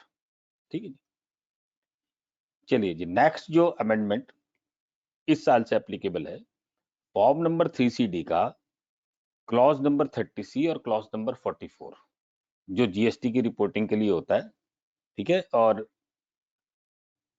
International avoidance agreements गार के लिए जो है, ये दोनों क्लॉजेस पोस्टपोन कर दिए हैं अप टू 31 मार्च 2021। तो ये दो क्लॉज आपके इस साल में एप्लीकेबल नहीं है, clause number 30C of form number 3CD and clause number 44 of form number 3CD। ये दोनों क्लॉज हमारे नेक्स्ट ईयर से एप्लीकेबल होंगे, राइट। एक और अमेंडमेंट है which is applicable from this year. We are all aware whenever we make any payment to resident Indian without deduction of tax, तो उसके दो कॉन्सिक्वेंसेस होते हैं कि एक तो हमसे टैक्स की रिकवरी होती है और दूसरा अंडर सेक्शन 40AIA इस सेक्शन में जाके उसका 30% डिसअलाउंस हो जाता है, राइट। जब whenever we are making any we have made any payment to any person without deduction of tax where tax was liable to be deducted, हमने किसी को पेमेंट कर दी, टैक्स काटना था, हमारे से टैक्स काटने से रह गया, राइट। तो 40AIA में वो 30% जाके डिसअलाउंस हो जाता था, सिंपल। तो इसमें 40IA में एक अमेंडमेंट आ गया। एक जजमेंट था सुप्रीम कोर्ट का हिंदुस्तान कोका कोला, उस जजमेंट में एक आया कि अगर पेयर ने पेमेंट कर दी विदाउट डिडक्शन ऑफ टैक्स, ठीक है, आप बात समझ लीजिए, पेयर ने पेमेंट कर दी विदाउट डिडक्शन ऑफ टैक्स और पेई ने, क्योंकि प्राइमरी लायबिलिटी टैक्स देने की पेई की है, पेई ने अपना टैक्स अपनी रिटर्न ऑफ इनकम में जमा करा दिया। Now Hindustan Coca Cola supreme court said now the same amount of TDS which the payer failed to deduct cannot be recovered from the payer because the payee has already discharged its liability on the income received from the payer। ठीक है sir, तो ये Hindustan Coca Cola का judgement आया। Hindustan Coca Cola के judgement के बाद section 201 में अमेंडमेंट हो गया कि उसकी रिकवरी अब पेयर से नहीं हो सकती because the payee has discharge it's tax liability. फिर एक कॉन्सिक्वेंशियल अमेंडमेंट आ गया 40AIA में। 40AIA में कहा कि अगर किसी एसएससी में जहां पेमेंट कर दी without deduction of tax and the payee has deposited his tax and the SSC is not deemed into default. ठीक है सर, अब जो पेयर ऑफ इनकम था, बिकॉज पेई ने अपना टैक्स जमा करा दिया, अब वो पेयर से रिकवर नहीं हो सकता, राइट? तो जब भी ऐसी सिचुएशन होगी तो उस सिचुएशन में 40A का डिसअलाउंस नहीं होगा, प्रोवाइडेड कि जो एसएससी है, जो पेयर है, it obtains form number 26A। जो पेई है, पेई का चार्टर्ड अकाउंटेंट एक फॉर्म नंबर 26A दे दे और उसमें लिख दे कि साहब ये जो पेयर ने इनकम दी थी, ये इनकम पेई ने अपनी इनकम में कंसीडर कर ली है और इसके ऊपर उसने टैक्स जमा करा दिया है, then no disallowance will be made under section 40A, right? तो ये एक लीगल प्रोविजन था। सिमिलर प्रोविजन है in respect of payments made outside India to non resident and foreign companies, right? अब किसी नॉन रेजिडेंट को आपने पेमेंट कर दी on which tax was required to be deducted, जिस पे आपको विद होल्डिंग टैक्स काटना था। आपके एसएससी को कोई पेमेंट करनी थी outside India to a non resident और ए फॉरेन कंपनी, ठीक है जी? उसकी on that payment tax was required to be deducted. Tax deduct होना था, डिडक्ट नहीं हुआ, आपने without deduction of tax payment कर दी। अब उसके दो कॉन्सिक्वेंसेस हो गए कि आपसे वो टैक्स का अमाउंट पहले तो रिकवर कर सकती है गवर्नमेंट, और दूसरा 40AI, इसमें जाके आपकी सारी की सारा एक्सपेंडिचर जो है वो आपका डिसअलाउ हो जाएगा, राइट? तो ये 40IA में जो बेनिफिट दिया था और जो सुप्रीम कोर्ट का हिंदुस्तान कोको कोला का जजमेंट था, उसका बेनिफिट 40AI की स्कीम में इनकॉर्पोरेटेड नहीं था। यानी whenever payment is made to a non-resident and whenever payment is made outside India और whenever payment is made to a foreign company, तो उस केस में अगर टैक्स कटने से रह गया तो वो आपका 40AI में पूरा का पूरा डिसअलाउंस हो रहा था, ठीक है सर? अब उसके लिए अमेंडमेंट कर दी है और अमेंडमेंट करके जो सिमिलर बेनिफिट 40AI में था in respect of payment made to resident, that is now extended in respect of payment made to non residents, ठीक है सर? ये बेनिफिट 40AI में इस साल से आपका एप्लीकेबल हो गया है और सेम फॉर्मेलिटीज इसमें आपको लेनी है। इफ द नॉन रेजिडेंट और a foreign company and the person outside India has furnished it's return of income और उसने अपना पेई ने अपना टैक्स जमा करा दिया, तो सेम मैनर में फॉर्म नंबर 26A वो लेगा और फॉर्म नंबर 26A लेके वो हम अपने असेसिंग ऑफिसर के सामने प्रोड्यूस कर देंगे, then no disallowance will be made under section 40AI in respect of non resident. ये जो अमेंडमेंट है, this is also applicable with effect from assessment year 2021, यानी कि इस साल से ये अमेंडमेंट एप्लीकेबल होगी। नेक्स्ट जो अमेंडमेंट है जो इस साल से एप्लीकेबल है, that is section 43B/DA। 43B/DA we all understand कि 43B में कुछ डिसअलाउंस होती है, ठीक है सर? टैक्सेस की डिसअलाउंस होती है, employer contribution to ESI PF की डिसअलाउंस होती है, बैंक्स को, फाइनेंशियल इंस्टीट्यूशन को जो इंटरेस्ट देते हैं, कैश क्रेडिट पे जो इंटरेस्ट जाता है, वो डिसअलाउ होता है। वो क्या कहते हैं कि before the date of filing of return, अगर आपने पेमेंट कर दी है तो आपको खर्चा अलाउ देंगे। अगर आपने before the filing due date of filing of return of income अगर आपने पेमेंट नहीं की, then disallowance will be made under section 43B। अब यहाँ पर एक नई आइटम इस साल से ऐड हो गई है with effect from assessment year 2020-21। एक नई आइटम ऐड हो गई है और सेक्शन है 43B/DA। ये जो 43B/DA है, कहता है the interest paid to deposit accepting non banking financial company और systemically important non banking financial companies. अभी तक जो इंटरेस्ट डिसअलाउ होता था 43B में, that was in respect of interest paid to financial institutions, interest paid to banks in respect of term loan और overdraft account। जो non banking financial company को interest की पेमेंट होती थी, that was not disallowed। लेकिन इस साल से फ्रॉम असेसमेंट ईयर 2021 जो नॉन बैंकिंग फाइनेंशियल कंपनी को पेमेंट होती है इंटरेस्ट की, it is also subject to disallowance under section 43B और ये 43B की नई आइटम आपकी ऐड हो गई है। अब कोविड के सिनेरियो में अब एक मोरिटोरियम पीरियड सबको मिल गया, नॉन बैंकिंग फाइनेंशियल कंपनीज ने भी दे दिया, राइट? लेकिन ये मोरिटोरियम पीरियड जो एप्लीकेबल होगा, ये 43B में उसकी कोई एक्सेप्शन नहीं है। अगर एसएससी ने इंस्टॉलमेंट जमा नहीं कराई मार्च की और मोरिटोरियम पीरियड को अवेल किया, तो इंटरेस्ट उसका डिसअलाउ हो जाएगा, राइट। तो we have to take care कि जो जिन लोगों ने भी मोरिटोरियम अवेल किया है, at least they are required to make payment of the interest, और अगर इंटरेस्ट की कहीं भी पेमेंट नहीं होगी तो ये 43B में इस साल से आपका डिसअलाउंस हो जाएगा। राइट, ये बात समझ में आ गई सर? आगे चलते हैं। इस साल से और नया क्या एप्लीकेबल है? हालांकि I have given many lectures on this, और बहुत सारे यूट्यूब पर भी पढ़े हैं, and I have made things absolutely and crystal clear कि इस साल से सेक्शन 44AB में अमेंडमेंट हो गया। 44AB क्लॉज ए में there one proviso is inserted कि जहां वो उन्होंने कहा कि आपकी जो in case of business, in case of a person who is engaged in business, so earlier the SSC was required to get its books of accounts audited when sales turnover gross receipt exceeds rupees 1 crore. Now they have inserted a proviso which is applicable from assessment year 2020-2021. Now what they have said, that provided that in case the aggregate amount received by the SSC in cash does not exceed 5% of the aggregate amount, total amount of receipts by the SSC does not exceed 5%. And the same manner, the second condition is cash payments made by the SSC does not exceed 5% of the total payments made by the SSC. ठीक है sir, दो condition लगा दी।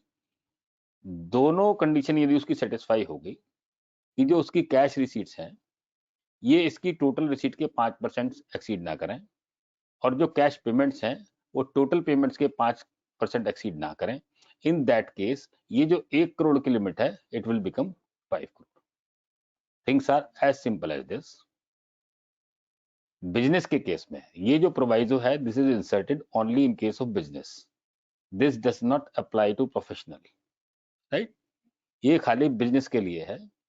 Proviso में कहा SSC की turnover 1 crore होगी तो audit कराना है, प्रोवाइडेड कि एक एसएससी जिसकी cash receipt does not exceed 5% of the total receipts and cash payment does not exceed 5% of the total payments, उस केस में उसकी जो लिमिट होगी that will be 5 करोड़। ठीक है सर, चीज बात बिल्कुल समझ में आ गई। अब ये चीजें बड़ी सिंपल है कि मेरे पास कोई एसएससी अपनी बुक्स ऑफ अकाउंट्स ऑडिट कराने के लिए आया, तो मेरे पास जब उसका डाटा आया तो डाटा में मैंने देखना है, कैश अकाउंट देखा तो उसमें मेरी कैश रिसीट आ गई, बैंक अकाउंट देखा उसमें मेरी रिसीट्स आ गई, कैश और बैंक को मैंने टोटल कर दिया तो मेरी टोटल रिसीट्स होगी। तो मेरा क्या हुआ, न्यूमरेटर हुआ कैश रिसीट, डिनोमिनेटर हुआ कैश प्लस बैंक। ठीक है सर, सिंपल फार्मूला लगाना है। इन द सेम मैनर मुझे अपने बुक से टोटल एग्रीगेट कैश पेमेंट्स देखनी है और नीचे आपको कैश प्लस बैंक ये फार्मूला लगाना है। अब यहाँ पर 2-3 क्वेश्चन खड़े हो गए कि इस लिमिट को कंप्यूट करते समय whether amount withdrawn from cash from bank, cash withdrawn from bank, अब मैंने अपने बैंक से कॉन्ट्रा एंट्री करके कैश विड्रॉ कर लिया, राइट, तो ये कैश रिसीट में अकाउंट फॉर होगा कि नहीं होगा। अब ये एंट्री मेरी दो जगह पड़ी है, जब मैं बैंक अकाउंट में देखूंगा तो बैंक में पेमेंट साइड पे पड़ी है, जब मैं कैश अकाउंट को देखूंगा तो कैश में रिसीट साइड पे पड़ी है। इन द सेम मैनर जब मैं बैंक में अपने कैश डिपॉजिट कराऊंगा तो ये एंट्री मेरी कैश में पेमेंट साइड पे खड़ी है और बैंक में रिसीट साइड पे खड़ी है। और सपोज करें एक एसएससी है जिसकी किसी पार्टी के साथ कोई कैश ट्रांजेक्शन नहीं है, उसकी 1 करोड़ 10 लाख रुपए की टर्नओवर है एंड ड्यूरिंग द ईयर उसने 6 लाख रुपए बैंक से विड्रॉ किए और वापस उसने बैंक में डिपॉजिट कर दिया, राइट। यानी कि मेरे कैश रिसीट्स में आएगा 6 लाख रुपए, बैंक में पेमेंट में 6 लाख रुपए बढ़ जाएंगे। इन the same manner cash payment आएगा 6 लाख रुपए बुक्स में और बैंक में मेरा रिसीट बढ़ जाएगा, राइट। अब यहां पर मुझे क्वेश्चन आ गया कि इस कॉन्ट्रा एंट्री को क्या मैं कैश रिसीट और कैश पेमेंट में काउंट करूं कि नहीं करूं, दैट इज द क्वेश्चन। अब इसको अगर हम काउंट करते हैं तो we arrive at a very absurd result, यानी कि एसएससी की कोई और कैश की ट्रांजेक्शन नहीं है, उसने अपने बैंक में पैसे जमा कराए और अपने बैंक से पैसे निकाले, दैट्स ऑल, राइट। तो एक और बात है, for any transaction we require 2 persons, 1 person can not transact with himself. एक आदमी अपनी एक जेब से पैसे निकाल के यदि दूसरी जेब में पैसे रख ले, it can not amount to transaction. हम जीएसटी के रिजीम से इसको डिफरेंट समझेंगे। जीएसटी में पहले जब हम ब्रांच ट्रांसफर करते थे, जब हमारे पास नॉर्मल सेल टैक्स का रिजीम होता था, तो हम उसमें टैक्स का इन्वॉल्वमेंट नहीं होता था। लेकिन जीएसटी एक डिफरेंट स्ट्रक्चर है, और जीएसटी के स्ट्रक्चर में एक ब्रांच से हम दूसरी ब्रांच में अगर माल ट्रांसफर करते हैं तो हमें टैक्स पे करके ट्रांसफर करना है, ठीक है, वो एक अलग बात है, जीएसटी का कॉन्सेप्ट दूसरा है, but we are talking of income tax. अब इनकम टैक्स में for every transaction to take place there has to be more than one person, there has to be a second party. एक आदमी अपने आप से transaction नहीं कर सकता। तो यानी कि एक आदमी ने यदि अपने बैंक से पैसे कैश निकाला और अपने बैंक में कैश डिपॉजिट कराया, it does not amount to cash receipt और कैश पेमेंट। ठीक है सर, ये बड़ा क्लियर है, इसमें कोई इशू नहीं है। तो जब भी आप अपने ये कैश रिसीट और कैश पेमेंट का अकाउंट बनाएंगे, तो उसमें से आप कॉन्ट्रा एंट्रीज को एलिमिनेट कर दीजिए। आपकी स्क्रीन चली गई जितेंद्र जी, तो मैंने आपको पहले भी कहा मुझे थोड़ी सी डिफिकल्टी होती है जब मैं अकेला स्क्रीन पर होता हूं, तो at least I need somebody, please don't mind. तो कैश ट्रांजैक्शन में आपको ये दोनों एलिमिनेट करनी पड़ेंगी। जब भी आप कॉन्ट्रा एंट्रीज देखेंगे तो अब आपने क्या किया कि आपके पास कैश आ गया, बैंक आ गया, कैश अकाउंट आ गया, बैंक अकाउंट आ गया। तो जब आपने कॉन्ट्रा एंट्रीज होंगी तो वो आपको हर जगह से एलिमिनेट करनी पड़ेगी। इफ यू आर एलिमिनेटिंग तो आपको वर्किंग पेपर बनाना पड़ेगा। आपने कैश में से रिसीट साइड में से एलिमिनेट की, तो बैंक में से आपको पेमेंट साइड में से एलिमिनेट करनी पड़ेगी। इन द सेम मैनर, अगर आपने बैंक में डिपॉजिट कराया तो कैश में से आपको पेमेंट साइड में से एलिमिनेट करनी पड़ेगी और बैंक से रिसीट साइड में से एलिमिनेट करनी पड़ेगी, और फिर आपका न्यूमरेटर और डिनोमिनेटर दोनों तैयार हो जाएंगे, राइट। तो ये आपको फार्मूला अप्लाई करते समय इस बात का ध्यान रखना है कि हमें कैश कैसे लेना है। वट एवर यू डू, अभी इसमें डार्क है, but law is very clear कि कॉन्ट्रा एंट्रीज जो होती हैं, it does not amount to a separate transaction. ये कोई ट्रांजेक्शन नहीं है, ये कैश पेमेंट नहीं है, कैश विड्रॉल नहीं है, राइट। अब एक और क्वेश्चन आया कि एक प्रोप्राइटर है और उस प्रोप्राइटर ने अपनी बुक्स में अपने कैपिटल अकाउंट में cash as a capital introduce कर दिया। इन द सेम मैनर उसने कैश विड्रॉ कर लिया।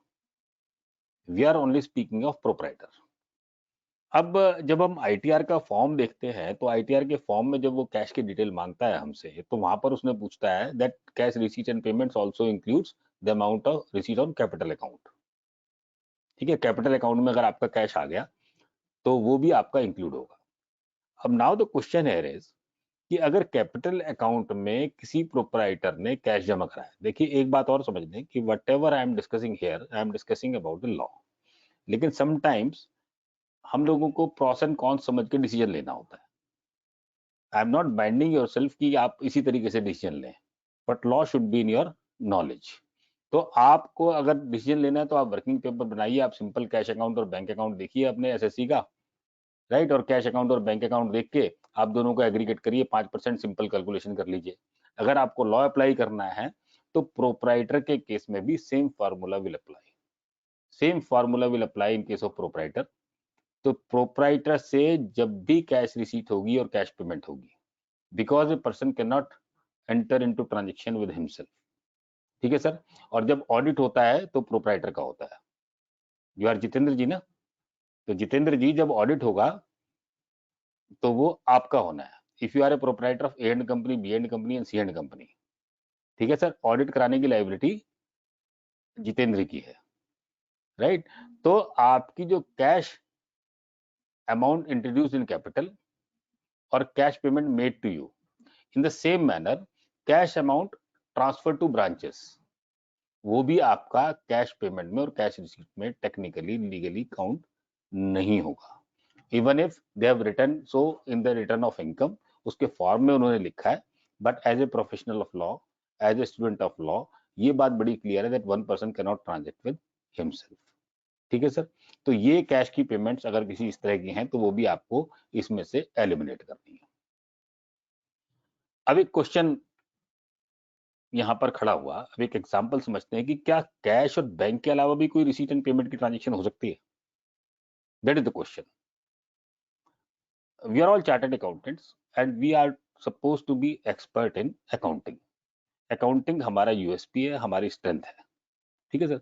और अगर अकाउंटिंग करने में हम लोगों ने गलती कर दी, ठीक है, तो जो दूसरे लोग हैं who are not expert in accounting, तो वो लोग उसको इंप्रूव नहीं कर सकते। Got my point? अगर हमने कोई अकाउंटिंग में मिस्टेक कर दी तो एक दूसरे प्रोफेशनल से जो अकाउंट्स में एक्सपर्ट नहीं है, we can not expect from himself कि वो अकाउंट्स में बहुत हमसे बेटर समझ रखता होगा।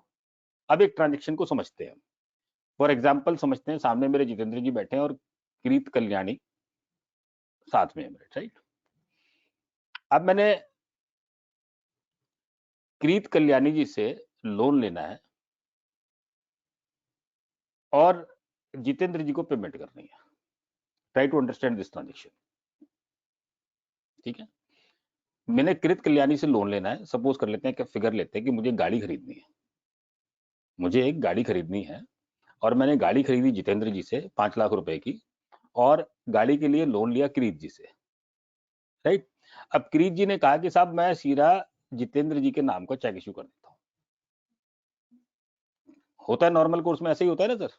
जब आप किसी नॉन बैंकिंग फाइनेंशियल कंपनी से लोन लेते हैं, किसी से गाड़ी फाइनेंस कराते हैं, तो वो आपके नाम का चेक नहीं देता ना। चेक किसके नाम का देता है? जिससे आप गाड़ी खरीद रहे हैं, ठीक है। अब हम बैंक की बात नहीं कर रहे हैं, हम इंडिविजुअल्स की बात कर रहे हैं। मैंने किरीट कल्याणी से लोन लिया, जितेंद्र जी से मैंने गाड़ी खरीदी, किरीट जी ने 5 लाख रुपए का चेक बनाया जितेंद्र जी के नाम का और मुझे दे दिया या जितेंद्र जी को डायरेक्ट दे दिया। अब मुझे अपनी बुक्स में इसको एंट्री को अकाउंट फॉर करना है, ठीक है सर। अब इस एंट्री के ऊपर सेक्शन 269 एसएस लगेगा, राइट। सेक्शन 269 एसएस लगेगा। जब मैं अपनी बुक्स में किरीट कल्याणी का लोन जमा करूंगा तो सेक्शन 269 एसएस हिट होगा, मुझे उसकी रिपोर्ट करनी पड़ेगी, right.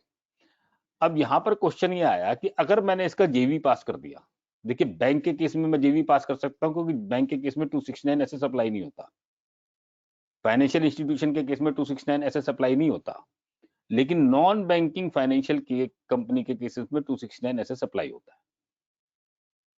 If I am taking a loan from a non banking financial company, Tata finance, Toyota finance, Maruti country wide, right, किसी भी कंपनी से, कोटक प्राइम, है ना, ये तो normal non banking financial companies है जो लोन देती है।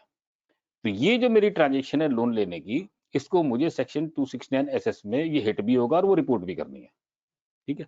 अगर मैंने इस लोन को जेवी से रिकॉर्ड कर लिया तो मुझसे गलती होगी, ठीक है सर।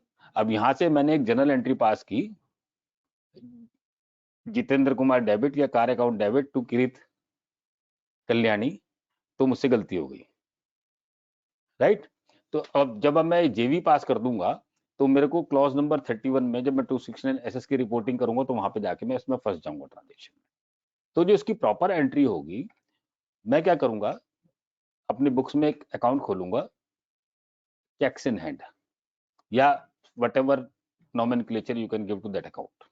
तो अब मैंने पहले अपनी बुक्स में एक रिसीट एंट्री पास की, चेक्स इन हैंड को डेबिट किया और क्रेडिट किया किरीट कल्याणी को, और साथ में चेक नंबर लिखा, cheque number such and such issued by mister Kirit Kalyani to mister Jitendra, right. तो अब ये मेरी रिसीट ट्रांजेक्शन बन गई, ये जेवी नहीं है। अब नाउ अब मैं इसकी एक और एंट्री पास करूंगा, Jitendra debit to cheques in hand, तो मेरा चेक्स इन हैंड 0 हो जाएगा और ये जो चेक्स इन हैंड का जो मेरा अकाउंट का नेचर होगा वो बैंकिंग वाला अकाउंट होगा। बात समझ में आ गई? बात समझ में आ गई सर? तो अब ये मेरा ग्रॉस रिसीट्स में काउंट होगा, फिगर ग्रॉस पेमेंट में भी काउंट होगा, ठीक है सर। तो इस तरह से जब भी मैं लोन लूंगा तो मुझे अपनी एंट्री ये रिसीट एंड पेमेंट वाउचर के थ्रू जानी है। अब क्या अगर मैंने जब इस एंट्री को इस तरीके से रिकॉर्ड किया, is there any contravention of section 269 SS? अगर मैं जेवी पास करता तो 269 एसएस की कॉन्ट्रावेंशन होगी क्योंकि मैंने जेवी के थ्रू कोई लोन नहीं ले सकता, राइट। अब लॉ की रिक्वायरमेंट है, loan has to be obtained by an account pay cheque, ठीक है। अकाउंट पे चेक मेरे नाम का होना जरूरी नहीं है, तो 269 एसएस की मेरी रिपोर्टिंग भी कंफर्टेबल होगी। मैंने अकाउंट चेक से लिया है, पेमेंट लोन मैंने चेक से लिया है, अकाउंट पे ही चेक है, बेशक वो जितेंद्र जी के नाम का है, but this is an account pay cheque, ठीक है सर। तो 269 एसएस का भी कोई कॉन्ट्रावेंशन इस तरह की ट्रांजेक्शन में नहीं हुआ। इन द सेम मैनर, अब सपोज कीजिए आपके दूसरे ऑफिस बीयरर्स कौन है इस समय? जितेंद्र जी, मिस्टर अभिजीत केलकर, चलो इनका नाम ले लेते हैं। अब एक नया एग्जांपल शुरू कर लेते हैं। अब जितेंद्र जी को पिक्चर में से हटा देते हैं। अब मैंने किरीट कल्याणी जी से लोन ऑलरेडी लिया हुआ है, ठीक है, और अब किरीट कल्याणी जी ने मुझसे पैसे वापस मांग लिए, रीपेमेंट मांग ली है। अब मेरे पास अपने फंड्स नहीं है। अब मैंने क्या किया, आपके जो दूसरे ऑफिस बियर है अभिजीत केलकर जी, इनसे कहा कि साहब आप एक ये 5 लाख रुपए का आप मुझे फ्रेश लोन दे दीजिए, मुझे किरीट जी के पैसे देने हैं, राइट। अब ये अभिजीत केलकर जी ने 5 लाख रुपए का चेक बनाया किरीट कल्याणी के नाम का, मेरे नाम का नहीं बनाया। इन्होंने 5 लाख रुपए का चेक बनाया किरीट कल्याणी के नाम का, ठीक है सर, और मुझे दे दिया, और मैंने वो चेक किरीट कल्याणी को दे दिया। ट्रांजेक्शन समझ में आ रही है ना, बिल्कुल क्लियर। मेरी बुक्स में किरीट कल्याणी का 5 लाख रुपए का लोन खड़ा है। अब मुझे किरीट कल्याणी के पैसे वापस देने हैं, और आपके जो दूसरे ऑफिस बियर है ना अभिजीत केलकर साहब, इनसे मैंने 5 लाख रुपए लिए हैं, और इन्होंने वो चेक मेरे नाम का इशू नहीं किया, इन्होंने नाम किया है किरीट कल्याणी के नाम का, राइट। अब ये ट्रांजेक्शन को मैंने सेम मैनर में अपनी बुक्स में रिकॉर्ड कर दिया। मैंने चेक्स इन हैंड को डेबिट किया, क्रेडिट किया मिस्टर अभिजीत केलकर को, ठीक है। और जब मैंने इसकी पेमेंट वाउचर पास किया तो मैंने डेबिट किया किरीट कल्याणी को और क्रेडिट किया चेक्स इन हैंड को, और दोनों की नरेशन में लिख दिया चेक नंबर इतना, issued by mister Abhijeet Kelkar and issued in the name of mister Kirit Kalyani, ठीक है। अब यहां पर 2 ट्रांजेक्शन हो गई। जो अभिजीत जी से मेरे पास लोन आया, इसको मुझे 269 एसएस में रिपोर्ट करना है, ठीक है सर, बात समझ में आ गई। तो जब मैंने इस तरीके से इस ट्रांजेक्शन को किया तो क्या मुझे कॉन्ट्रावेंशन हो रहा है? नहीं हो रहा, कोई कॉन्ट्रावेंशन नहीं हो रहा। 269 एसएस में जो रिक्वायरमेंट है वो रिक्वायरमेंट ये है, payment should be received, loan should be received by an account pay cheque और एन अकाउंट पे ड्राफ्ट, ठीक है सर, वो कंडीशन पूरी हो गई। There is no absolutely no contravention. अभी आरटीजीएस भी हो सकता है, it can be NFT, cheques in hand का मैंने एग्जांपल लिया है, ठीक है। तो आप अपने बुक्स में जब अकाउंट खोलेंगे बैंक अकाउंट में जाके, तो आप चेक्स इन हैंड का अकाउंट भी खोल सकते हैं, आप online transfer, third party transfer का अकाउंट भी खोल सकते हैं, वट एवर नॉमेनक्लेचर जो नॉमेनक्लेचर आपको कंफर्टेबल लगे, लेकिन इसका जो नेचर खुलेगा वो बैंक अकाउंट वाला खुलेगा, इसका जो नेचर अकाउंट खुलेगा वो बैंक अकाउंट वाला खुलेगा, ठीक है सर। अब ये जो किरीट कल्याणी की जो हमने पेमेंट की इस चेक से, जो 5 लाख रुपए का चेक अभिजीत केलकर से आया, it has to be reported in 269T, right. Clause number 31 में ये अब 269T में रिपोर्ट होना है। अब ये देखें क्या 269T की कहीं कॉन्ट्रावेंशन हुई? द आंसर इज नो, कोई कॉन्ट्रावेंशन नहीं हुई। अभिजीत केलकर से चेक लिया, चेक शुड बी, यहां पर 2 कंडीशन है, 269 एसएस में एक कंडीशन है, it's payment should be received by an account pay cheque. 269T में 2 कंडीशन है, it should be an account pay and should be drawn in the name of the pay, जिसकी हम repayment कर रहे हैं उसके नाम का होना चाहिए, ठीक है सर। अब जब मैंने इस ट्रांजेक्शन को अकाउंट फॉर किया तो ये चेक किसके नाम का है? किरीट कल्याणी के नाम का है, अकाउंट पे ही है, मेरी दोनों कंडीशन सेटिस्फाई हो गई। तो सेक्शन 269T का कोई कॉन्ट्रावेंशन हुआ? द आंसर इज नो, ठीक है सर। तो ये एक छोटी सी कॉन्सेप्ट क्लैरिटी है सेक्शन 269 एसएस और सेक्शन 269T को लेकर और इसकी अकाउंटिंग को लेकर। अगर हमने इसकी अकाउंटिंग एक बार गलत कर दी, हमने इसको जेवी के थ्रू अकाउंट फॉर कर दिया instead of receipt and payment voucher, ठीक है, और गलती से इसको क्लॉज नंबर 31 में जाके मिस रिपोर्ट कर दिया कि हाँ जी 269 एसएस और टी का कॉन्ट्रावेंशन हो गया, तो फिर एसएससी को पेनल्टी से कोई नहीं बचा सकता।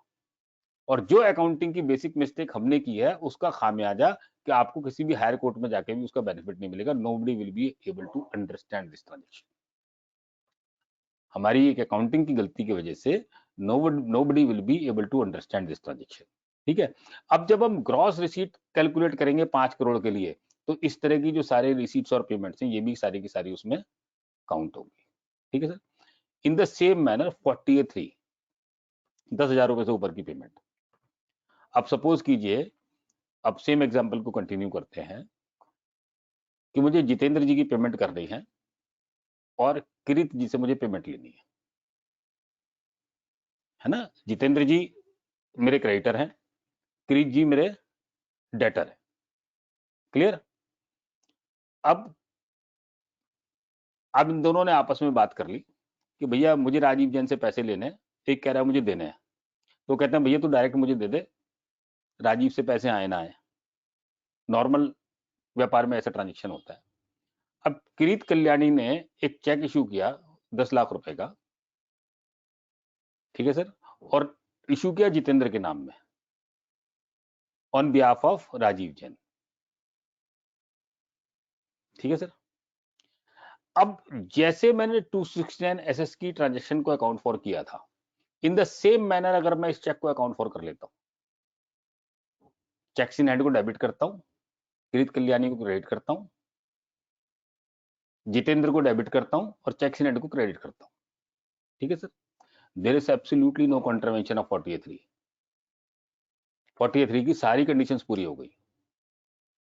ठीक है सर। लेकिन ये एंट्री मैं जेवी के थ्रू नहीं कर सकता। अगर मैंने ये एंट्री गलती से जेवी के थ्रू कर ली, then things are going to be difficult. ठीक है सर। तो उसकी मिस रिपोर्टिंग हो जाएगी। तो हमने पूरा सेक्शन 269 एसएस टी और 48(3) इस ग्रॉस रिसीट के साथ साथ समझ लिया। ठीक है सर। अब एक नया इशू समझते हैं, इससे कनेक्टेड इशू है। हमने बात समझ ली कि प्रोप्राइटरशिप फर्म में यदि प्रोप्राइटर का कैपिटल कंट्रीब्यूशन आया या उसने विड्रॉल किया तो उसको कैश पेमेंट में और कैश रिसीट्स में काउंट नहीं करेंगे।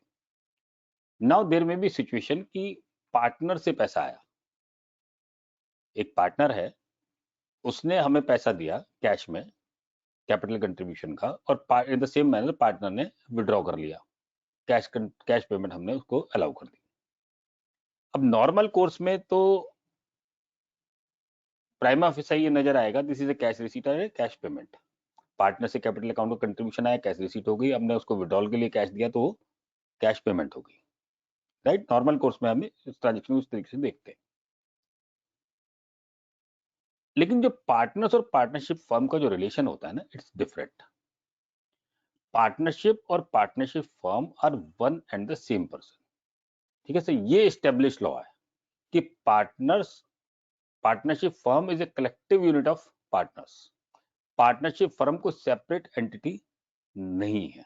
ये सुप्रीम कोर्ट का लॉ है which was placed in RM Chidambaram, CIT versus RM Chidambaram 106 ITR 292।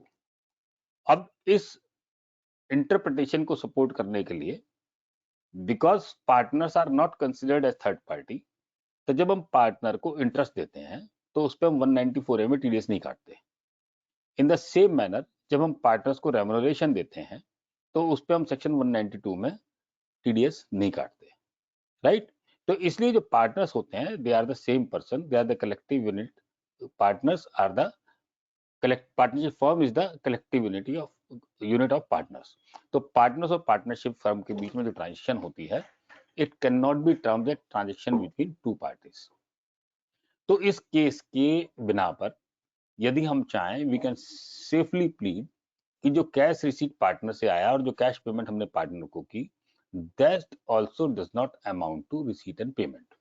अब ये मैं आपको लॉ की नॉलेज के लिए शेयर कर रहा हूं। इसका पर्पस ये नहीं है कि आप हर केस में इसको अप्लाई करें। You should have knowledge of the law.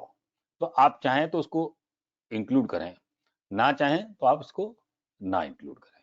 ठीक है सर। अब पार्टनरशिप फर्म के साथ एक और कनेक्टेड इशू आ गया। अब मुझे पार्टनरशिप फर्म से इंटरेस्ट और रेम्युनरेशन आ रहा है। ठीक है सर। अब इसी जजमेंट में जो मैंने सुप्रीम कोर्ट के जजमेंट की बात की, that makes things very clear कि जो पार्टनरशिप फर्म का नेचर ऑफ इनकम है, वही नेचर ऑफ इनकम पार्टनर का आएगा इन respect of income receive from partnership firm. यानी कि सेक्शन 28 में क्लॉज नंबर 5 जब डाला तो उसके पीछे पर्पस ये है, इस लॉ को समझने का है, कि जो इंटरेस्ट और रेम्युनरेशन पार्टनरशिप फर्म से आता है, it is taxed as business income. Section 28 में टैक्स होता है। वो सैलरी की तरह टैक्स नहीं होता, वो इनकम फ्रॉम अदर सोर्सेज में जाके इंटरेस्ट की तरह टैक्स नहीं होता। Right. It is taxed as business income. Right. अब सपोज कीजिए I am a chartered accountant. ठीक है सर। अब मैं तो, मेरी फर्म तो प्रोफेशनल एक्टिविटी कर रही है, it's not doing any business. ठीक है, अब मेरे पास अगर 50 लाख रुपए से ज्यादा इंटरेस्ट और रेम्युनरेशन आ गया, ठीक है सर, अब मेरे ऊपर टैक्स ऑडिट की लिमिट कौन सी लगेगी? 1 करोड़ वाली लगेगी, 5 करोड़ वाली लगेगी, कि 50 लाख वाली लगेगी? That is the question. तो यहां पर पहला क्वेश्चन तो ये है, क्या मुझे वाकई में ऑडिट कराना है? If I am receiving remuneration and interest from partnership firm और मेरी और कोई बिजनेस इनकम नहीं है, ठीक है सर, तो इफ इट एक्सीड्स 1 करोड़ और 1 करोड़ और 50 लाख, तो मुझे ऑडिट कराना है कि नहीं कराना? सर इसका आंसर है कि आपको ऑडिट कराना है। whenever interest and remuneration is received from partnership firm, अगर वो पार्टनरशिप फर्म प्रोफेशनल एक्टिविटी में एंगेज है तो मेरे को प्रोफेशनल वाली लिमिट लगेगी 50 लाख वाली। If the partnership firm is engage in business तो मुझे 1 करोड़ वाली बिजनेस की लिमिट लगेगी, एज सिंपल एज दिस। यानी कि एज ए चार्टर्ड अकाउंटेंट अगर 50 लाख रुपए का मुझे रेम्युनरेशन और इंटरेस्ट आ गया पार्टनरशिप फर्म से, which is taxable under that business income, तो वो मेरा टैक्सेबल भी है और साथ में tax audit is required to be conducted under section 44 AB।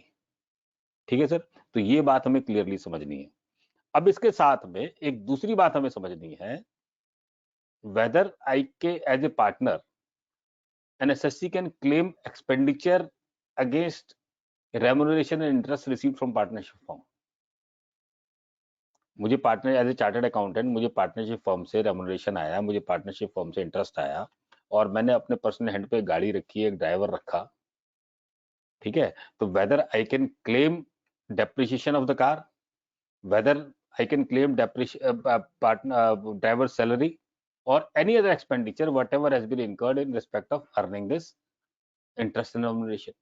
अब ये क्वेश्चन खड़ा हो गया, sir there is absolutely no problem. अगर दोनों का एक्सपेंडिचर का और इनकम का कनेक्शन है तो आपको डेप्रिसिएशन भी अलाउबल है और आपको पार्टनरशिप फर्म से जो आपको इनकम आई है उसके अगेंस्ट आपको एक्सपेंसेस भी अलाउबल है। There is absolutely no problem. अब यहाँ पर एक इशू है, क्योंकि जो आपको शेयर ऑफ प्रॉफिट आता है पार्टनरशिप फर्म से, that is exempt under section 10(2)A। ठीक है सर, तो यहां पर आपको सेक्शन 40A लग जाएगा। ठीक है सर, जो आपने एक्सपेंडिचर डेबिट किया है उसमें आपको प्रोपोर्शनेट जो एग्जाम्प्ट इनकम के अगेंस्ट जो एक्सपेंडिचर है आपका, वो आपको 14A के डिसअलाउंस करनी पड़ेगी। असेसिंग ऑफिसर आपको डिसअलाउंस कर देगा सर। तो ये 3-4 केस लॉस हैं, आपकी नॉलेज के लिए मैं शेयर कर रहा हूँ, और चार्टर्ड अकाउंटेंट्स के केस लॉस है सारे, जहां पर ITAT हेल्ड दैट कि अगर आपको पार्टनरशिप फर्म से इंटरेस्ट और रेमुनरेशन आया विच इज एक्सीड्स ₹50 लाख तो आपको टैक्स ऑडिट कराना पड़ेगा। One is Sagar Datta versus DCIT 692 Kolkata 2012, Amal Ganguly versus DCIT ITA 2135 Kolkata, and there is one ITAT judgment, और एक ये 14A की डिसअलाउंस का भी एक जजमेंट है स्पेशल बेंच का, Shri Vishnu Anant Mahajan versus CIT ITA number 3002 Ahmedabad, right. और एक और जजमेंट है in respect of allowability of expenditure कि पार्टनरशिप फर्म से जो आपको रेमुनरेशन और इंटरेस्ट आएगा वो दैट इज अलाउबल। तो उसके लिए एक जजमेंट है Amit Tandon versus ACIT ITA number 3469 Delhi 2015, and this judgment is based upon interpretation of the supreme court, right. तो पार्टनरशिप फर्म के लिए ये सारी चीजें आपको ध्यान रखनी। अब कैश रिसीट से रिलेटेड एक और क्वेश्चन खड़ा हो गया। हमारा SSC ने दिल्ली से बाहर मतलब इंटरस्टेट सेल की, और जो हमारा कस्टमर है उस कस्टमर ने आपके बैंक में पैसे जमा करा दिए, उसने SSC को कैश नहीं दिया। ये नॉर्मल ट्रांजैक्शन होती है जब इंटरस्टेट सेल होती है। SSC ने इंटरस्टेट सेल की और कस्टमर ने उसके बैंक में पैसे जमा करा दिए। यहां पर भी अकाउंटिंग बिकम्स वेरी इंपॉर्टेंट। अगर यहां पर आपने कैश इन हैंड को डेबिट कर दिया और पार्टी को क्रेडिट कर दिया और फिर बाद में आपने कॉन्ट्रा डिपॉजिट की, कॉन्ट्रा एंट्री पास की, bank account debit to cash, this is wrong entry. SSC के पास तो पैसे आए नहीं, SSC के पास तो कैश इन हैंड आया नहीं, कैश इन हैंड कस्टमर ने डायरेक्ट बैंक में जमा कराया, मेरी कैश बुक का तो पार्टी नहीं है। Got it. तो उसकी एंट्री क्या पास करूंगा मैं, bank account debit to customer, और लिखूंगा नीचे कैश डिपॉजिटेड बाय फला इन बाय बैंक अकाउंट, क्योंकि दूसरी स्टेट में ना तो मेरा कोई एजेंट है, तो ये पैसा मेरी कैश बुक में नहीं आएगा। तो ये अकाउंटिंग का हमें ध्यान रखना है अकाउंटिंग करते समय, तो इससे चीजें बड़ी क्लियर हो जाएगी। राइट सर, तो यहां तक आपका किसी का कोई क्वेश्चन हो तो उसको डेलिब्रेट करेंगे, वरना आगे बढ़ते हैं। अब हम बात करते हैं सेक्शन 44 AD की और interplay of section 44 AD with section 44 AB। अभी इशू आया बिजनेस के केस में, जो ऑडिट की लिमिट है दैट इज 1 करोड़, और अगर आप प्रोवाइजो में फॉल करते हैं तो आपकी लिमिट हो गई 5 करोड़ रुपए। Right, yes please please please. There is one query. Assessee may opt for new थोड़ा सा जरा जोर से बोले, आपकी आवाज बड़ी कम आ रही है, थोड़ा सा जरा जोर से बोले और अपना नाम भी बताएं please. Sir, am I audible? हाँ, आप थोड़ा सा जोर से बोले। Am I audible now? हाँ जी, बोलिए बोलिए। I'm Akshay Gullane. अक्षय जी, हाँ जी, please. The query is, assessee may opt for new tax regime before due date of filing of return. Yes. There are cases where such option is yet to be exercised, but tax audit is completed. Sir, आपको उसमें ना tax audit report revise करनी पड़ जाएगी इन my opinion, कि अगर आपको जो नया रिजीम में जाना है, तो because your tax audit report में आपका क्लॉज नंबर 8A का जो आंसर है वो गलत हो गया। राइट, तो वो आपको टैक्स ऑडिट रिपोर्ट रिवाइज करनी पड़ेगी, और because there is an apparent mistake. ठीक है, तो उसमें कोई इशू नहीं है, तो आप ध्यान रखिए इस बात का। और एक्चुअली में डिपार्टमेंट ने हमें जरूर ये ग्रेस दे दी है कि 1 महीने का गैप दे दिया है दोनों में, टैक्स ऑडिट में और इनकम टैक्स की रिटर्न फाइलिंग में, but it should be done simultaneously. और आपको रिटर्न रिप्रेजेंटेशन एसएससी से, अगर आप रिटर्न फाइल नहीं कर रहे, right, if you are not deciding whether SSC will be opting for new scheme or not, तो आप SSC से रिटर्न रिप्रेजेंटेशन ले लीजिए कि whether is going for new regime or not, तो उसके बाद ही अपनी टैक्स ऑडिट रिपोर्ट फाइल करिए। ठीक है, तो ऐसे सिचुएशन में in my opinion you will be required to revise your tax audit report, otherwise question आपका रॉन्ग हो जाएगा। ठीक है सर, एनी अदर क्वेश्चन? आगे चले। Yes, sir.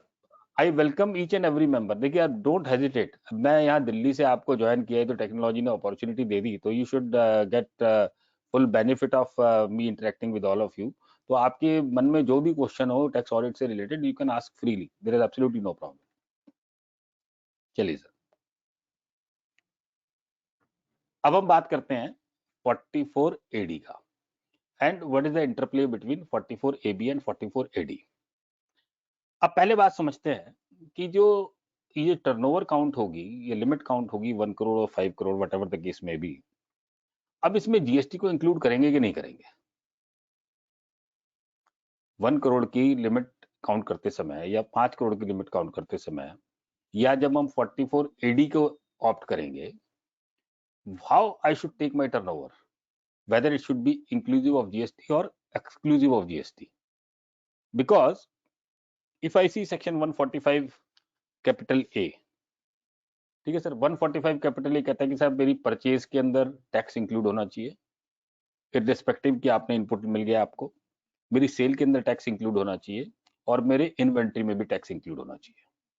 Right sir, so income tax audit कौन से लॉ में कर रहे हैं हम? इनकम टैक्स एक्ट में कर रहे हैं, और इनकम टैक्स एक्ट में उन्होंने इस परचेज को भी डिफाइन कर दिया, सेल को भी डिफाइन कर दिया, और इन्वेंट्री को भी डिफाइन कर दिया, यानी तीनों में मेरा टैक्स इंक्लूड होना चाहिए। राइट, लेकिन हम क्या करते हैं? AS2 फॉलो करते हैं, AS9 फॉलो करते हैं। ठीक है, जब हम क्या करते हैं, तो हमारी इन्वेंट्री में जिसका हमें इनपुट मिल गया वो हम इन्वेंट्री कॉस्ट में इंक्लूड नहीं करते।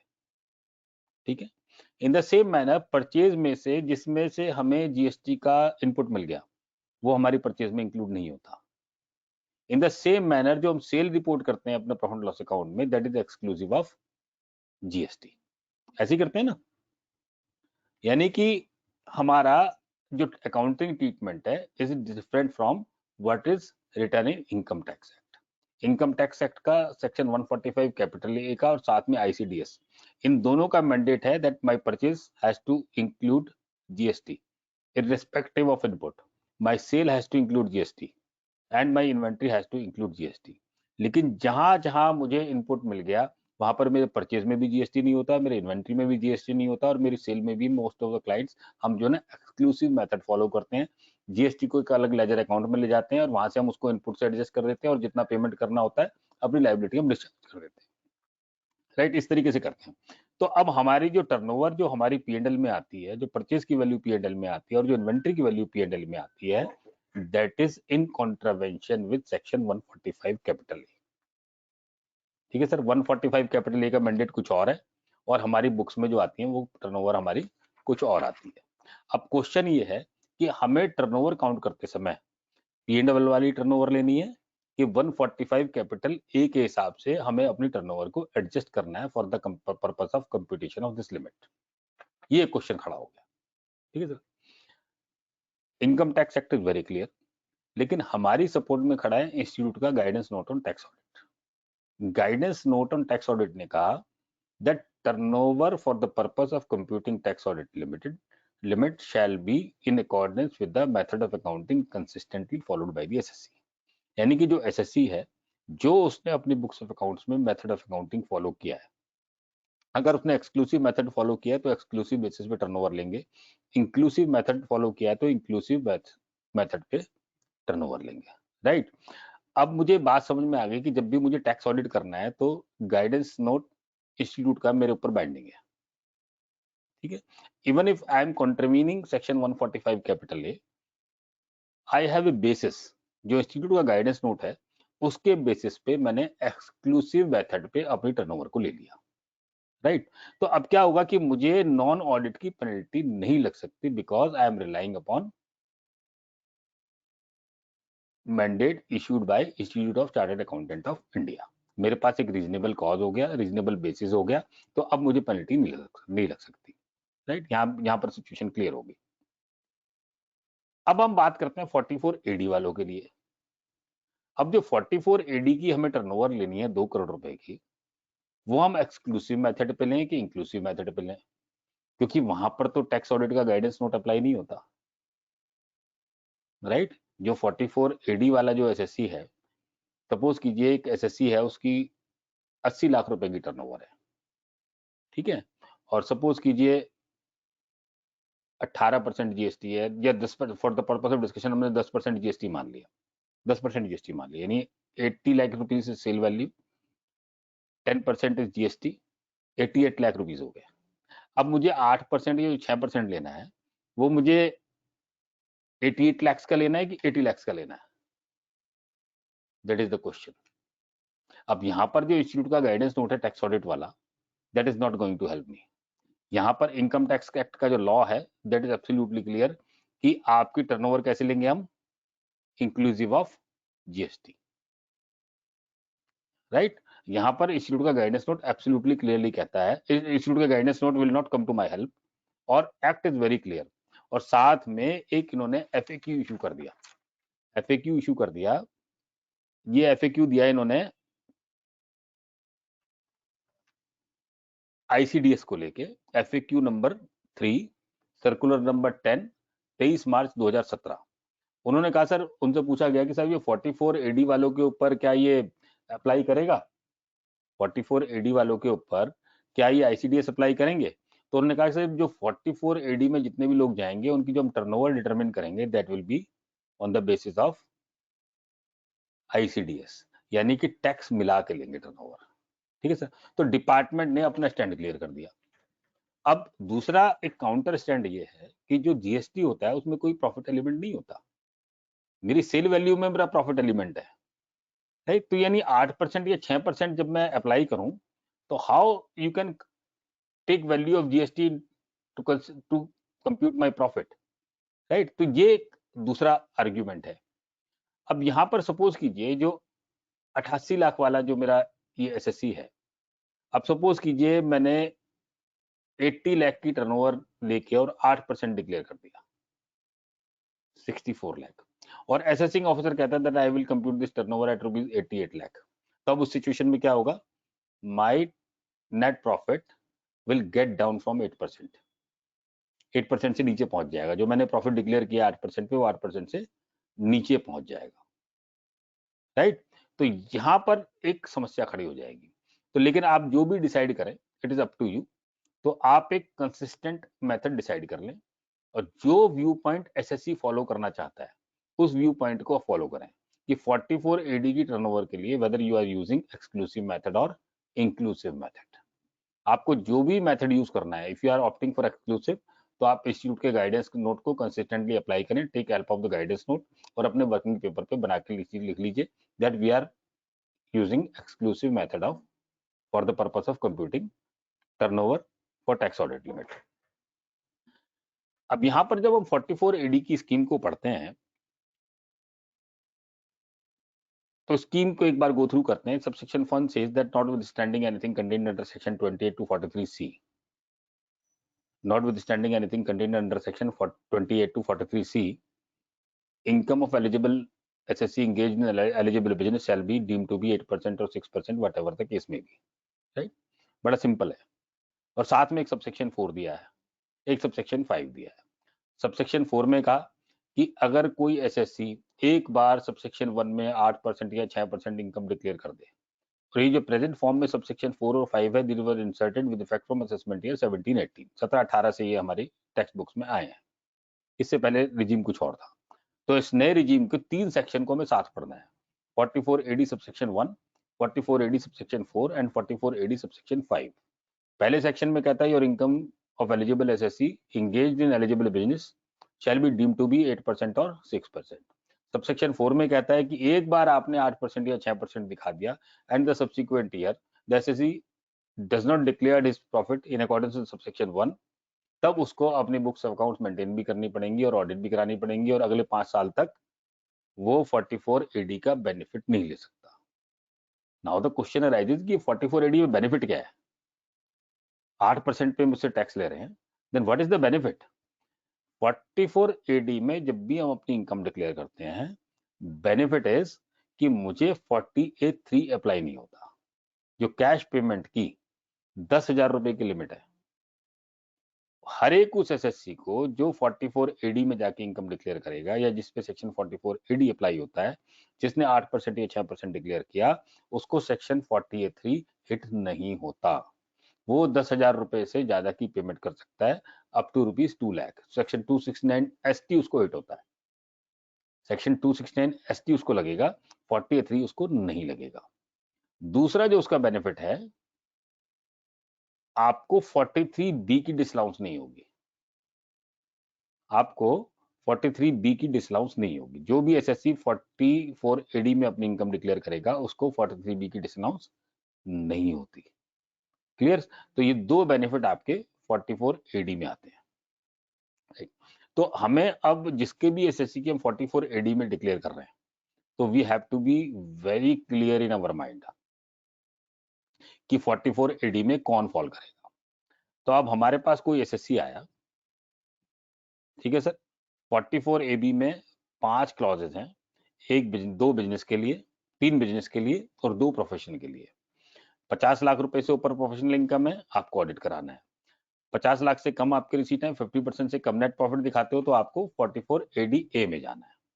आपकी बिजनेस टर्नओवर 1 करोड़ या 5 करोड़ से 5 crore what ever the case में भी, या 44 एडी आपके ऊपर अप्लाई होता है और you are hit by subsection 4 कि आपने किसी एक साल में 8% या 6% डिक्लेयर किया आफ्टर 17-18, है ना, और उसके बाद आपने डिक्लेयर नहीं किया, then you are required to get your books of accounts audited, otherwise आपको ऑडिट कराने की जरूरत नहीं है।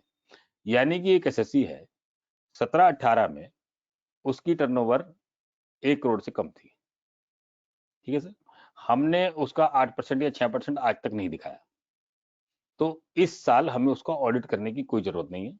वो बिना ऑडिट कराए अपना पूरा balance sheet and profit loss account भर के अपनी रिटर्न भर सकता है। ऑडिट उसके ऊपर 44 एबी में एप्लीकेबल नहीं होगा। Clear sir? अब हम देखते हैं 44 एडी कौन कौन अवेल कर सकता है। इंडिविजुअल अवेल कर सकता है, पार्टनरशिप फर्म 44 एडी अवेल कर सकती है, एचयूएफ अवेल कर सकती है, और कोई एसएससी नहीं कर सकता। तो जब मेरे पास एसएससी आएगा तो सबसे पहले मुझे देखना है वेदर ये 44 एडीज के ऊपर अप्लाई करता है कि नहीं करता। क्या ये 44 एडी की बास्केट में फॉल करता है कि नहीं करता? अगर 44 एडी की बास्केट में फॉल नहीं करेगा तो हम सीधे उसको 1 करोड़ या 5 करोड़ पे ले जाएंगे। अगर 44 एबी में फॉल करेगा तो एडी पहले हम उसको 44 एडी में ले आएंगे। इंडिविजुअल है, एचयूएफ है, पार्टनरशिप फॉर्म है, ठीक है सर। 44 एडी से आप एग्जामिन करेंगे। Next condition, he should not be engage in agency business, उसके पास कमीशन इनकम नहीं होनी चाहिए, उसके पास प्रोफेशनल इनकम नहीं होनी चाहिए, ठीक है सर। ये 3 इनकम उसके पास नहीं है तो फिर वो 44 एडी में रहेगा। और नेक्स्ट कंडीशन, इस turnover and gross should not exceed ₹2 crore, ठीक है सर। अब यहाँ 2 करोड़ की कंप्यूटेशन के लिए आपको एक्सक्लूसिव लेना है कि इंक्लूसिव लेना है, आप उसका वर्किंग पेपर बनाइए, अपने रीजन लिखिए कि आप कौन सा मेथड यूज कर रहे हैं और उसके हिसाब से उसकी 44 एडी की टर्नओवर बना दीजिए, ठीक है सर। अगर 44 एडी में फॉल करेगा तो सिंपल कंक्लूजन आप समझ लीजिए, इंडिविजुअल है, एचयूएफ है, पार्टनरशिप फॉर्म है, प्रोफेशनल एक्टिविटी नहीं है, कमीशन इनकम नहीं है, एजेंसी बिजनेस नहीं है, 44 ए का बिजनेस नहीं है, गुड्स कैरिज ट्रांसपोर्ट नहीं है, राइट, और टर्नओवर 2 करोड़ रुपए से कम है, ग्रॉस रिसीट 2 करोड़ रुपए से कम है, तब आपको 44 एडी में जाके 8% या 6% डिक्लेयर करनी है। और 17-18 से लेके आज तक यदि आपने कभी 8% या 6% डिक्लेयर नहीं की तो आपको ऑडिट कराने की जरूरत नहीं है। 2 करोड़ से कम आपकी टर्नओवर है तो you can simply go there और सिंपली जाके आप अपनी balance sheet and profit and loss account पूरा का पूरा भर दीजिए और पूरा भर के आप अपनी रिटर्न भर दीजिए। There is absolutely no requirement of getting your books of accounts audited, ठीक है सर। तो ये 44 एडी का पूरा इंटरप्ले मैंने आप लोगों के साथ डिस्कशन कर लिया, ठीक है जी। आगे चलें, यहां तक किसी का कोई क्वेश्चन हो तो we will take, otherwise will proceed further.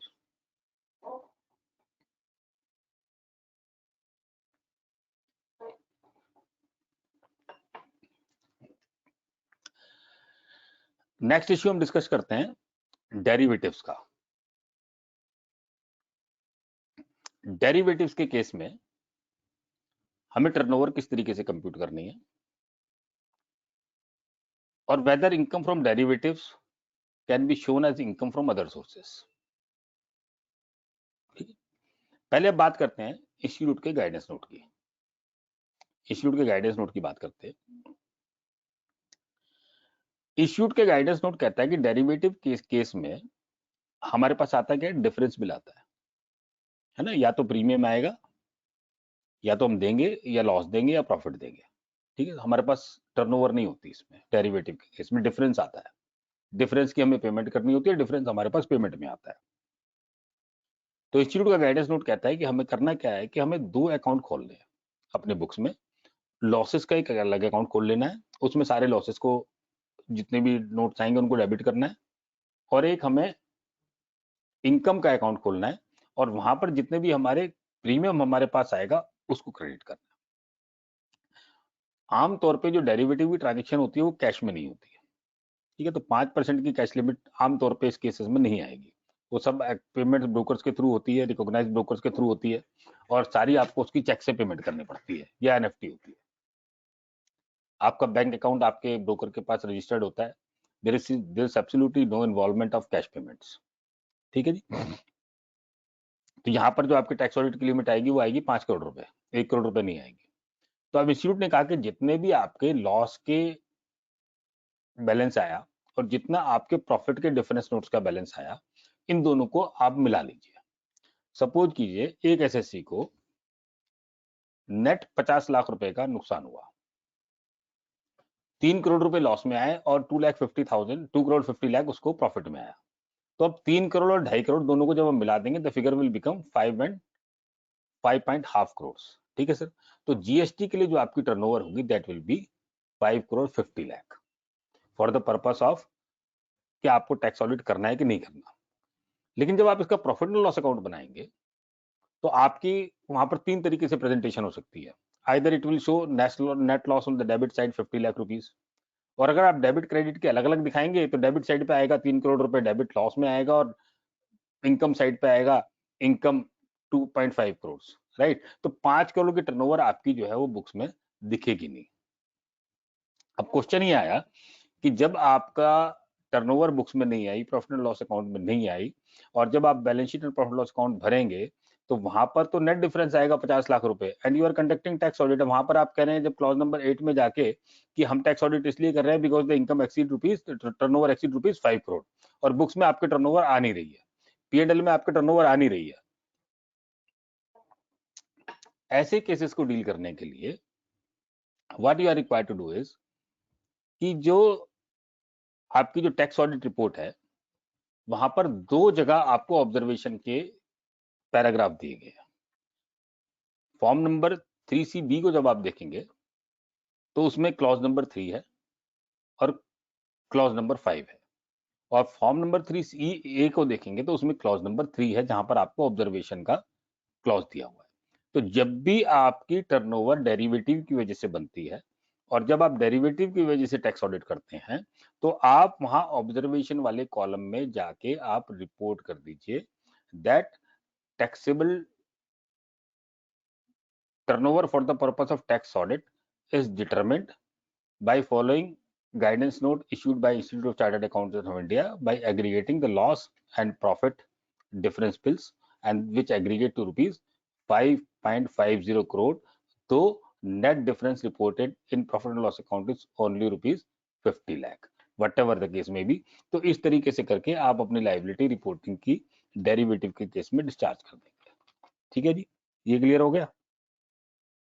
अब एक क्वेश्चन ये आया कि क्या ये डेरिवेटिव को बिजनेस इनकम में दिखाना मैंडेटरी है, यानी कि कोई एसएससी है और उसने अगर डेरिवेटिव में कोई ट्रांजैक्शन कर लिया, एंड खास तौर से this information is important for chartered accountants, जितने भी चार्टर्ड अकाउंटेंट हैं, एक क्वेश्चन ये आया if income from derivative is deemed as business income, तो जो चार्टर्ड अकाउंटेंट है वो क्या वो डेरिवेटिव का काम कर सकते हैं कि नहीं कर सकते? That is the mute question कि हमें चार्टर्ड अकाउंटेंट, एक प्रैक्टिसिंग चार्टर्ड अकाउंटेंट जिसने सीओपी लिया है, क्या वो डेरिवेटिव एक्टिविटी में इंगेज कर सकता है कि नहीं कर सकता? Because derivative activity is considered as business income. ठीक है सर। और ये सारा कंफ्यूजन इसीलिए आया because the line of understanding is section 43(5) में जब से अमेंडमेंट आया कि डेरिवेटिव की transaction shall not be deemed to be a speculative transaction, derivative speculative transaction की डेफिनेशन में नहीं आएगी। ठीक है, और सेक्शन 28 में इसके लिए स्पेशल रिजीम दिया हुआ है, राइट। लेकिन ये मैंडेटरी नहीं है टू माय माइंड। अगर कोई एसएससी है जो आइसोलेटेड ट्रांजैक्शन करता है या कोई सेंट्रल गवर्नमेंट एम्प्लॉय है वो कोई डेरिवेटिव की ट्रांजैक्शन करता है, तो to my mind it can be declared as income from other sources and it is not mandatory as per scheme of the act। और सेंट्रल गवर्नमेंट के एम्प्लॉयज को भी ट्रांजैक्शन परमिटेड है। But during the prevailing confusion, we have made correspondence with the Institute of Chartered Accountants of India कि साहब आप हमें बताइए whether a practicing chartered accountant can engage himself in derivative activity or not। तो जो जवाब आया इंस्टीट्यूट के एथिकल स्टैंडर्ड बोर्ड से, that is alarming for all of us। So institute ने कहा है सर कि जो डेरिवेटिव की एक्टिविटी है it is considered as business activity which is not allowed to a chartered accountant under clause 11 of part 1 of first schedule of ICAI Act। तो एक practising chartered accountant derivative की activity नहीं कर सकता, और यदि किसी ने कोई आइसोलेटेड ट्रांजैक्शन कर ली है और उसको बिजनेस इनकम में डिक्लेयर कर रहे हैं, then it is going to be an evidence against the chartered accountant. ठीक है सर, और ये आपका सीओपी आपके अगेंस्ट डिसिप्लिनरी एक्शन लेने के लिए सफिशिएंट रीजन है विद द इंस्टीट्यूट। ठीक है सर, तो इस बात का ध्यान रखें। तो बाद में इंस्टीट्यूट को बहुत सारे रिप्रेजेंटेशंस दिए गए हैं and the institute is reconsidering the matter. अब सिचुएशन ये है कि अगर हमारे पास कोई चार्टर्ड अकाउंटेंट या कोई और प्रोफेशनल या कोई सेंट्रल गवर्नमेंट एम्प्लॉय कोई आइसोलेटेड ट्रांजैक्शन डेरिवेटिव की करता है और हमारे पास वो ऑडिट के लिए आ गया, तो whether it is mandatory for us to declare that income as business income, और वो बिजनेस इनकम में डिक्लेयर करेगा, तो क्या उस चार्टर्ड अकाउंटेंट के लिए वो फ्यूचर में मुसीबत तो नहीं बन जाएगा? Whether that can become a dynamite for a chartered accountant created by himself. तो ऐसे केसेस में अगर आइसोलेटेड ट्रांजैक्शन है तो then to my understanding of the law it can be declared as income from other sources. आप उसको income from other sources में दिखा दीजिए and I have reasons to believe for that, क्योंकि जो सिक्योरिटीज की जो डेफिनेशन है under SCRA act it includes derivative, और जो central government central civil services conduct rules हैं right, they permits a central government employ to invest in derivative, उसकी intimation देनी होती है सेंट्रल गवर्नमेंट को। और 43 और जो सेक्शन 28 की जो स्कीम है, read with section 36 clause 15 clause 15 and 16, जो एसटीटी और सीटीटी वो आपको तभी डिसअलाउ करने हैं when the income is declared as business income, otherwise they are not to be disallowed, right. तो इस पूरी स्कीम को देख के और बाद में एक नोटिफिकेशन आया इन case of foreign promotional foreign institutional investors FPI के लिए, सीबीडीटी की प्रेस रिलीज आई है 28 अगस्त 2019 को। वहां पर तो सीबीडीटी हैज गॉन फर्दर, उन्होंने कहा कि सब derivative income of FPI can be declared as part of short term and long term capital gain. तो गवर्नमेंट ने तो उनको वहां तक की बात बोल दी है, तो there is absolutely no problem कि अगर कोई आइसोलेटेड केसेस आए तो। और एक बात और मान के चलिए कि जो हमारे एथिकल स्टैंडर्ड बोर्ड का ओपिनियन होगा, that professional's opinion is going to apply and cover almost each and every professional present in India, उन सब के ऊपर वही कहीं ना कहीं अप्लाई करेगा, तो इस बात का ध्यान रखें हम। तो जब भी कोई आइसोलेटेड ट्रांजेक्शन हमारे पास आ जाए तो derivative can be safely declared as income from other sources. ठीक है सर, अब 3:30 बज गए हैं, हमें कितनी देर और बोलना है? 10-15 मिनट में और लूंगा, उसके बाद जो आपकी क्वेरीज होंगी कुछ फाइनल पॉइंट डिस्कशन कर लेंगे। अभी हम बात करते हैं जो फॉर्म नंबर 3CB है। तो 3CA हमारे ऊपर एप्लीकेबल होता है when we are conducting audit of a person जिनका ऑडिट किसी और लॉ में हो गया है। ठीक है सर, एक कंपनी है, एक इंश्योरेंस कंपनी है, एक बैंक है जिनका दूसरे लॉ में ऑडिट हो गया and the true and fair view of the auditor is expressed while auditing the books under that law. तो उस केसेस में यहाँ पर जो टैक्स ऑडिट कंप्लीट होगा वो एज पर रूल 6G और सेक्शन 44AB की स्कीम के प्रोवाइजो के हिसाब से फॉर्म नंबर 3CA में होगा। यानी कि यहाँ पर ऑडिटर को, टैक्स ऑडिटर को दोबारा से ट्रू एंड फेयर व्यू देने की जरूरत नहीं है, because true and fair view has already been expressed under the other law while conducting audit under that law, right. तो यहाँ पर आपको फॉर्म नंबर 3CA में रिपोर्ट करना है।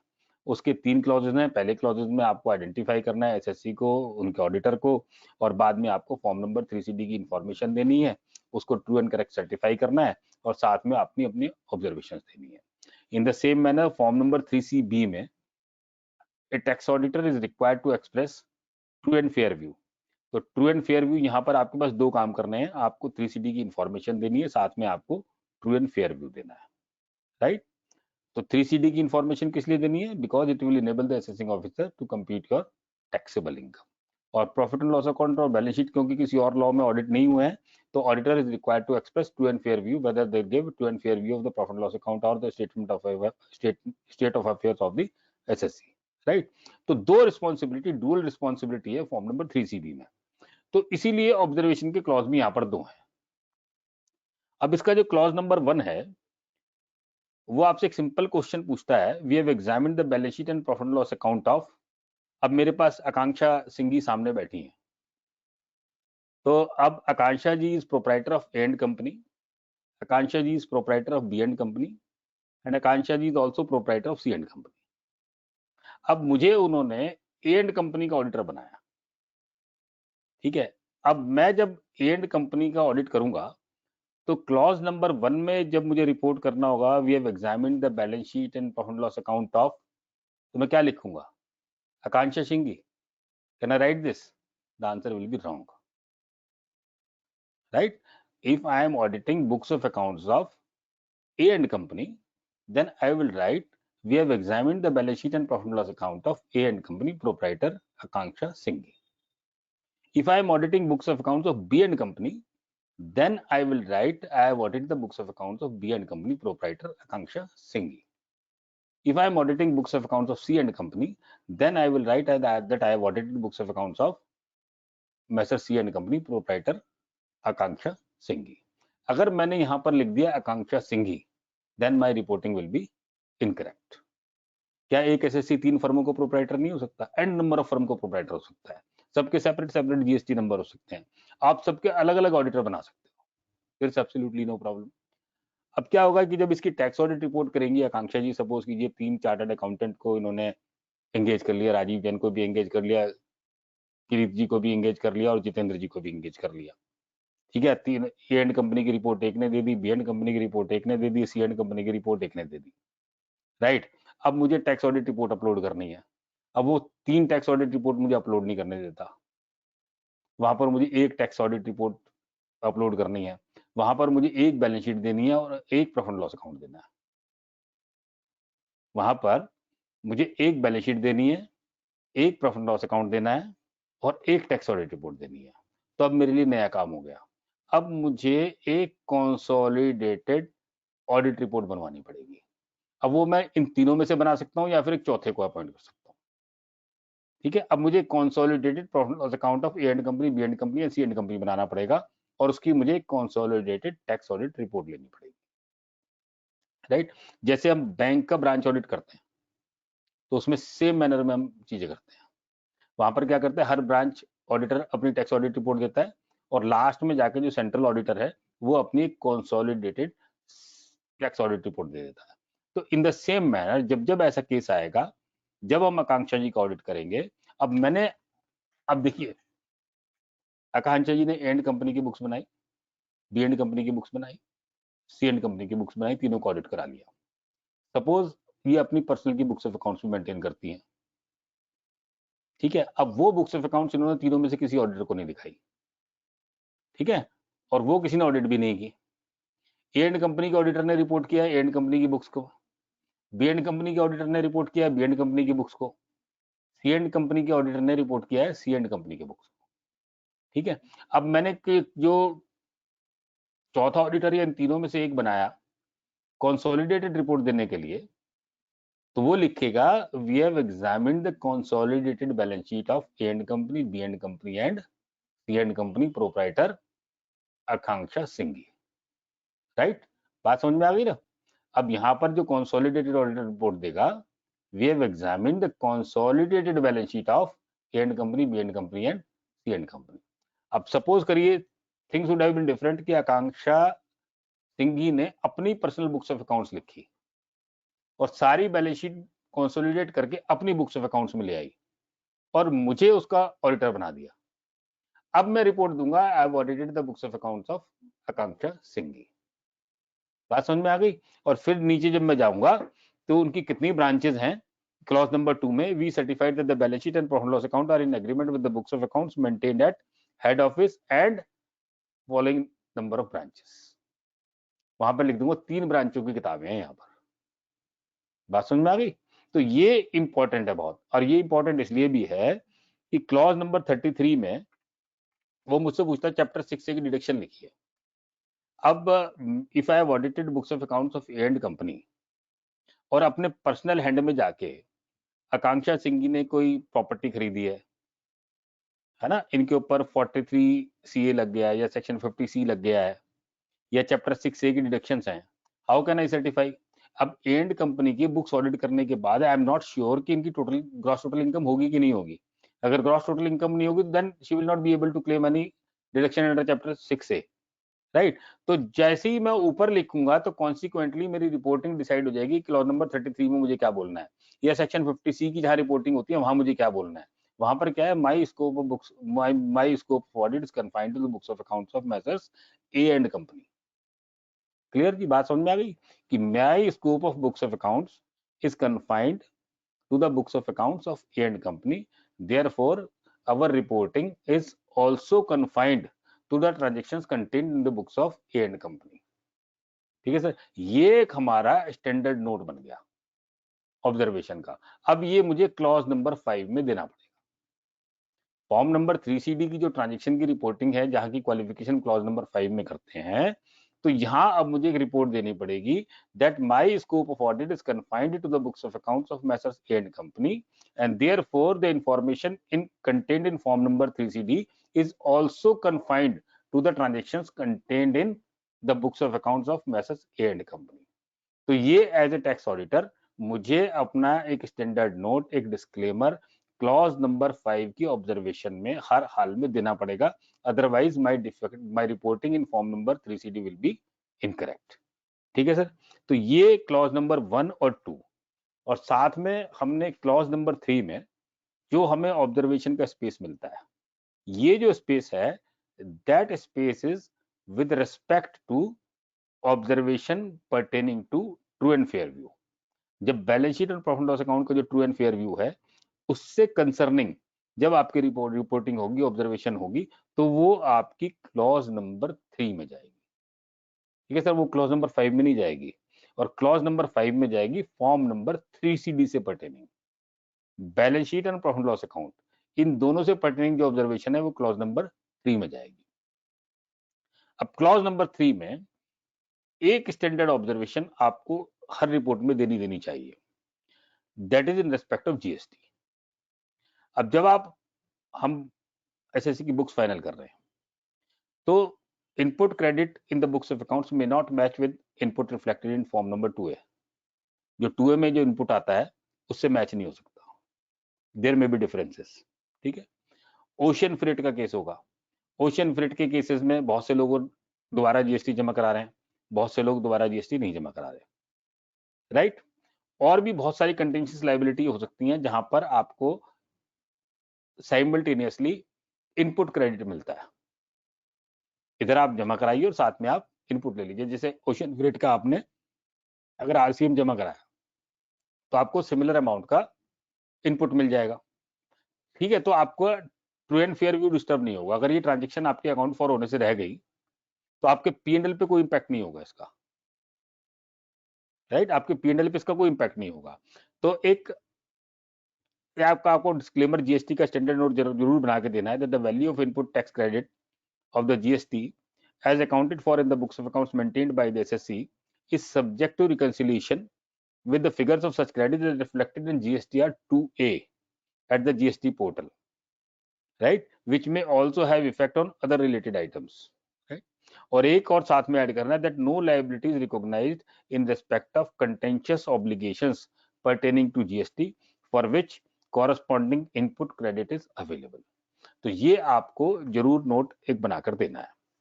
ठीक है सर, क्लॉज नंबर 4 में you have to certify that the information contain in form number 3CD is true and correct. ठीक है जी, और क्लॉज नंबर 5 में आपको अपनी ऑब्जर्वेशन देनी है। जब आप टैक्स ऑडिट रिपोर्ट देखते हैं और जो यूटिलिटी है, अब यूटिलिटी में बहुत सारी स्टैंडर्ड ऑब्जर्वेशन पड़ी हुई है। As a chartered accountant my advice to you will be कि आप स्टैंडर्ड ऑब्जर्वेशंस को यूज ना करें, उन टेम्पलेट्स को यूज ना करें, है ना। आप अदर्स का ऑप्शन ओपन करें और अपना खुद का ऑब्जर्वेशन बनाएं, क्योंकि जो स्टैंडर्ड टेम्पलेट वहां पड़े हुए हैं they are some of them are very damaging, some of them are very damaging. अब एक मैंने पढ़ा वैल्यूएशन ऑफ स्टैंडर्ड टेम्पलेट पढ़ा मैंने, valuation of closing stock is not possible. अगर एक चार्टर्ड अकाउंटेंट ने एज एन ऑडिटर अगर ये ऑब्जर्वेशन डाल दी that valuation of closing stock is not possible, ठीक है सर, तो आपको true and fair view disturb हो गया। ये क्लॉज नंबर 5 की ऑब्जर्वेशन नहीं है, राइट। तो ये ऑब्जर्वेशन को चूज करते समय whatever observation you want to make, आप अदर्स को सिलेक्ट कीजिए और अपनी स्टैंडर्ड ऑब्जर्वेशन आप बना दीजिए। ठीक है जी, अब हमारे 15 मिनट बचे हैं। मैं 2-3 इंपॉर्टेंट पॉइंट और डिस्कशन करूंगा और उसके बाद we will close this seminar. एक क्लॉज नंबर 14B है। अभी हमने टर्नओवर को डिटरमिन करने के लिए सेक्शन 145 कैपिटल ए को पढ़ा, जहां पे कहा कि टर्नओवर में आपको इंक्लूसिव मेथड पे लेनी है, लेकिन हम लेते हैं एक्सक्लूसिव मेथड पे। क्लॉज नंबर 14B में एक क्वेश्चन पूछता है deviation from method of valuation under section 145 capital A. Most of the cases में हम लोग उसका आंसर लिखते हैं देयर इज नो डेविएशन, हम लिखते हैं no deviation, but in actual deviation है कि नहीं है? In actual there is always a deviation. हर केस में आपका जो आंसर है वो यस है, राइट। तो इस क्वेश्चन की रिपोर्टिंग करते समय, क्लॉज नंबर 14B की रिपोर्टिंग करते समय you have to take care कि आपको यहाँ पर लिखना है that there is a deviation from the method of valuation prescribed under section 145 capital A. लेकिन जब फिर जैसे ही आप उसको यस लिखेंगे तो नीचे आपसे पूछेगा आप उसको क्वांटिफाई कर दीजिए कि उसका इम्पैक्ट क्या है। तो आप आंख बंद करके उसका 0 लिख दीजिए, नील लिख दीजिए, उसमें आपको कोई वर्किंग बनाने की जरूरत नहीं है। और उसके लिए सपोर्टिंग जो है वो आपके पास इंस्टीट्यूट का गाइडेंस नोट है, इंस्टीट्यूट के गाइडेंस नंबर से पेज नंबर 60 to 69, इन पेजेस पे इंस्टीट्यूट के गाइडेंस नोट में उन्होंने विद एग्जांपल्स उन्होंने डिस्प्ले किया है कि whether you follow exclusive method और whether you follow inclusive method, तो आपका प्रॉफिट सेम आता है, दोनों के ऊपर कोई इम्पैक्ट नहीं होता, राइट। तो वो जब भी आपका केस आए, स्कूटनी में केस लगे और असेसिंग ऑफिसर आपसे कहे कि आप बताइए साहब ये इम्पैक्ट बताइए, तो जब आप उसको इम्पैक्ट बनाने लगेंगे तो definitely you will not be able to get that impact. तो उसके लिए द ओनली ऑप्शन इज कि आप इंस्टीट्यूट का गाइडेंस नोट सामने रख दीजिए और गाइडेंस नोट के बेसिस पे आप बता दीजिए कि साहब कोई इम्पैक्ट नहीं होता और इससे ज्यादा हमारे पास नॉलेज नहीं है, तो ये आंसर आप हमेशा के लिए ठीक कर लें। एक है clause number 27A, reporting of CENVAT. यहां पर आपको सेनवेट की रिपोर्टिंग करनी थी। अब जो यूटिलिटी आई फॉर्म नंबर 3CD की, तो उन्होंने यहाँ पर इस सेनवेट को रिप्लेस कर दिया है GST से, and but no amendment is made in form number 3CD। Form number 3CD में कोई अमेंडमेंट नहीं है, यूटिलिटी की में GST लिख दिया है, दैट इज नॉट करेक्ट। तो GST की लोगों का क्वेश्चन है कि इसमें क्या हमें GST की रिपोर्ट करनी है कि नहीं करनी। क्लॉज नंबर 27A में हमें GST की रिपोर्ट करनी है कि नहीं करनी। तो जी अगर आप करना चाहते हो तो आपकी इच्छा है, आप अपना काम बढ़ाना चाहते हैं, लेकिन if you don't want to do it, nobody can compel you, क्योंकि ये साल GST की रिपोर्टिंग के लिए भी मैंने शुरू में बताया था कि क्लॉजेज एक्सटेंड कर दिए हैं, वो इस साल से एप्लीकेबल नहीं होंगे, तो GST की रिपोर्टिंग अभी करनी नहीं है हमें। तो ये क्लॉज स्पेसिफिकली सेनवेट के लिए है, तो आप सेफली इसको नॉट एप्लीकेबल लिख के you can complete your tax audit report. ठीक है सर, तो इसमें एब्सोल्युटली नो प्रॉब्लम। अब एक लास्ट और इम्पॉर्टेंट पॉइंट मैं आप लोगों के साथ डिस्कशन करूंगा और उसके बाद कोई आप लोगों की क्वेरी होगी, then I will be please to take them up. अब हम बात करते हैं employees contribution to ESI and PF। ठीक है सर, इसकी जो रिपोर्टिंग करनी होती है आपको क्लॉज नंबर 20B में करनी होती है। Employees contribution to ESI and PF, इसमें एक स्पेशल तरीका है इसकी इनकम को कंप्यूट करने का, कि जब हमने एम्प्लॉइज से ESI का कंट्रीब्यूशन डिडक्ट किया या PF का कंट्रीब्यूशन डिडक्ट किया, that will be considered as income of the SSC, और जब उसको वो पे करेगा that will be allowed as a deduction under section 36(1) clause 5A। ठीक है, क्लियर बात समझ में आ गई। यानी कि जब मैंने एम्प्लॉय की सैलरी में से एम्प्लॉइज कंट्रीब्यूशन काटा, हम एम्प्लॉयर का कंट्रीब्यूशन डिसला होता है 43B में, एम्प्लॉय का जो कंट्रीब्यूशन है वो पहले मेरी इनकम में जुड़ता है, ठीक है, और फिर मुझे डिडक्शन मिलती है सेक्शन 36(1) क्लॉज 5A में, इसमें मुझे उसकी डिडक्शन मिलती है। और यहां पर उन्होंने कहा कि आपको इसकी डिडक्शन तब मिलेगी when respective payment is made within the respective due date of that particular law. यानी कि जो उस लॉ की जो ड्यू डेट है उस महीने की, उस ड्यू डेट तक अगर आपने जमा नहीं कराया तो आपका वो सेक्शन 36(1) 5A में जाके वो आपका डिसअलाउ हो जाए। ठीक है, एक एलम एक्सक्लूशन का जजमेंट आया है सुप्रीम कोर्ट का in respect of employer contribution 43B के लिए, तो उन्होंने कहा nothing doing, respective due date से मतलब नहीं है, बिकॉज जो रेस्पेक्टिव लॉ है, जो PF लॉ है, ESI लॉ है, with small amount of penalty और fees they condone the delay.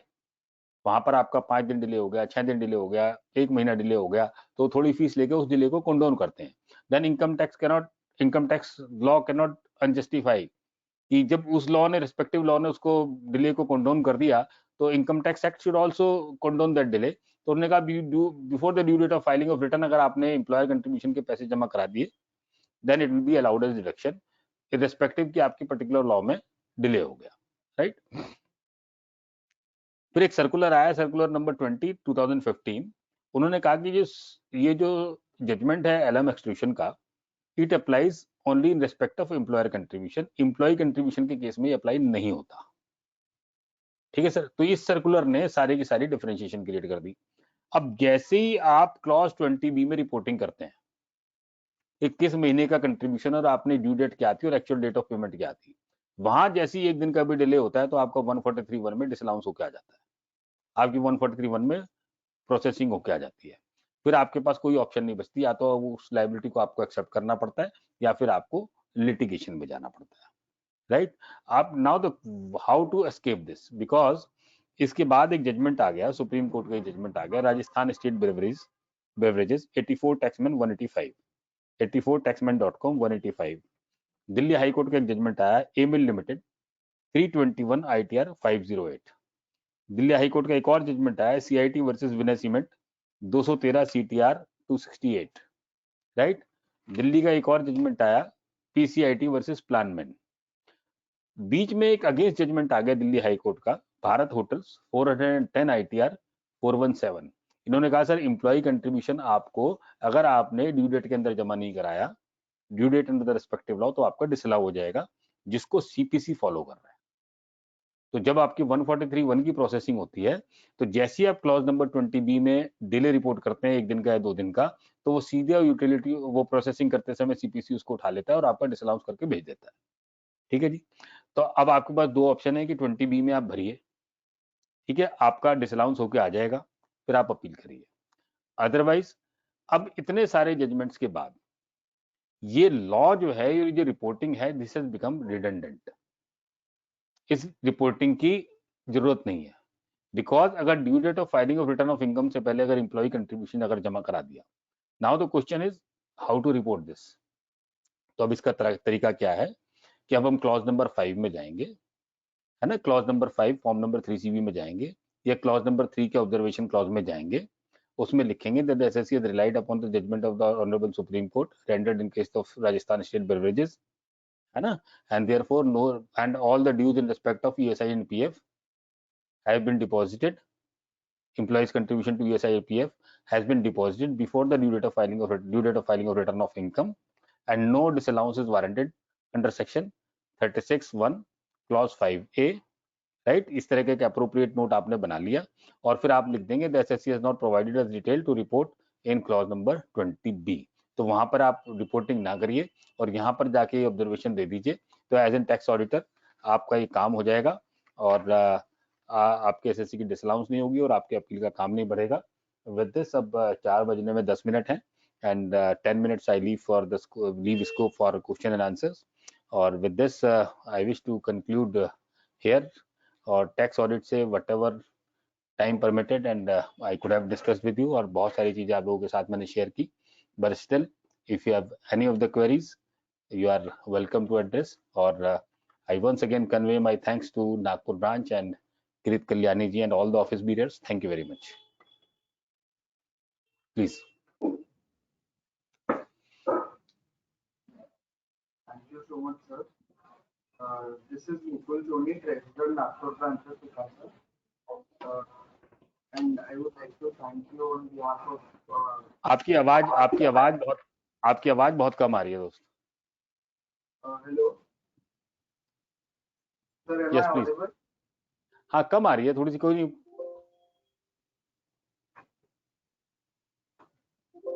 Yes, please carry on.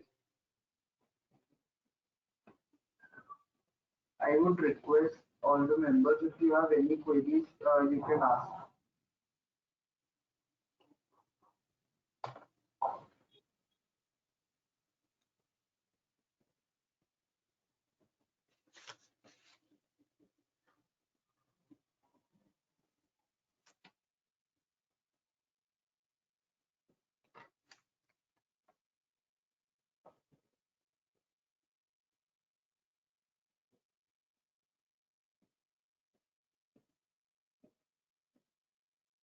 Sir, I think your explanation was very sufficient to explain everything to everyone, I guess.